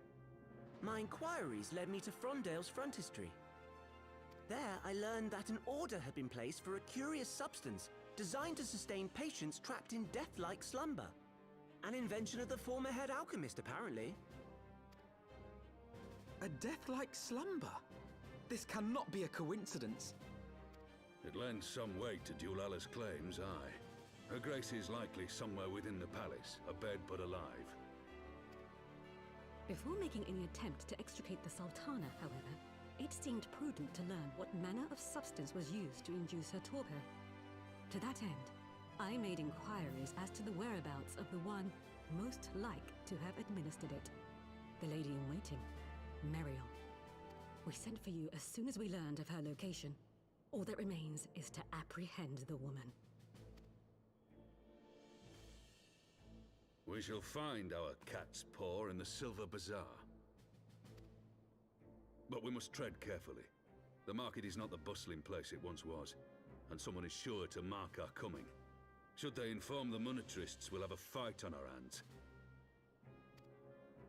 We must be prepared for the worst, and being short an arm, I thought it wise to take another in its stead. What say you, Warrior of Light? Will you lend me yours? Then I pity the bastard that stands in our way. Come, my friends, for Nanamo, and for Uldar!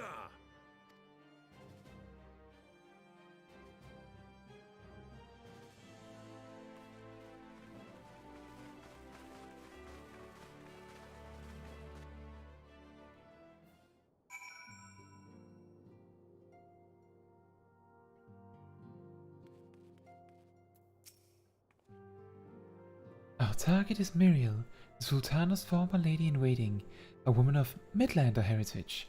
I'm told the two of you have met. Our sources indicate that she left the palace shortly after the incident and quietly rejoined the dwindling population of the Silver Bazaar. I suggest we begin by questioning the market's residents and confirm that Meriel is still in hiding there.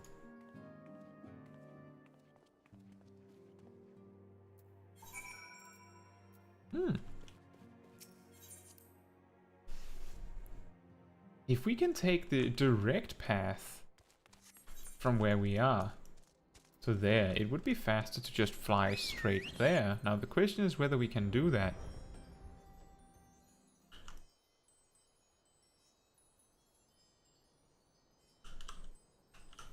Because it is really far out in the sea, it feels like.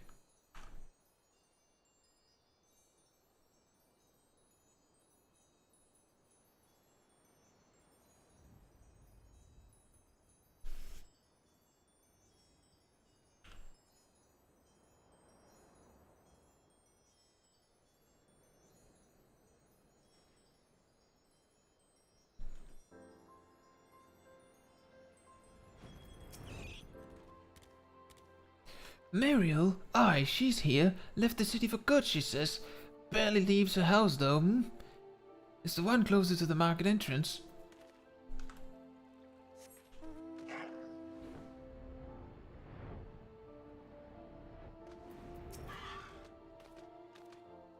And what brings you to our lonely little hamlet? I believe the arrival of your entourage just about doubled our population. Looking for Mariel, you say? If you're hoping to lure her back to Uldar, you may as well give up now. The girl's done with city life.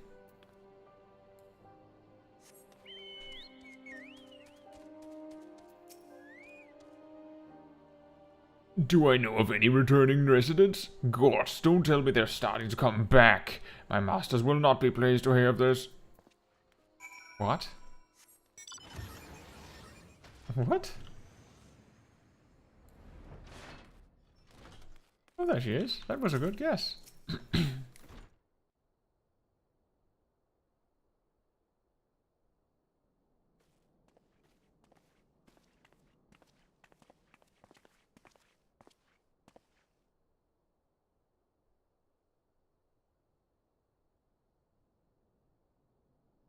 You are Mariel, the Sultana's former lady-in-waiting?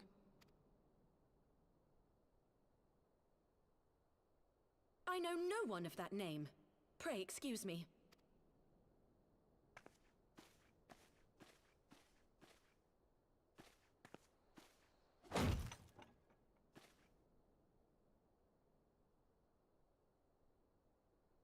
General Alden!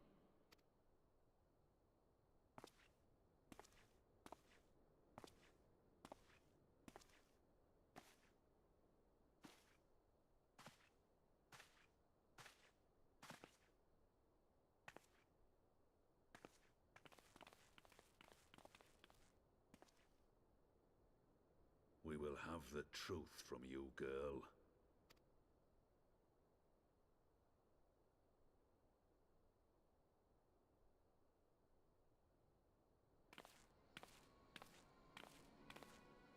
Mayhap it would be better coming from me.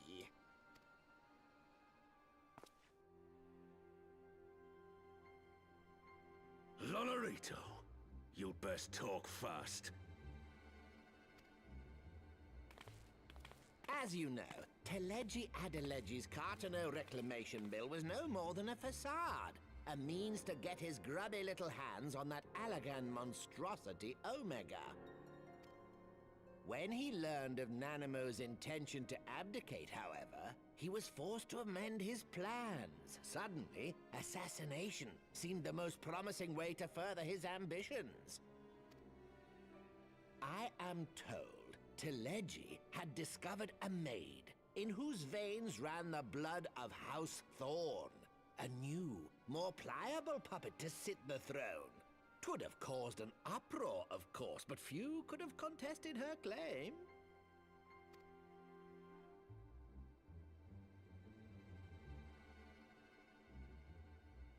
'Twas plain that Teleji's wild machinations had outgrown our ability to control them.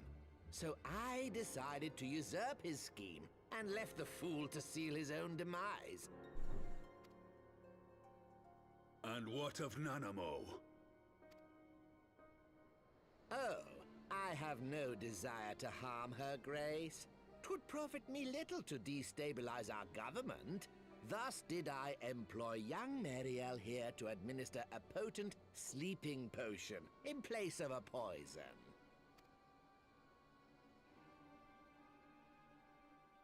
You should know, General, that your dear friend Ilberd was fully aware of my plan. I had him lie about the assassination as a means to prime your rage against Teleji. We weren't entirely sure how you would react, but things went rather better than expected. You conniving little worm! You had your claws in the Crystal Braves before their first recruit had sworn to serve! But of course, when a new game begins, 'tis only prudent to have a piece on the board. Ilberd was mine. Truth be told, a significant proportion of the Brave's initial endowment was also mine. With such large sums moving about, 'twas a rather trifling matter to disguise my own contribution.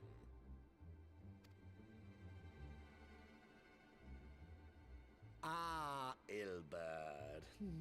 I secured his services with a promise to support his cause once my authority had been solidified.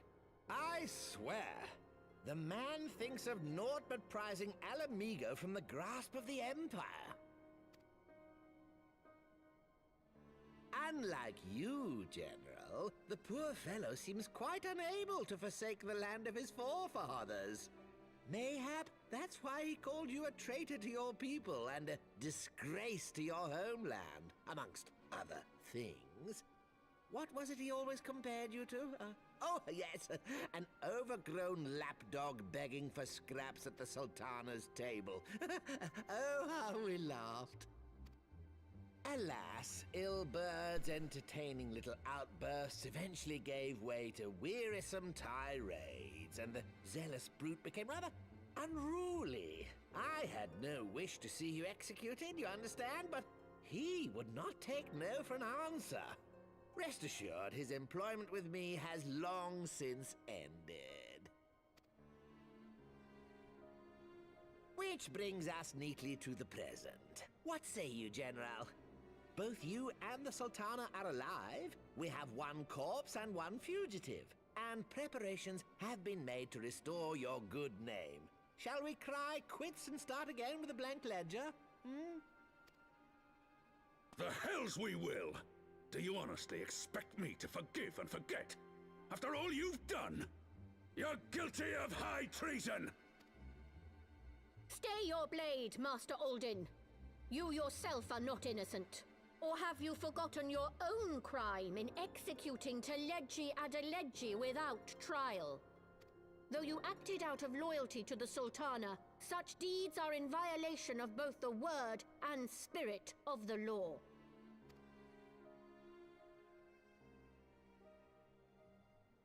She's right, you know. If you would, Lord Lolorito?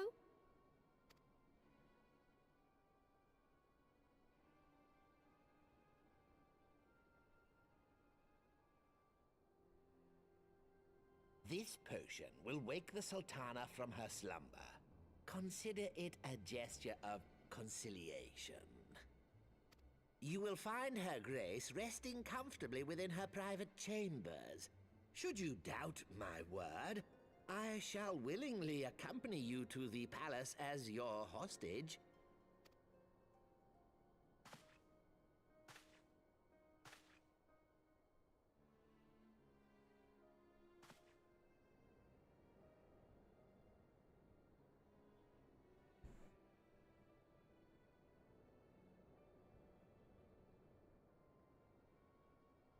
I like not your motives, Lolorito. But you saved the Sultana's life, and for that, you have my gratitude.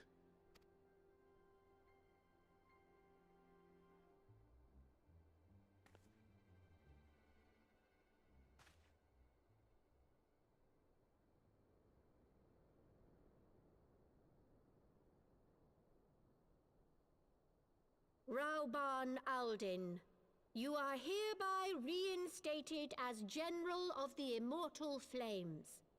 The citizens of Ul'dah shall once more be united under Nanamo Ul'Namo, and together we shall usher in a new age of prosperity.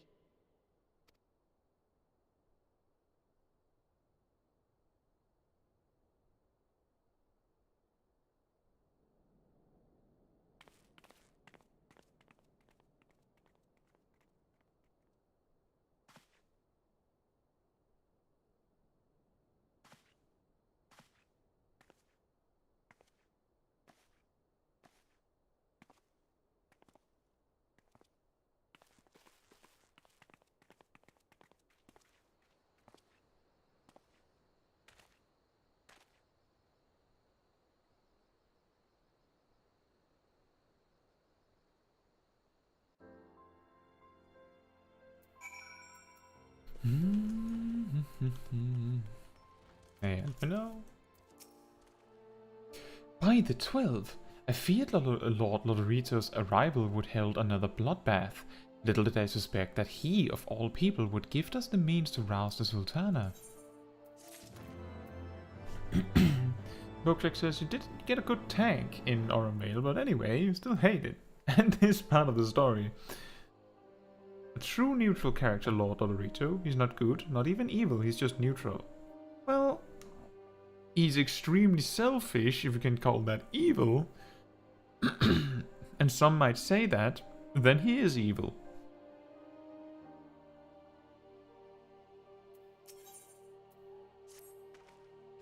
Shall we also make our way to Uldar? I should imagine Bartholomew has been instructed to admit us.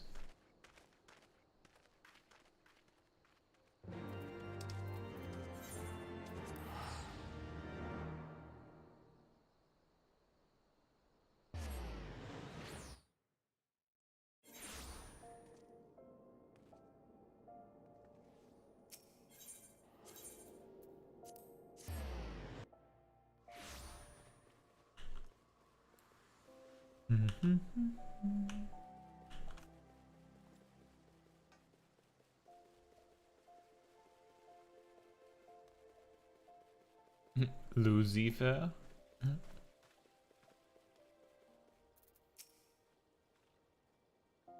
Flame General Relban mentioned you might be coming. Please, this way if you will.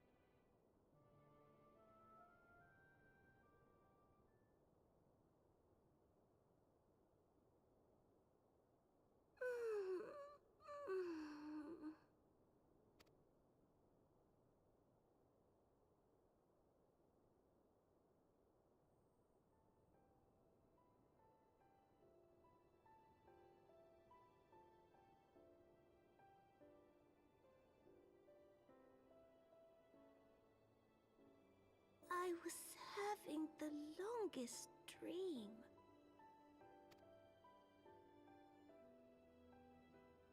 "'Tis time to wake up, Your Grace.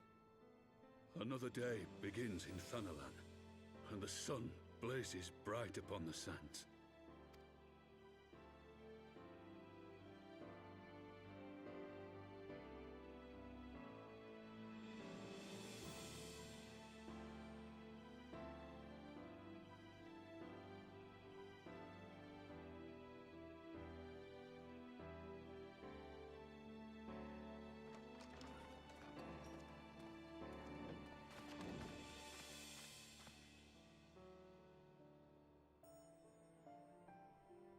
Her Grace is awoken. The palace physician assures me she's none the worse for her slumber.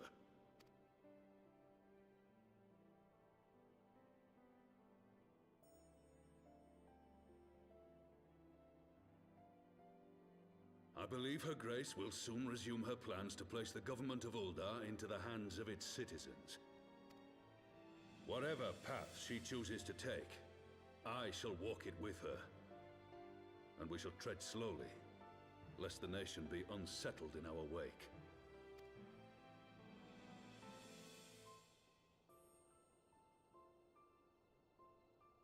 Her Grace's compassion is a shining beacon to us all. But what our city truly thrives upon is competition. 'Tis in the struggle against our rivals that opportunities are seized and fortunes made. And with the Empire on the offensive once more, now would hardly seem the time to turn our system of government upon its head. Are you privy to new intelligence, my lord? I would hardly call it new. Remind me, what was the name of that enormous Imperial warship which met its end in Mordona? Oh, wait, I have it. The Agrias, yes, well. 'Twould appear that the Garleans have been hard at work on another such vessel. How close are they to completing this ship? Is it operational? Its maiden flight was a success, I hear. I should imagine Emperor Varys is eager to see how it performs in battle. My lords and ladies, I move that it is time to repair the damage caused by Teleji Adeleji and prepare our great nation to repel the Empire once more.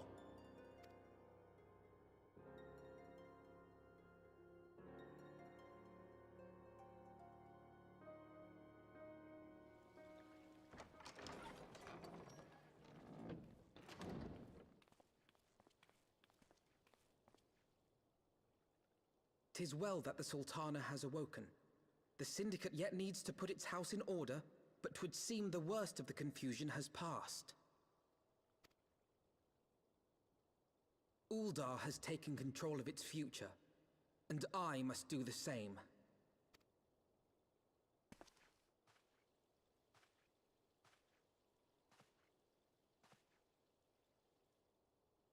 I have decided to disband the Crystal Braves. Among the recruits, there were those who supported our Order's goals and convictions with all sincerity. 'Tis my hope that these loyal men and women will choose to remain our allies in the battles to come. As for those who sided with the traitor, Ilberd, they shall be hunted down and held to account for their crimes. It is my earnest hope that they will surrender themselves peaceably when the time comes, though I think it unlikely. Ah, my all-conquering Crystal Braves. The model army meant to pave the way for a single unified Grand Company of Eorzea. That so high an ideal should be brought so low. I need not tell you how deeply the betrayal stung me. Yet I see now that it was mine own naivety and pride which allowed the Braves to fall prey to corruption. As ever, it is to your own shining example that I turn for inspiration. Like you, I mean to stand firm in the face of hardship and give mine all for the cause. Let us resume the search for our missing comrades, that we might come together to shine the light of dawn across the realm once more.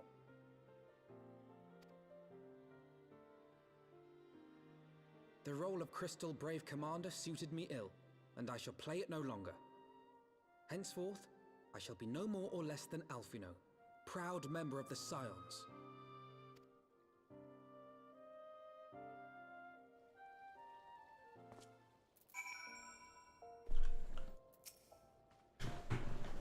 I blush to speak thus of mine inner turmoil, but the fact remains, there's no woman alive in whom I would rather confide. Were it not for your shining example, I might never have emerged from beneath the pall of my despair. Oh. Now we have Dragonsight.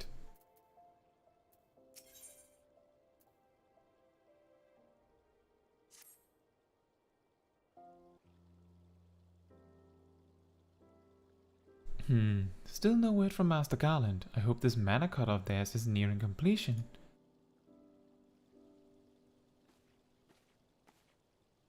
I am assured that Her Grace will make a full recovery.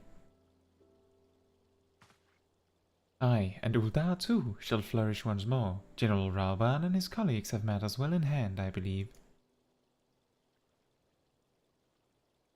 Lady Yugiri, a question, if I may. I believe your people have been keeping a close watch on the Crystal Braves. Might you know how things stand at the Rising Stones? Ah, yes, of course.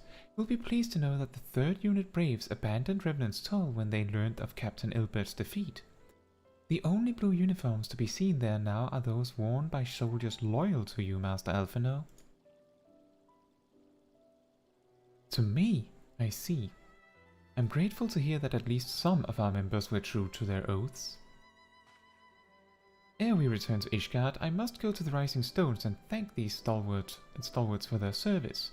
It shall be my final act as Crystal Brave Commander.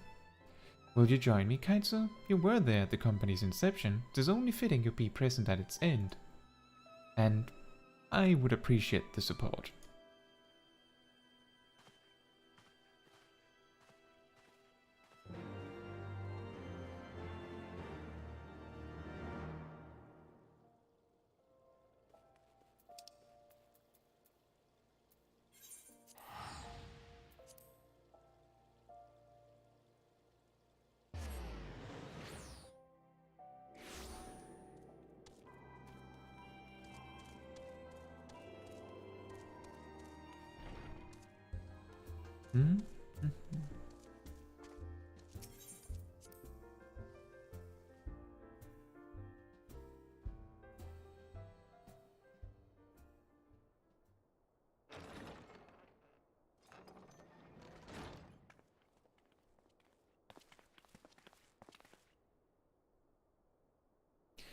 Commander, you're alive! And Caetsu too! I knew you'd scrape through. My splendid Crystal Braves, I've wronged you, all of you. My promises of glory and salvation have brought you naught but blood and betrayal. Bah, you'll not hear us complaining. 'Twas a sight messier than expected, aye, but we were still fighting for the freedom of all, just like we swore. Ain't that right, mates? Aye.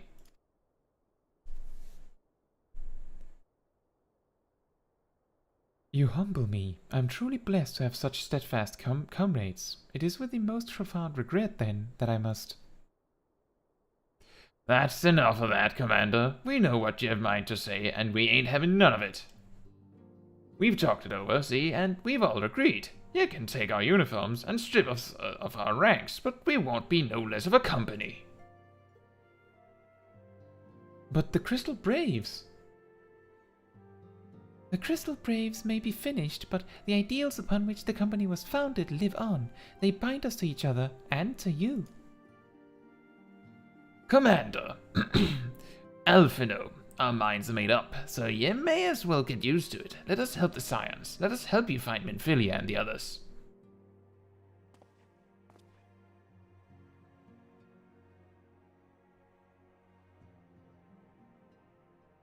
My friends, after all that has happened, I know not what to say.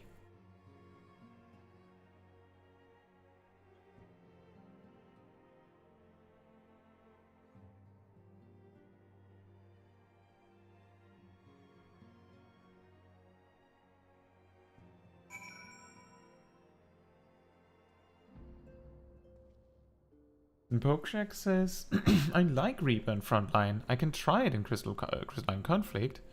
And Blood Lily. The Blood Lily is real. In Frontline, yeah, it is. Or do you mean that you unlocked the Blood Lily?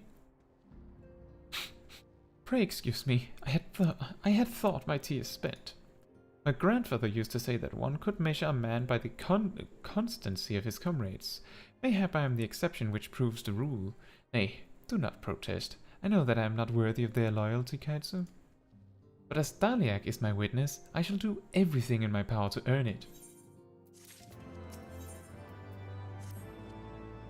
I must speak of future plans with the remaining Braves. Any information we uncover on the missing Scions will need to be shared with our allies across the realm, specifically Urianger in the Waking Sands and Tataru in Ishgard. While we are organizing our various channels of communication, I would ask that you call upon Master Garland at the manufactory. I will join you in Ishgard as soon as I am able.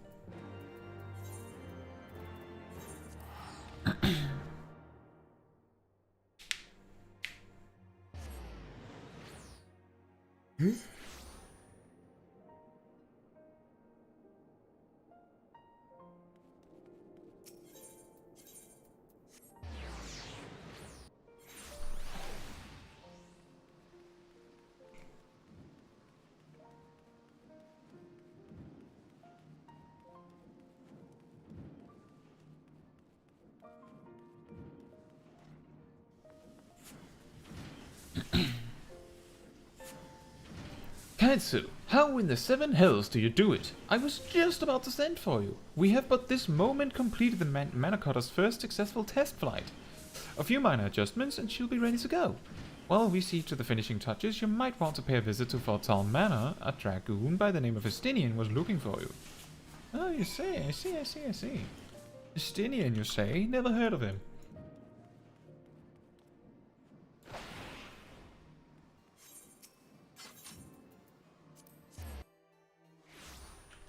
Sounds like a cool guy, though.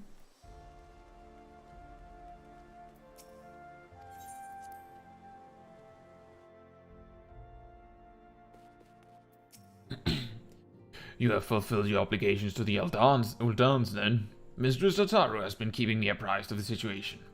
Once I learned that these mana cutters of Master Gallons were nearing completion, I saw no reason to tarry in the mists. For the present, Nidhogg seems content to remain in the Aery, plotting his revenge. Might not this be an apt moment to unfold our plans to Cedric? I think we have kept him in the dark long enough.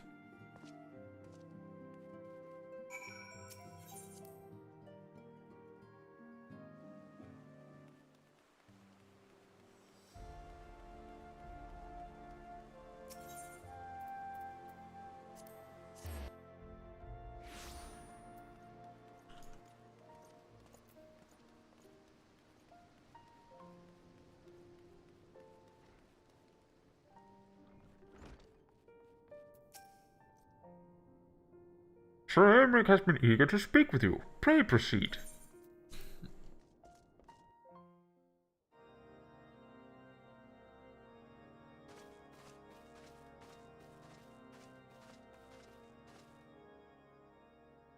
All stands ready, Lord Commander. Ah, the moment has come then.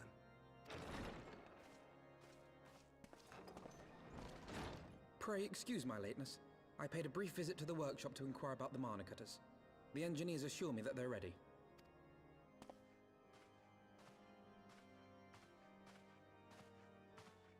The Aery is now but a short flight away. Yet what a long and winding path we took to reach this point. Were it not for Master Alphino's proposal, we never would have attempted to parley with the dragons. Though our negotiations yielded little, our expedition with Lady Isard taught us much.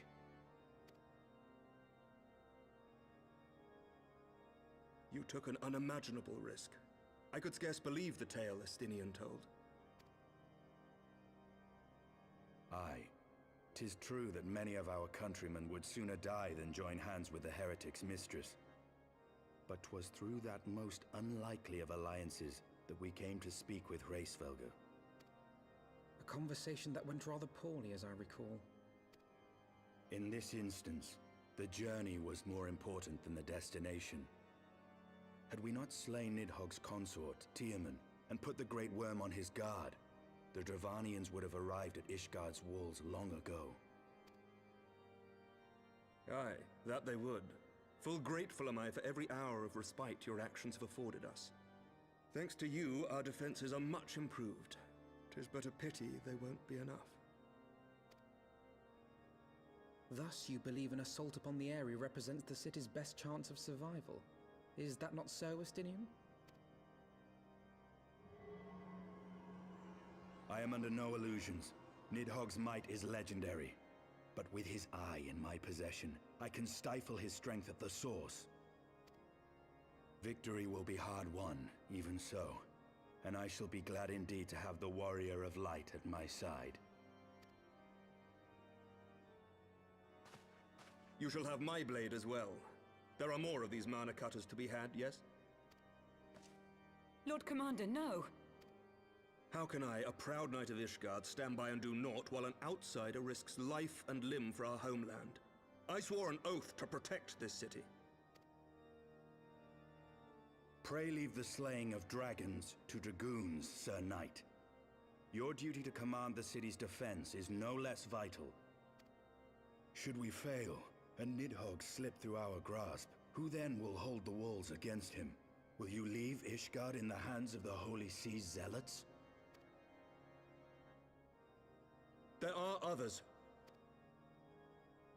Who but you has the authority and the standing to orchestrate a city-wide defense? I do not, and neither does the Warrior of Light. That is why it is our place to fight, and yours to remain here, Lord Commander. What? You too, Master Alphino? By the Fury! You have shown some promise, but this adversary is far beyond your skills.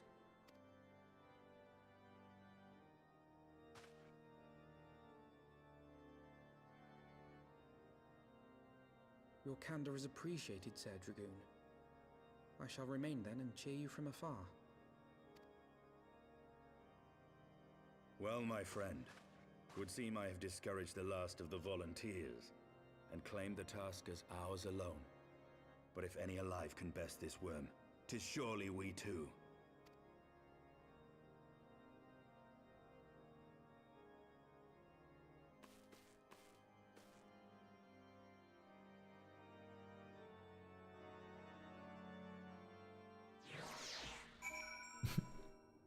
I want to help. No. I want to... No. No, you won't. Me and the Warrior of Light. We do it. Not you. No, no, no, and no. Yes to the Warrior of Light. Not you. I've pricked Master Alphino's pride, I fear. But had I been less forceful, the boy would have insisted on accompanying us to the Aery. Do not think me blind to his talent. With a few more campaigns under his belt, I have no doubt that Alphino will make a fine field commander. But one does not practice on an adversary such as Nidhogg. We shall be hard-pressed enough without the added worry of carrying a novice. Ooh.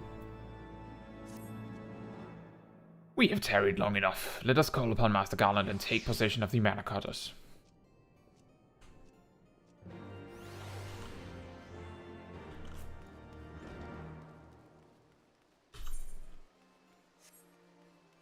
And we are still 11 levels ahead of the story.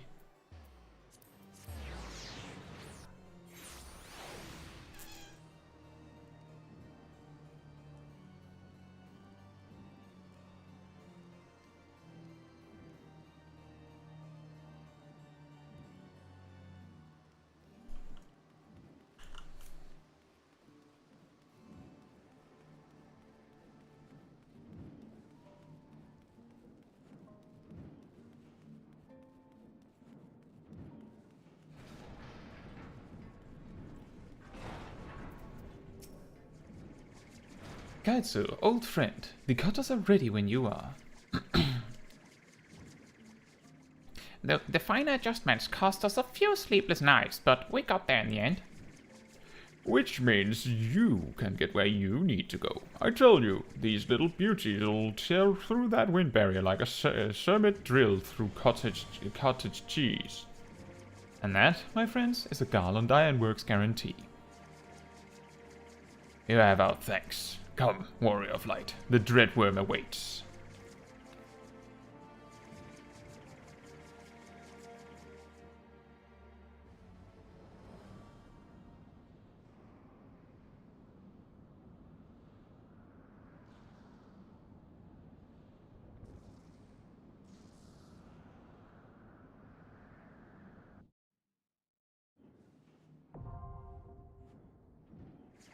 And on to the Aery we go.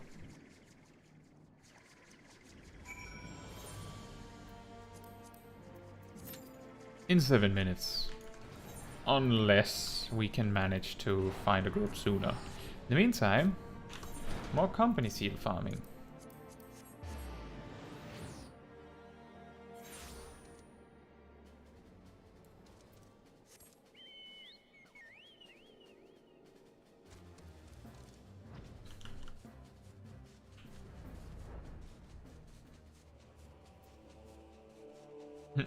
There's a lot of face just dying out as we're entering.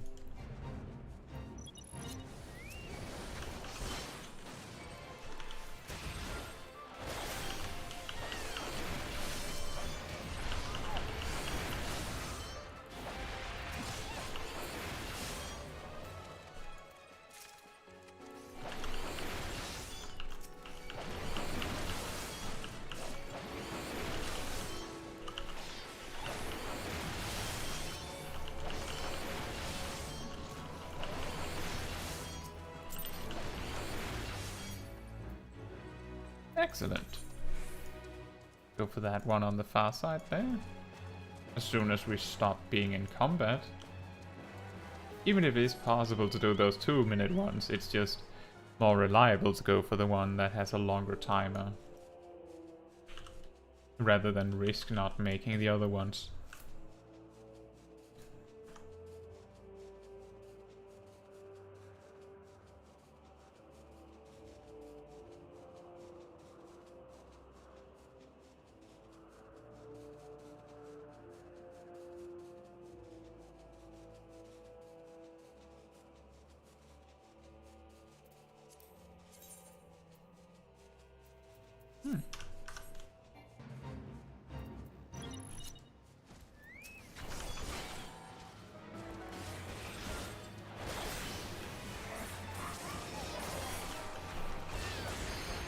Oh.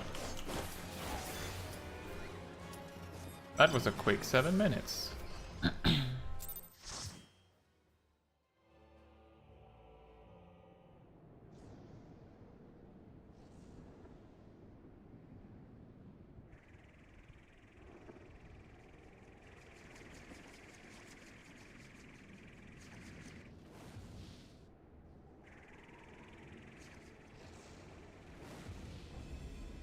Oh, hi.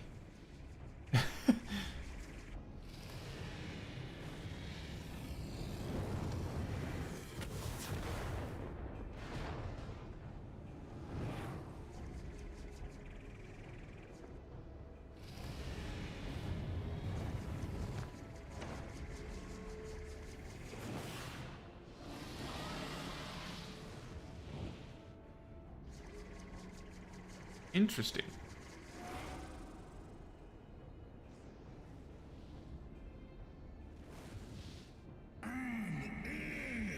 Wicked mortals, I shall melt your flesh and turn your bones to ash.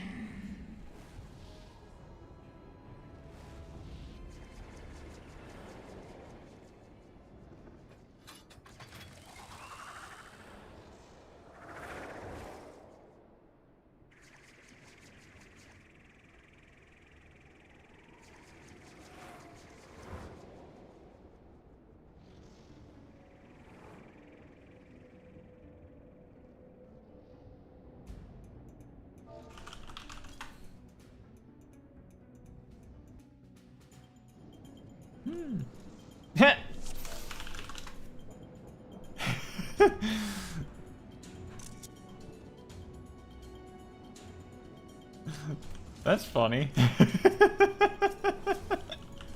They're all sitting there waiting for me.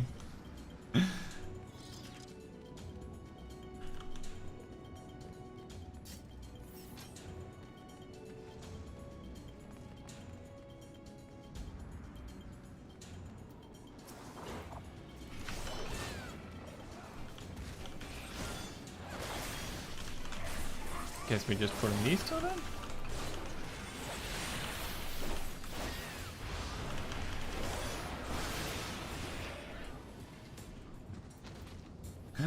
We get to use Fang and Claw in a dungeon.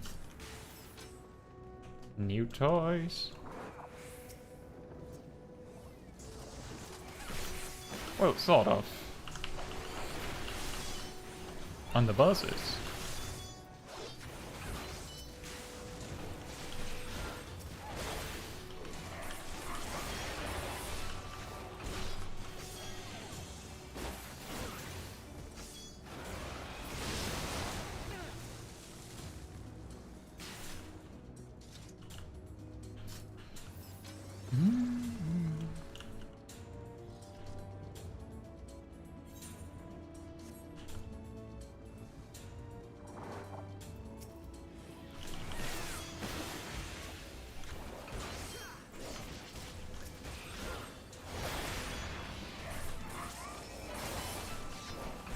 No, that's kind of the problem when we're pulling like just a single pack at a time, is that it feels wasteful to use cooldowns almost, even though we have plenty of time before we reach the boss when we pull like this.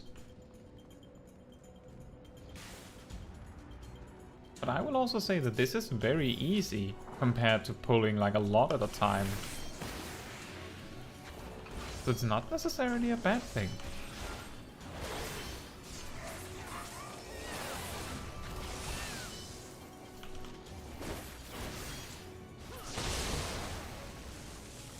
We might have all of our cooldowns to the boss.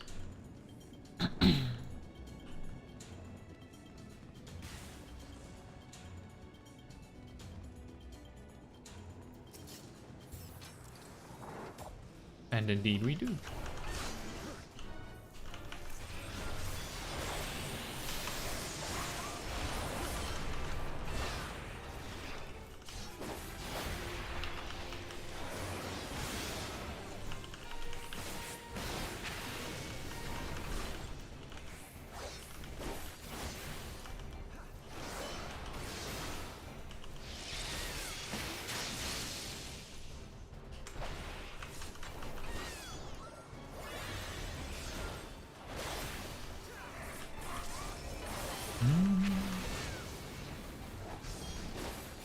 I'm really glad that we finally have at least one extra button in the base rotation. Really sort of been missing something new beyond like, oh, you have a cooldown.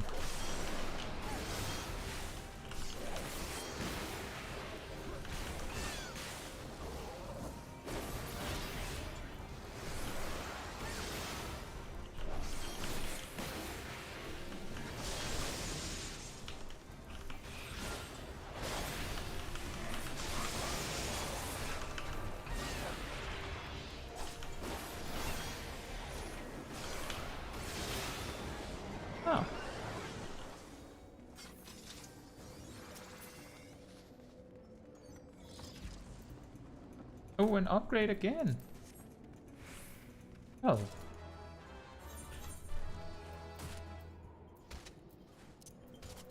Ow. Ow, my legs.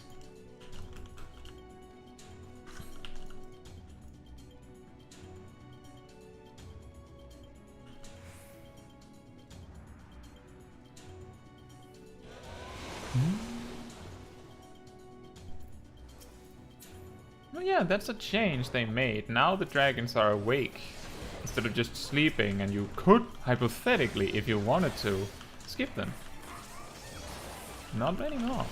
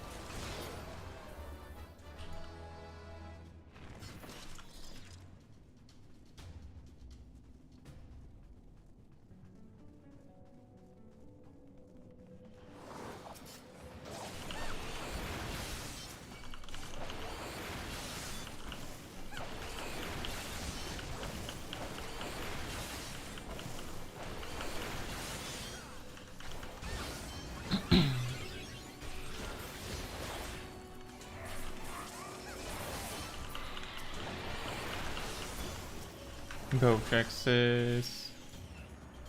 I entered in Domec just after I say the Reaper thing. I obtained the Blood Lily after I do a frontline roulette playing like Reaper. Ah, okay. That was the context. And my advice for Lance Blood helped me a lot. Awesome. I'm glad you understood it, even with me just like saying it, because not seeing it and just getting it explained might be not that helpful, and I can totally understand that. But but I'm glad that you got it and you found it helpful.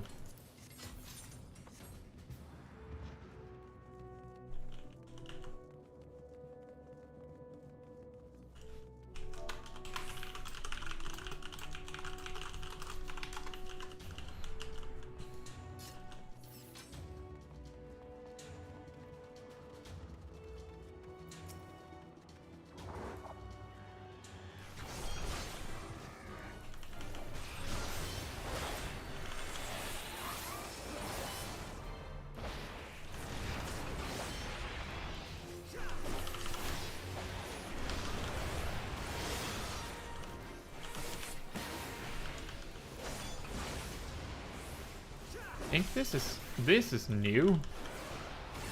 Huh? Okay.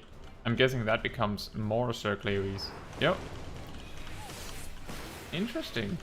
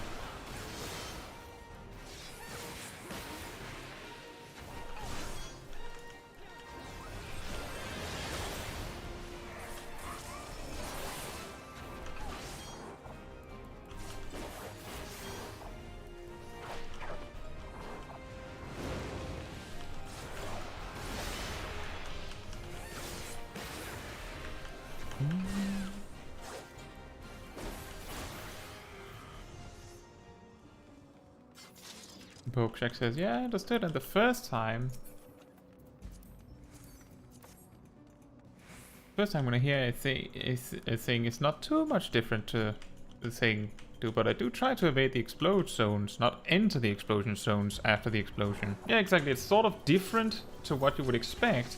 That's why it's a little like weird of a trick that you can that the safest place to be in the land plot mechanic is where the explosions just happened, weirdly enough.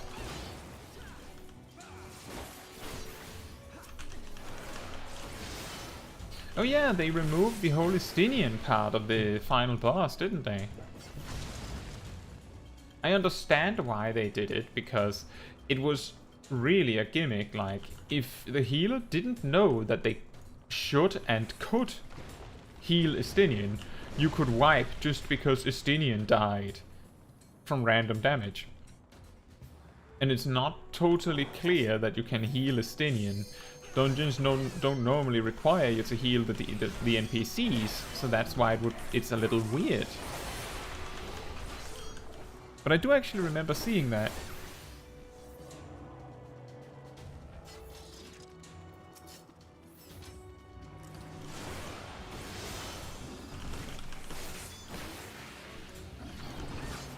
But I didn't actually, like, I believe I have been in this dungeon as a leveling roulette after the changes, but I didn't remember how much they changed about the boss we just fought. I didn't remember that at all.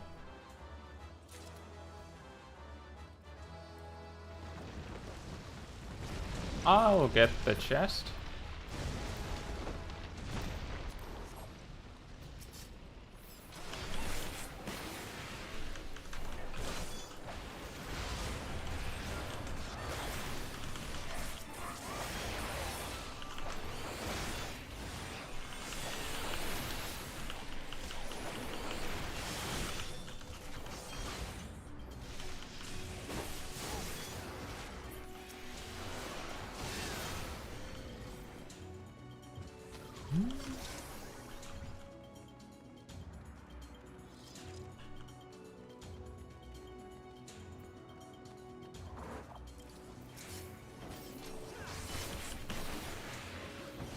Oh, we have a Minfilia Final Fantasy XIV visitor. I wonder what I'm supposed to call that. Thank you for the sequence, Minfilia Final Fantasy XIV.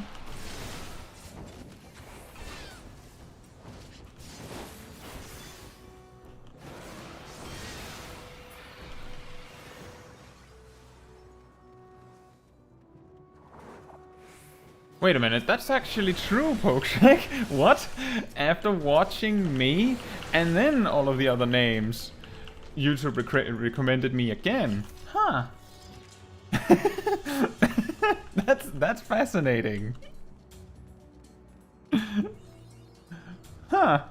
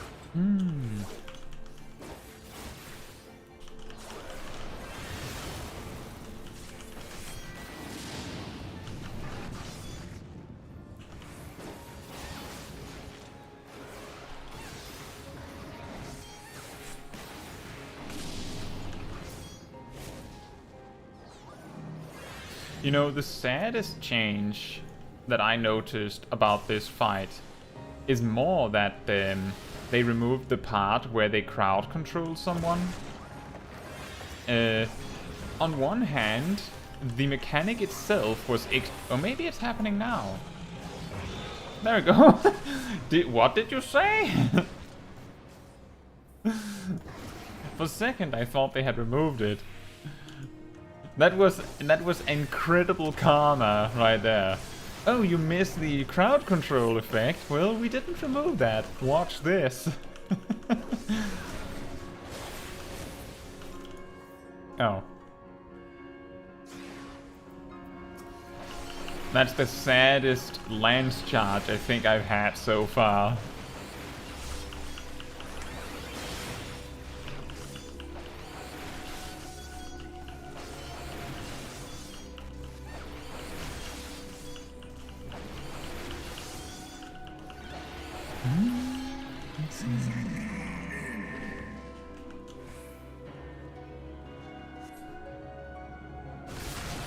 Ow.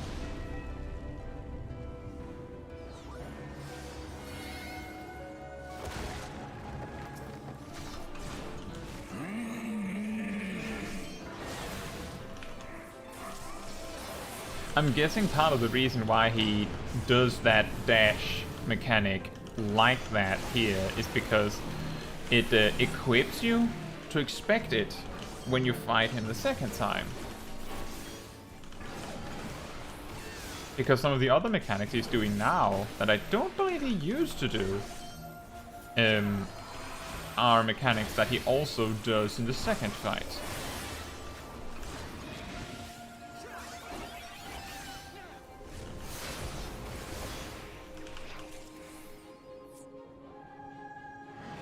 Okay, you said that. My bad.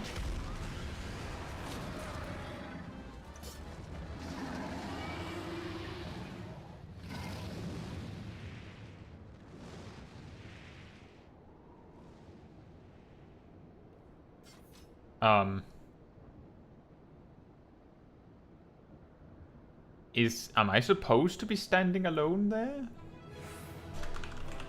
That's a little weird.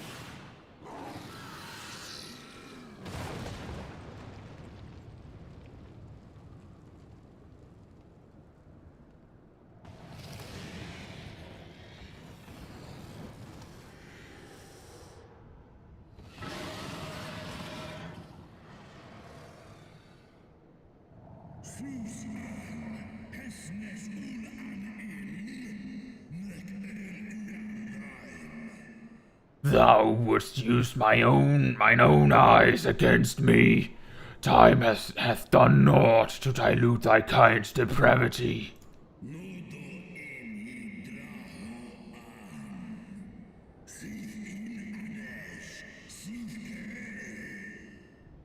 I have not forgotten thee, Dragoon.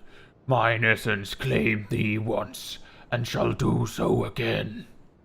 That's something you would only understand if you did the Dragoon questline, if I recall correctly.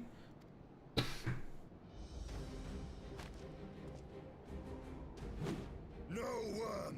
This ends here!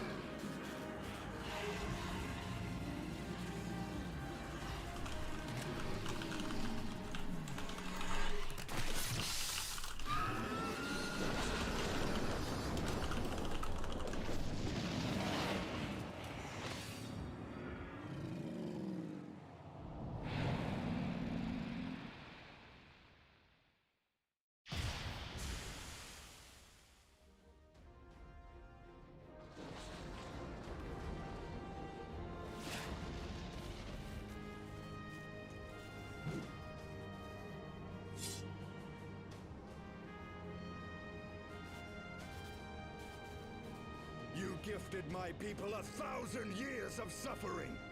Now I gift you an eternity in darkness.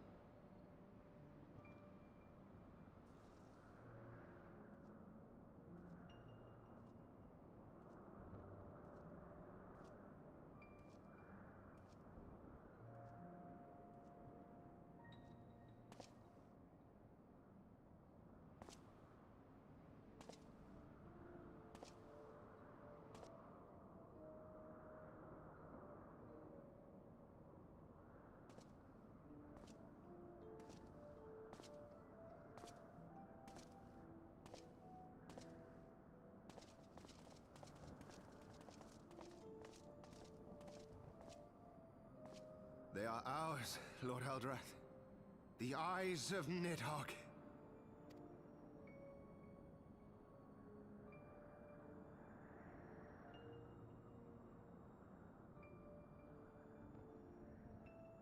Aye. The worm lies broken and my father is avenged. With the wellspring of his vitality thus denied him, Nidhogg shall not linger long in this world. But behold the terrible price we have paid. My sire is dead. So many brother knights slain. We traded our honor for the strength which now courses in our veins. And still we are forced to make such sacrifice. But not in vain, my lord. Hraesvelgr is the only great worm left in Ravana, and he dares not leave his lair. With Nidhogg's eyes in your possession, who now can challenge the might of Ishgard, ascend the throne, and take your rightful place as the ruler of our people?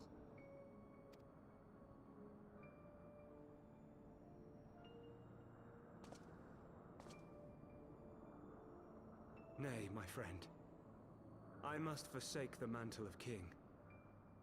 Though Nidhogg be defeated, his wormling horde yet darkens the skies with wings beyond counting. As one who partook of Ratatoska's strength, it shall be my penance to bear a knight's arms until death grants me leave to retire. When that day comes, no prince shall perish, but a hell's-bound hunter of dragons. But Lord Haldreth, what then shall become of the royal line? Think of your people, my lord.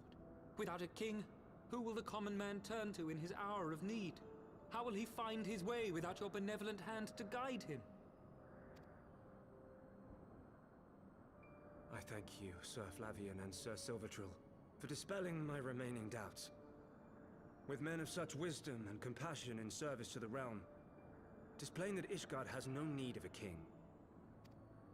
But if you must bow to the demands of tradition, you need look no further than yourselves for one worthy to wear the crown.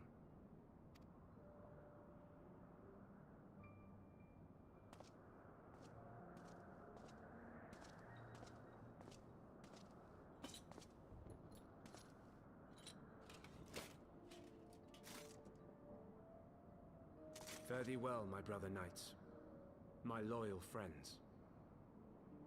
On these shoulders shall I bear the weight of my father's sins. With this lance shall I repay the debt accrued through our misdeeds.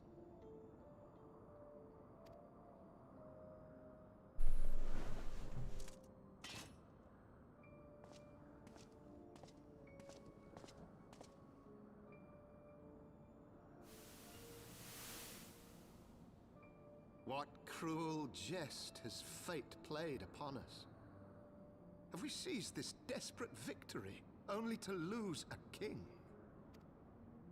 We can but act as our lord has bid. We few who remain must divide between us the rulership of Ishgard and her people.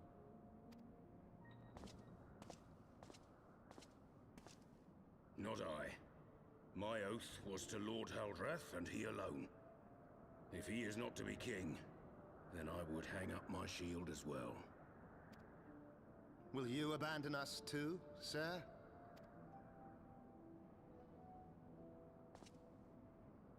I would wash my hands of blood and betrayal, and take up an honest trade. Mayhap I shall serve ale instead of sharpened steel.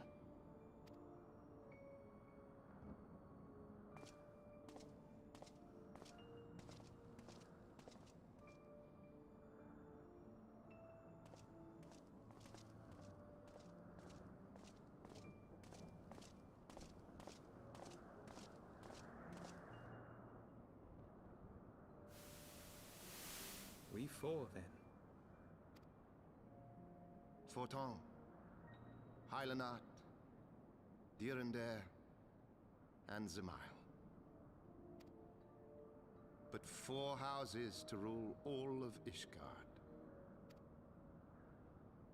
And what of the throne? We keep it empty.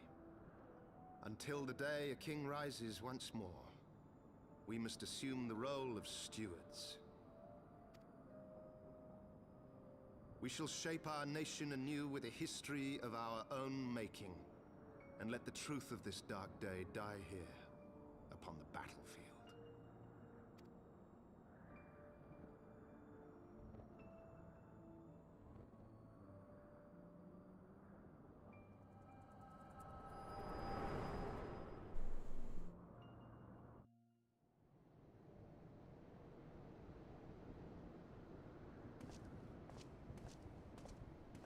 What ails you, friend? Are you wounded?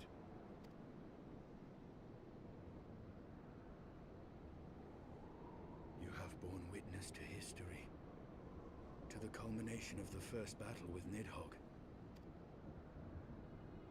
The legend of Ishgard's founding tells that our ancestors were led to the land of Kurthus by the valiant King Thordan. In the midst of their journey, they came to a wide chasm, where they were set upon by a great worm, Nidhogg. A furious battle then ensued, with Thordan leading the van. Though the brave king was slain defending his people, his son, Haldreth, the first Azure Dragoon fought on undaunted.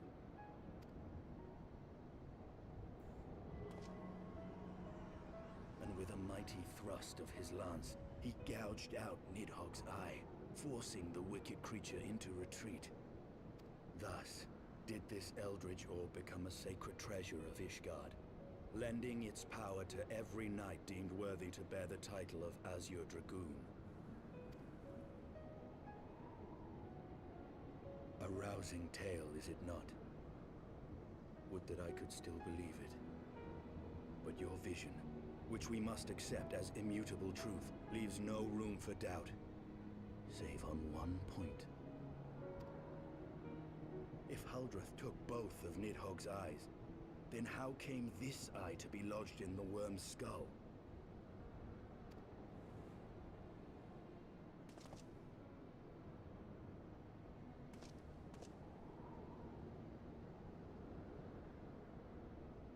Beneath every answer we unearth, another question lies buried.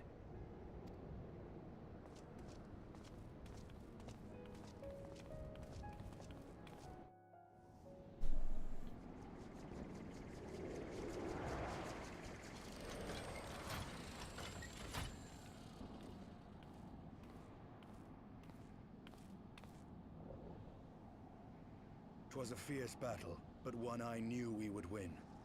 Your fame is well deserved, warrior of light. Full proud am I to have fought at your side. I would fain return with all swiftness to Ishgard to inform the Lord Commander of our triumph.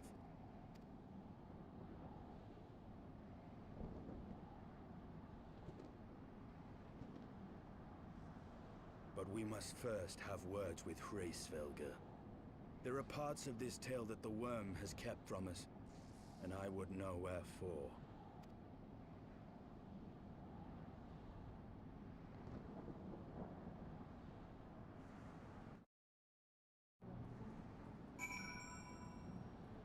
That was a long cutscene. Hey Raven, how are you doing? See that you appreciate Crimson Estinian here.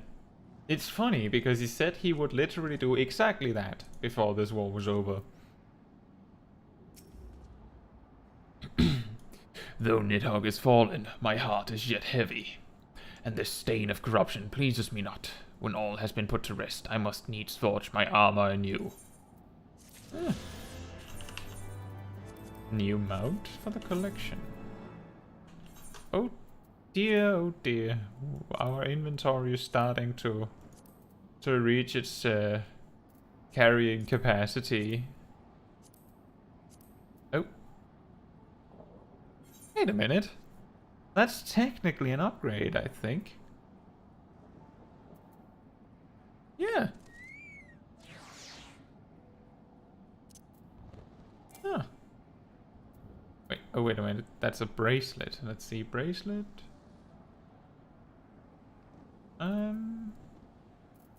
Yeah, still an upgrade.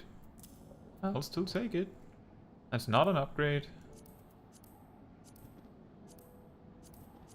Funny, back in the days when you just could choose to wear whatever accessories you like. A man of word, Raven says. It definitely seemed to please him while he smiled and poked Nidhogg's eye out, yeah. And then in hindsight, he's like, I don't like it like this, it's kinda icky. With Nidhogg fallen, none save Hraesvelgr remains to answer our questions. Let us trouble the worm again. And if Iceheart yet lingers at Zenith, all the better. I would have her hear the truth from the dragon's maw.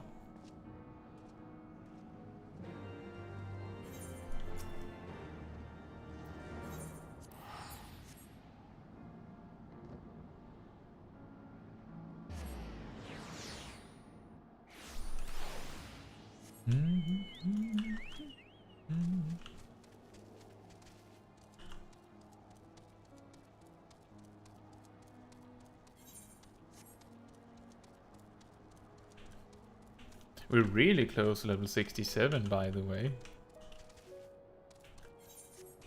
So whether we reach being 12 levels ahead weighs heavily on whether our main quest will reach level 56 within like the next 5 quests or so, I'd say. Maybe 4.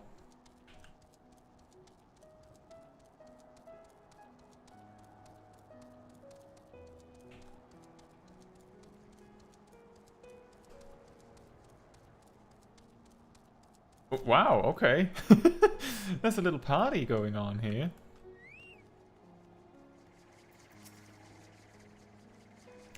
'Twas you, was it not? The furious screams of the dragons carried far. You have slain Nidhogg. What more could you desire from this place? Will you not allow Svelga to mourn the death of his kin in peace? Spares your sanctimonious judgment, Ice Maiden. We have a gift for the Great Worm, and a mystery that can no longer lie buried. Lady Iceheart, the Dragon Song War has all but consumed your life and claimed many of your followers. 'Tis time you learned the truth of its beginning, the whole truth, that we may at last bring this bitter conflict to an end. Sound the horn, Warrior of Light.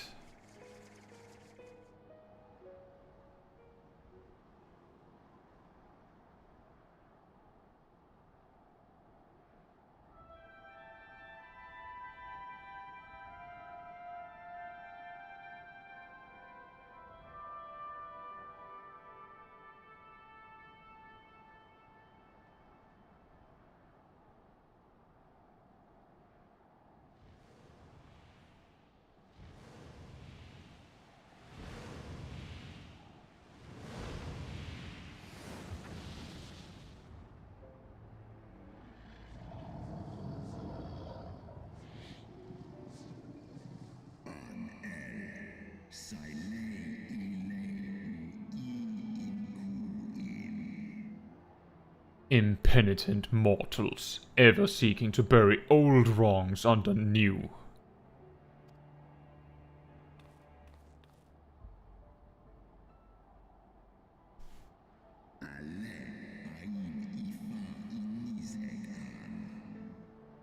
I did sense the moment of Nidhogg's demise. You mean the moment I prized your eye from his head?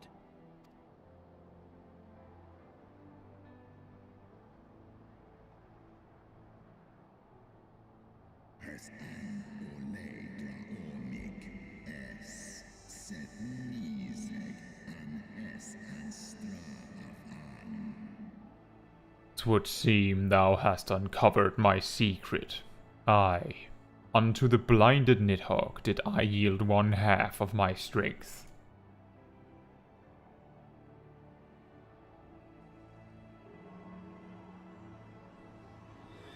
I'll eat it.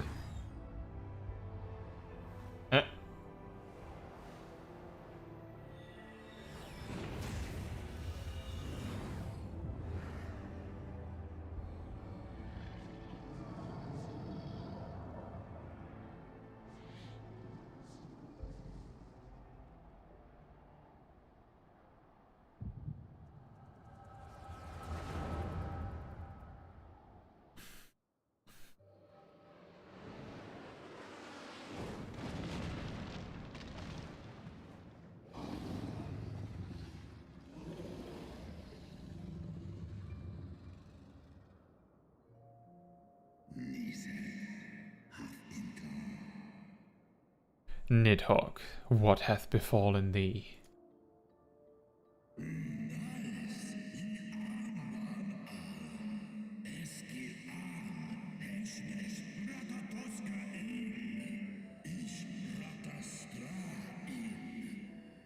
We are undone by covetous mortals. They did take Ratatoska's eyes, and glut their appetites upon her essence.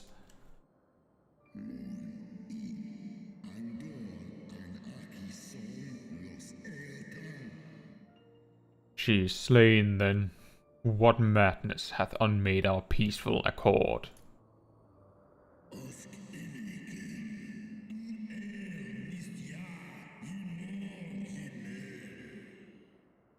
Did I not warn thee, brood brother? They have ever been untrustworthy creatures, these short-lived Ellison.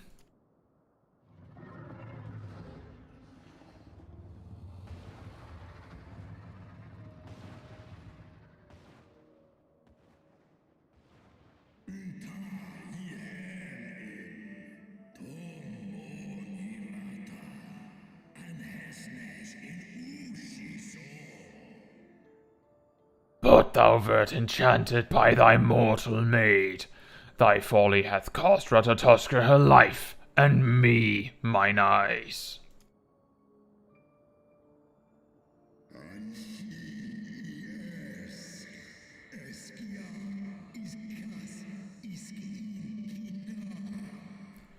Oh, my beloved Shiva, how swiftly are thy kin made bestial by their appetites.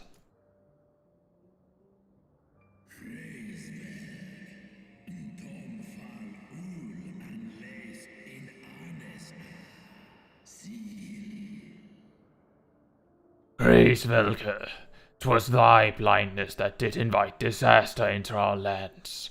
Surrender thee and I to me, and let that be thy penance.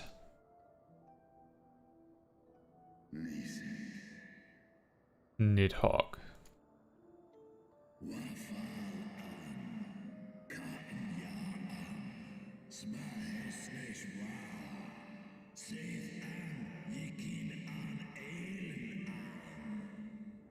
They bested me once, but I was reckless. I shall need but a single eye to inflict enduring torment upon these traitors and every child of their line.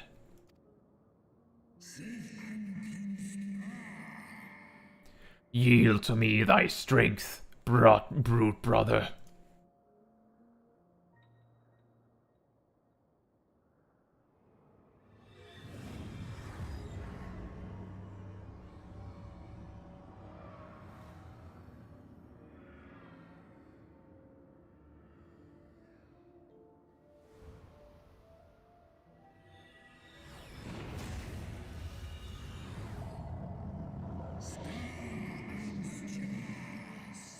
My vengeance is begun.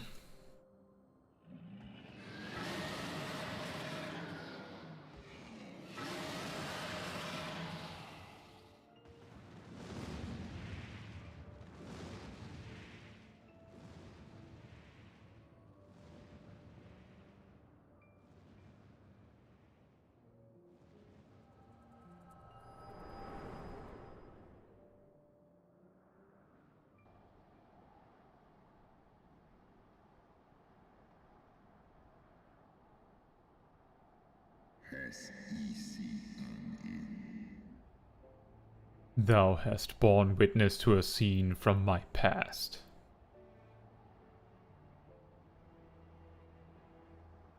It was yours. Your strength that sustained Nidhogg all these years. Would that Haldrath had dealt the worm a killing blow.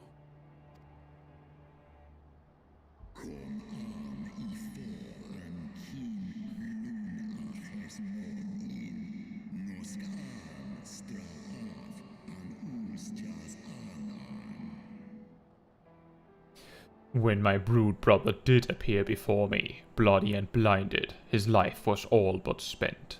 He demanded half my vigor, that he might exact his revenge upon the mortals who had wronged us. And so you acquiesced.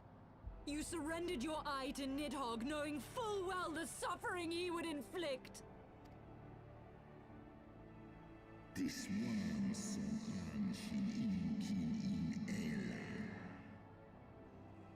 The peace my beloved so dearly desired had been shattered by her own kin.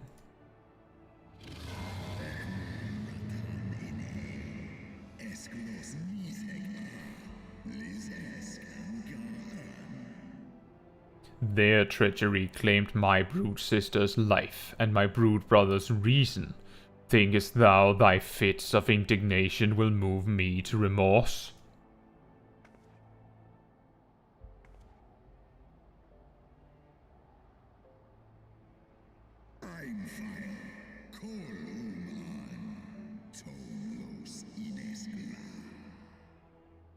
Go, mortals. Take your unruly passions and leave this place. Your presence here spelleth naught but misery.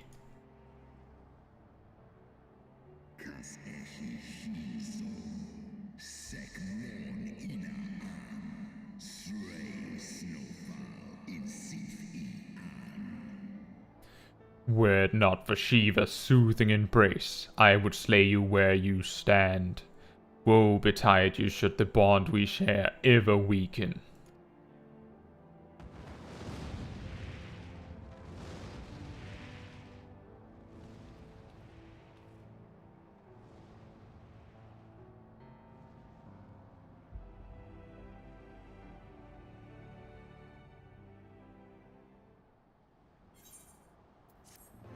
Gotta say, Ysayle really got hit hard mentally when she just basically just stood here for story-wise for days, just pondering what she had figured out and realized.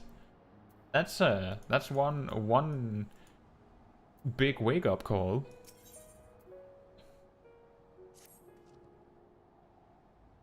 Though he lifted not a single claw, 'twould seem that Hraesvelgr wreaked his own manner of vengeance against us.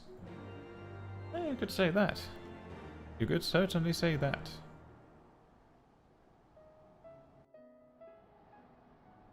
"'Twas my life's goal to slay Nidhogg, but I find there is little joy to be had in its accomplishment. But you have rid the world of a hate-filled creature, and ended a bloody war in so doing. I lost my family to Nidhogg's flames, and 'twas with fury in my heart that I took up the lance. Every blow I struck in the name of vengeance. We were not so different, he and I. I will not judge you for your deeds. I have not the right. Too many innocents have perished in the name of my greater good. Yet even with all that has passed, the tale is incomplete. We are short a great worm's eye. Of the pair which Haldreth took from Nidhogg, only one is known to us, the one I bear. What then became of the other? Why did Nidhogg, who had taken such pains to prolong the Dragonsong War, suddenly decide to hurl his entire army against the walls of Ishgard? Lord Commander. Aye. The deed is done. Nidhogg is slain. What? In the city? A battle with whom? At once, Lord Commander. Hold firm till our return. Fighting has broken out in the city. Lord Emmerich was sparse with the particulars, but it seems some commoners threw open the gates to a force of heretics. I gave no order to attack. Are we to mark the end of the Dragonsong War by spilling the blood of our own? Mayhap Hraesvelgr was right about us. Let us away, Warrior of Light. The people must be saved from themselves. Wait! I would join you! There has been enough violence. I will appeal to my people in the city and make them see reason.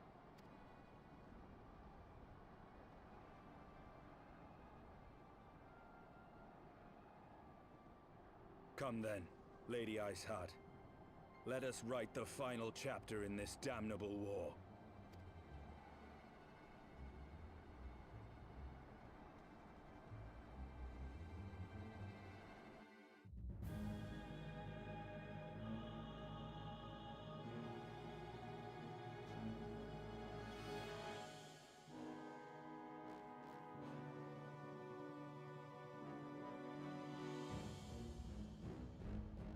A small army of heretics has invaded the city, Your Eminence.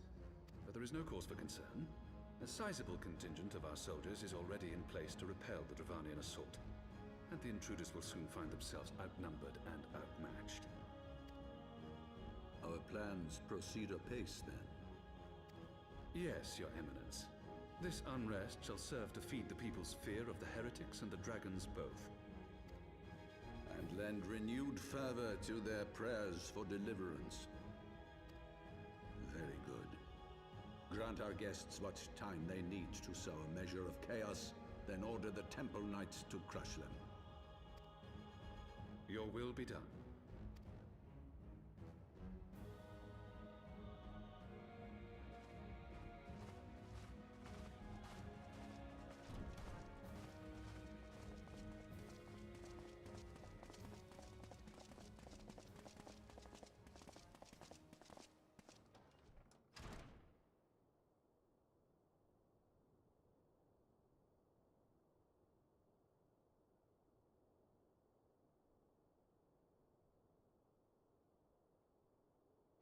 The moment is at hand.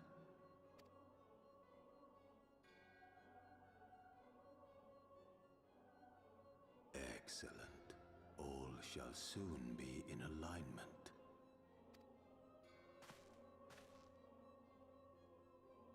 It is time for the Bringer of Light to die.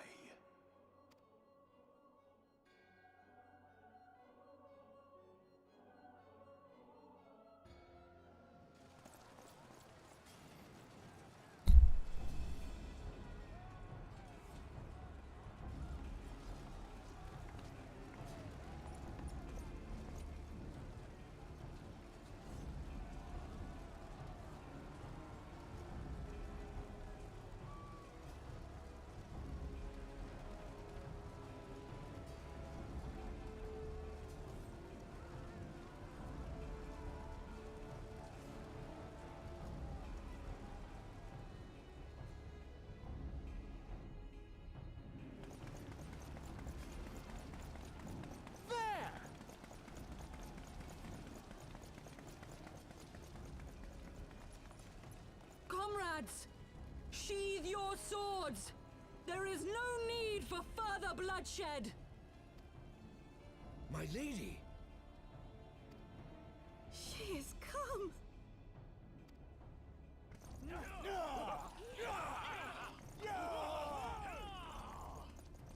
Hear me, brothers and sisters! The war is ended! Nidhogg is no more!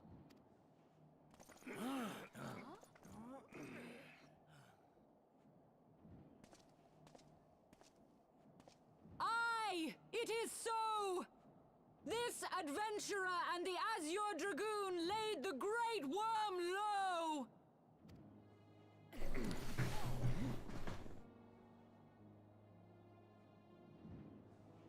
The endless cycle of violence between man and dragon was born of our forefathers' treachery. You have followed me, bled with me, to bring this truth to light that we might all know peace. But Nidhogg is dead. Nidhogg is dead, my friends! He who bore such hatred towards Ishgard is dead! Let his hatred die with him, I say! Let us sheathe our swords and go in peace! Have we lost? No, my friend. Far from it. At long last, the peace for which we have so desperately fought is within our grasp. And I, for one, would not forsake it.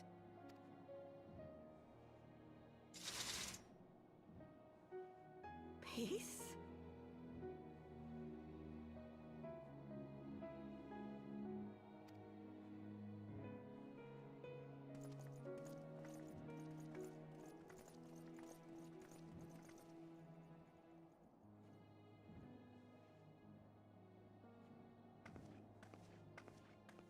Seize the witch! Let none escape!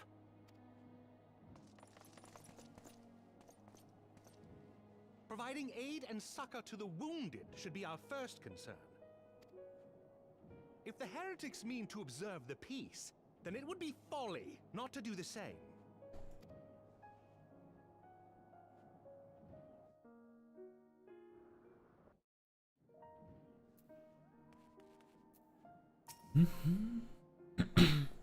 That was rather too close for comfort, but 'twould seem that calm is returning to the streets. My mind, however, yet clamors with 1,000 questions. You return to Ishgard in the oddest of company, my friend.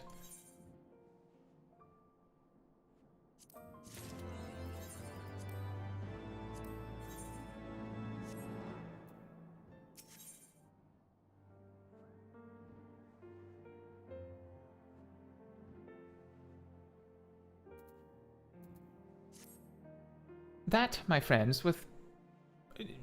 You just said that. That, my friends, was rather too close for comfort. Praise alone that things did not end in bloodshed. I confess, I was more than a little dismayed to see you in the company of the Lady Iceheart. Whatever is going on, Caetsu? Things. Beg pardon? You traveled to the Churning Mists together, along with Estinian? Never was there a more unlikely alliance, nor one so magnificently effective. Nidhogg, dead. The heretics, pacified. Father and Aery must know of this. Let us break the news to them together. I will bring Aery to Vath Manor. Yes, an excellent suggestion. Very well, Caetsu and I shall await you there.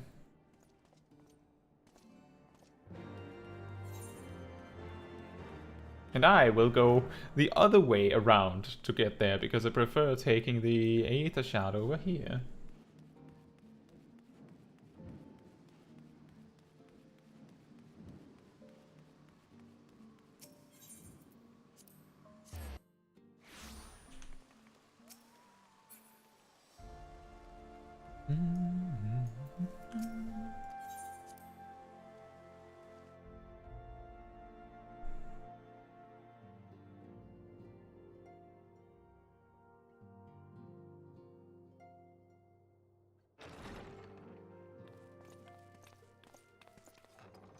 Praise Halone, you are safe. My safety was never in doubt, Father, for I had the Azure Dragoon and the Warrior of Light by my side. We bring the most wonderful tidings.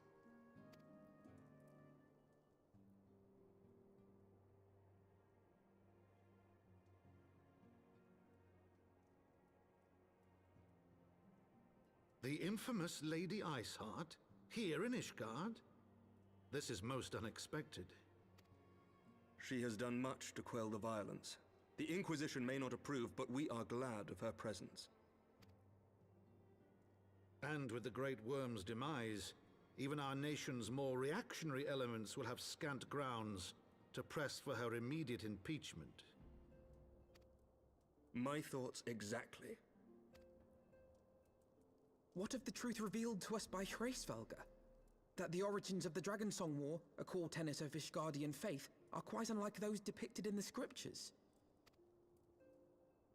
That men and dragons once lived together in harmony, and that it was man's treachery which shattered the peace and plunged our peoples into war. The same scripture also describes the origins of the High Houses. Were it exposed as false, the legitimacy of our rule will be called into question. If both Highborn and Lowborn can trace their ancestry to Thordan and his Knights 12. But a single sip of dragon's blood is required to confirm their lineage.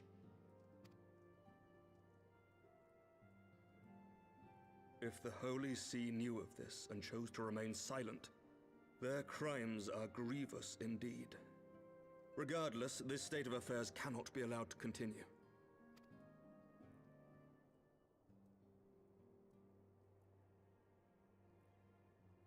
Sir Emmerich, you cannot mean to raise this matter with the Archbishop. Pray consider what you are proposing.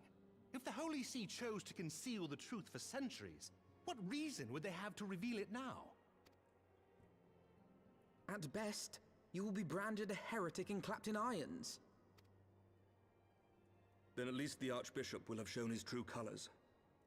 My friends, this war will never truly be at an end until the truth is made known. You must see what lies on the horizon if it is not. When ruled by fear of a common enemy, we were united. But now we have none. During the war, the Highborn needed men to lead, and the Lowborn men to follow. Not anymore. 'Tis but a matter of time before the old order is called into question.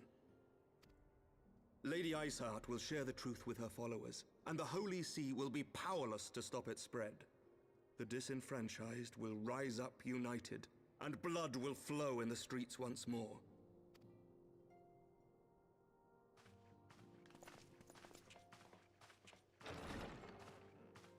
divided Ishgard will not survive.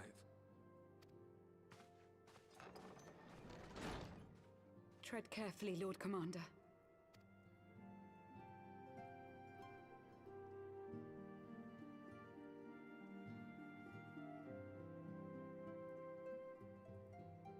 My lady, is it wise to let him go?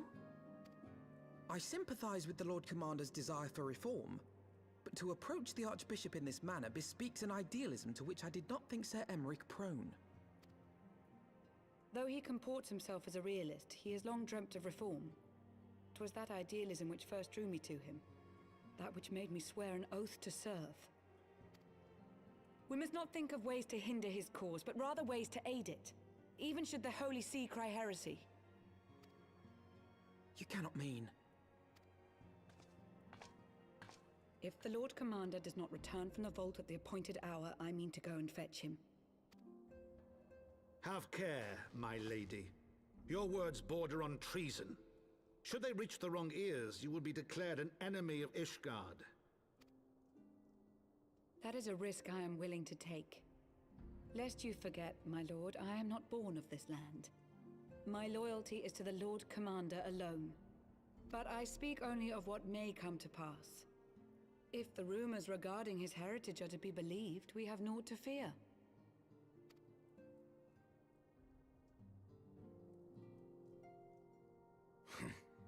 Lies and slander. Forgive me, what rumors are these? That Sir Emeric is the Archbishop's bastard son. Senior clergy are not permitted to marry and sire children. But even the holiest among us are not immune to temptation. I labor to believe it. Sir Emeric is truly the Archbishop's son. He has never been publicly acknowledged as such. But the rumors have plagued him since childhood. That he rose to his current position, despite being despised as a bastard and accused of profiting from his father's influence, bespeaks the quality of his character. It is my hope that on this occasion, the burden of his birth will work in his favor. Should our worst fears be realized, the Archbishop will not be so quick to execute his own flesh and blood, affording us time to mount a rescue. Bastard or trueborn, he is our nation's best hope. If the Holy See dares to threaten him, I shall lead the charge against the Vault myself. Hear, hear! The future of Ishgard rests on Sir Emeric's shoulders. I too will do mine utmost to aid his cause. Orshafon, be reasonable. A knight lives to serve, Father. To aid those in need. The people need Sir Emeric more than ever, and we may be his only hope. There is no greater calling for a knight than to save the life of his fellow man. I swear to you, on the sigil of our house, that I shall do this and make you proud.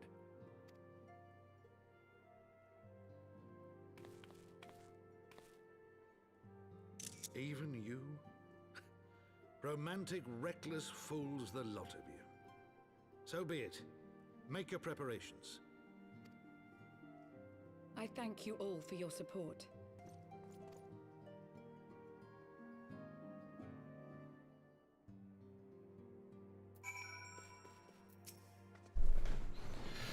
Though your assistance is most welcome, I fear it will not be enough. Few as we are, we will struggle to reach the Lord Commander. If we are to succeed, we must needs recruit others to our cause.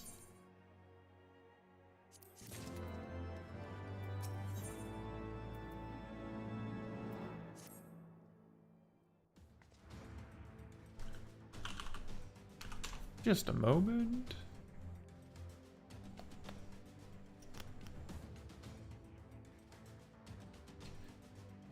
But how are we to carry out this bold endeavor? Even with an army of knights at our backs, a direct assault on the vault seems unlikely to succeed. You are correct, Master Alphino. Not even the assembled might of House Forteln and the Temple Knights would be sufficient. With the support of another party, however, we may yet stand a chance. You speak of one of the other high houses? Precisely the opposite. I speak of the revolutionaries rumored to reside in the Broom. It was these disgruntled guardians who opened the gates of our city to the heretics, I believe. But of course, if their hatred of the Holy See drove them to such deeds, they might well be persuaded to assist in Sir Aery's rescue, knowing the truth he would lay bare. Such is my hope, Master Alphino, and I would have you and Caetsu reach out to them. As a Temple Knight and sworn servant of the Holy See, any overtures I make are doomed to fail. But as outsiders, the two of you may receive a warmer welcome. Very well, we shall seek out the leader of these revolutionaries and make our case. My thanks. Estinian, will your brothers heed your command if you order them to stand aside? The dragoons have no love for politics, my lady. They will gladly watch and wait while the Highborn fight amongst themselves. How very wise, Caetsu. We should hurry to the Forgotten Knight. Tataru may have knowledge of the revolutionaries.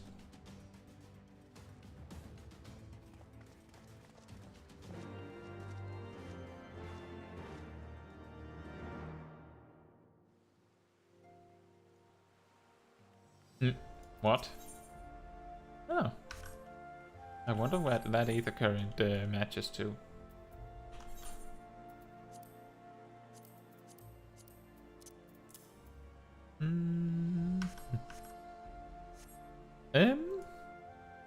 Yeah, I think that is a good point to look for this and that, and then round up the stream. What I think we will need is a picture with the vault itself, because I know what's happening next stream, or next main quest stream anyway.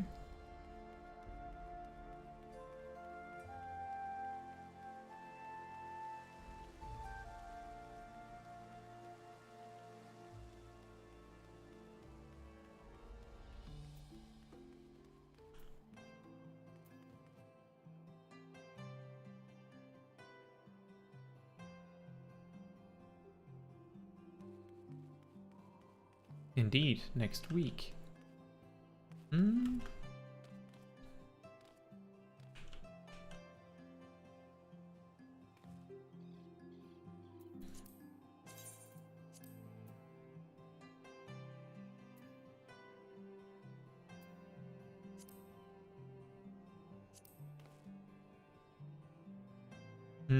What could we go with?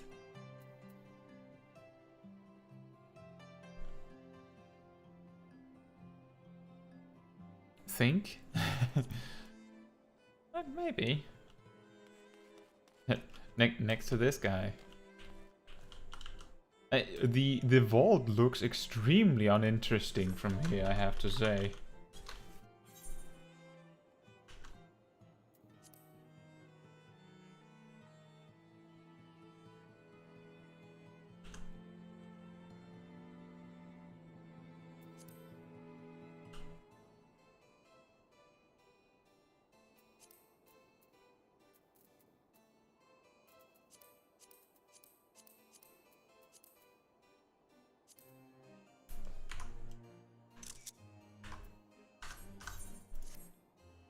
There we go.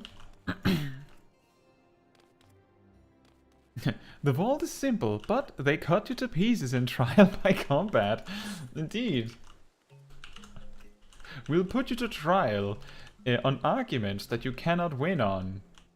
And then we have the best warriors in the city, so your only out is trial by combat. So, yeah.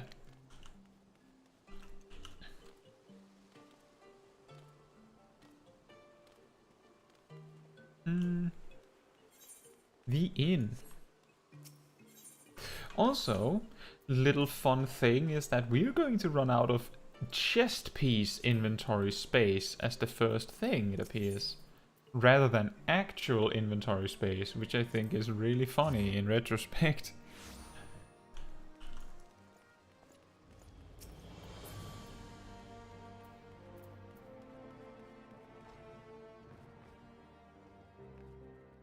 Oh, nice. Really close to where we're going to start next stream. It's possibly the best place to continue from. I was the reason why I stopped for a moment before was because I had to look ahead and see if the quest for the vault was really close. Because if it was, then we might as well do that and get to that so we can start with the vault next time. But given that that is not the case, there is a few quests. I felt that it was better to just say that now is the time. 2 weeks from now it's time for inventory management. 2 weeks? Is that your guess? It might as well be next week. How many chests did we get today? I guess we only got these 2? I'm pretty sure we only got... Maybe you got this one too? 3 chests?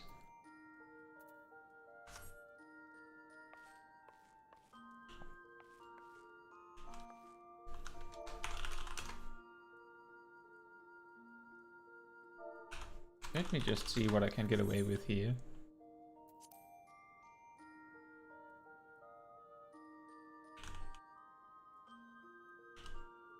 That's pretty good.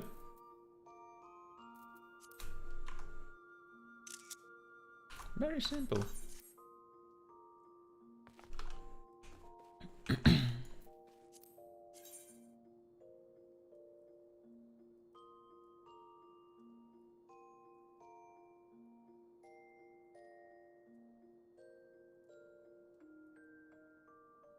Oh yeah, and you did say 2 weeks from now. That is correct. That means the week after next week.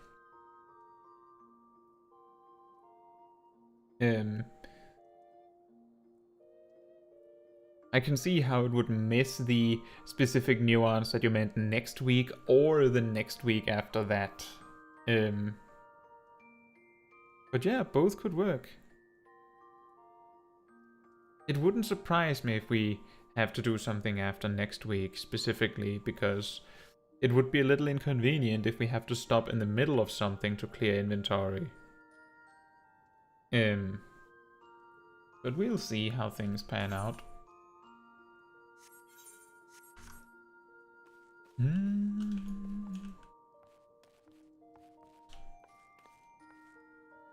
We don't... Oh, nice. Excellent, Mikasa.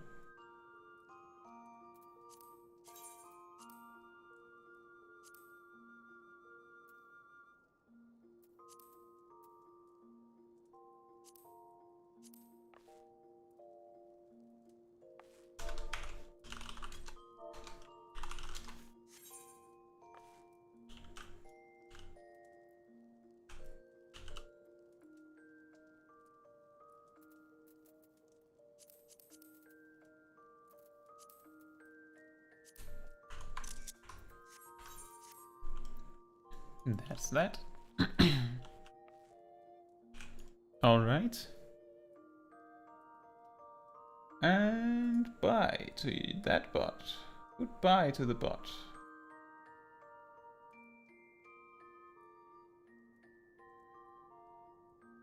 So fun.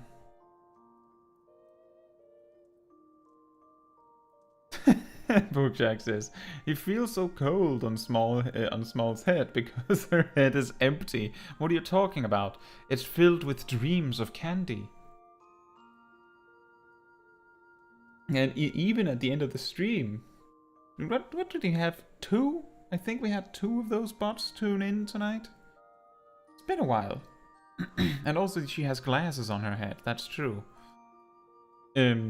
Well, this does bring us to the end of the stream, so if there's anything you guys want to talk about or would ask about briefly, then this is the best time to do that. Always have some minutes to discuss something that people would like to talk about.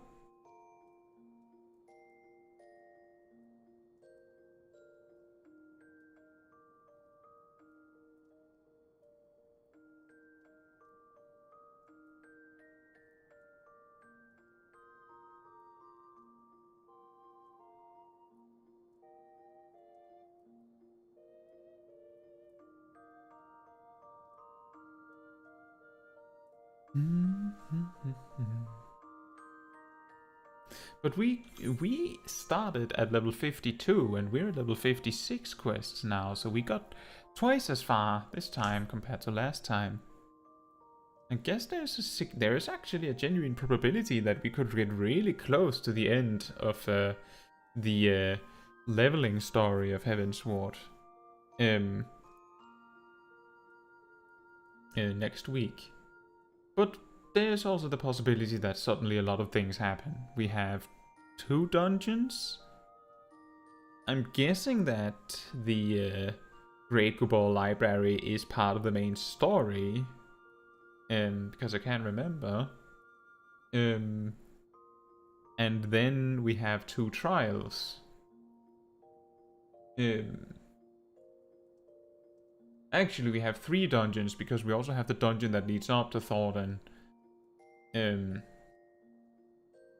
yeah, 3 dungeons and 2 trials, plus all the quests in between. And tonight we did just we did 2 dungeons, right? 2 dungeons, Smol and the Aery. So if things are a little closer clumped together, we would be able to do it in a single session. It just depends on whether it's going to be there or not. Oh yeah, and we did Ravana too, so we did 1 trial and 2 dungeons. And quite a lot. But I would say that we started with the trial relatively close.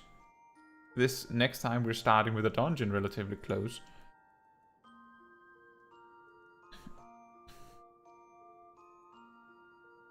Boketrack says, the moment of the stream where I say my most famous line. I don't think I have any questions at this moment. Or something like that. And yeah, we have a lot of cutscenes. That's the main thing, is that if we reach the end next week, then we're also reaching the famous let's watch all the credits moment, which takes a while, as we know. Less than the first. You have to remember that the very first one was extremely long. But the second one wasn't so bad. Oh yeah, was it 1 hour and 40 minutes? I remember that it was like so long that like I knew that the credits were long, but not that long. I didn't expect that much. But my point of reference was the Endwalker credits, which I think is less than an hour. But the worst part about the very first one is that it plays like 1 song for an hour of it. Just the same, like they could have at least like had it flip through a few different tracks, would have made it a little nicer. But nope, it's just the one for the full thing. Now, that is that. Maybe we'll get to credits again next week. That would be pretty wild. Then we would have completed all of Heavensward in the span of 3 streams. Just about the same amount it took us to beat the end. Like the post A Realm Reborn, right? I believe that was 3, right? Or was it 4? I'm pretty sure it was 3. Like, closer to like 2 and then some, because the third one we finished and then did other stuff instead.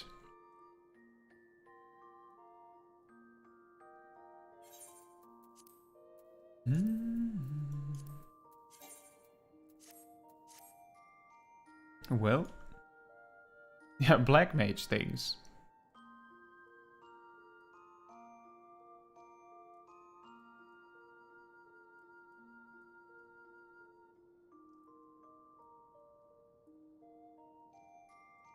Right. But in that case, if there's nothing else left to discuss, then I will probably see you guys on Tuesday. I might have something a little extra planned on Tuesday, but no promises. Other than that, thank you all so much for watching, and good night, or good morning or afternoon, depending on where you are in the world. Thank you so much.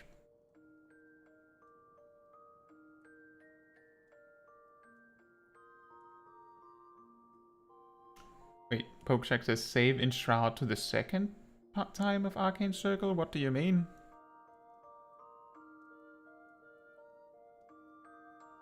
Well, you don't... when you reach high enough level where that really matters, you will be able to generate an extra 50 gauge really quickly within Arcane Circle. So typically you just need to have the 50. Right? Typically you will have one Enshroud between, like, so you will have your Enshroud during Arcane Circle. And then you will have around one extra one between two Arcane Circles. If you, well, if you can stockpile that much Shroud, you might as well stockpile it all for raid buffs, Pokeshak. If you really want to optimize, then yeah, you could save it. But when you reach high enough level, you will be able to have an Enshroud in the opener, and you will also be able to have 2 Enshrouds very easily in every single 2-minute burst.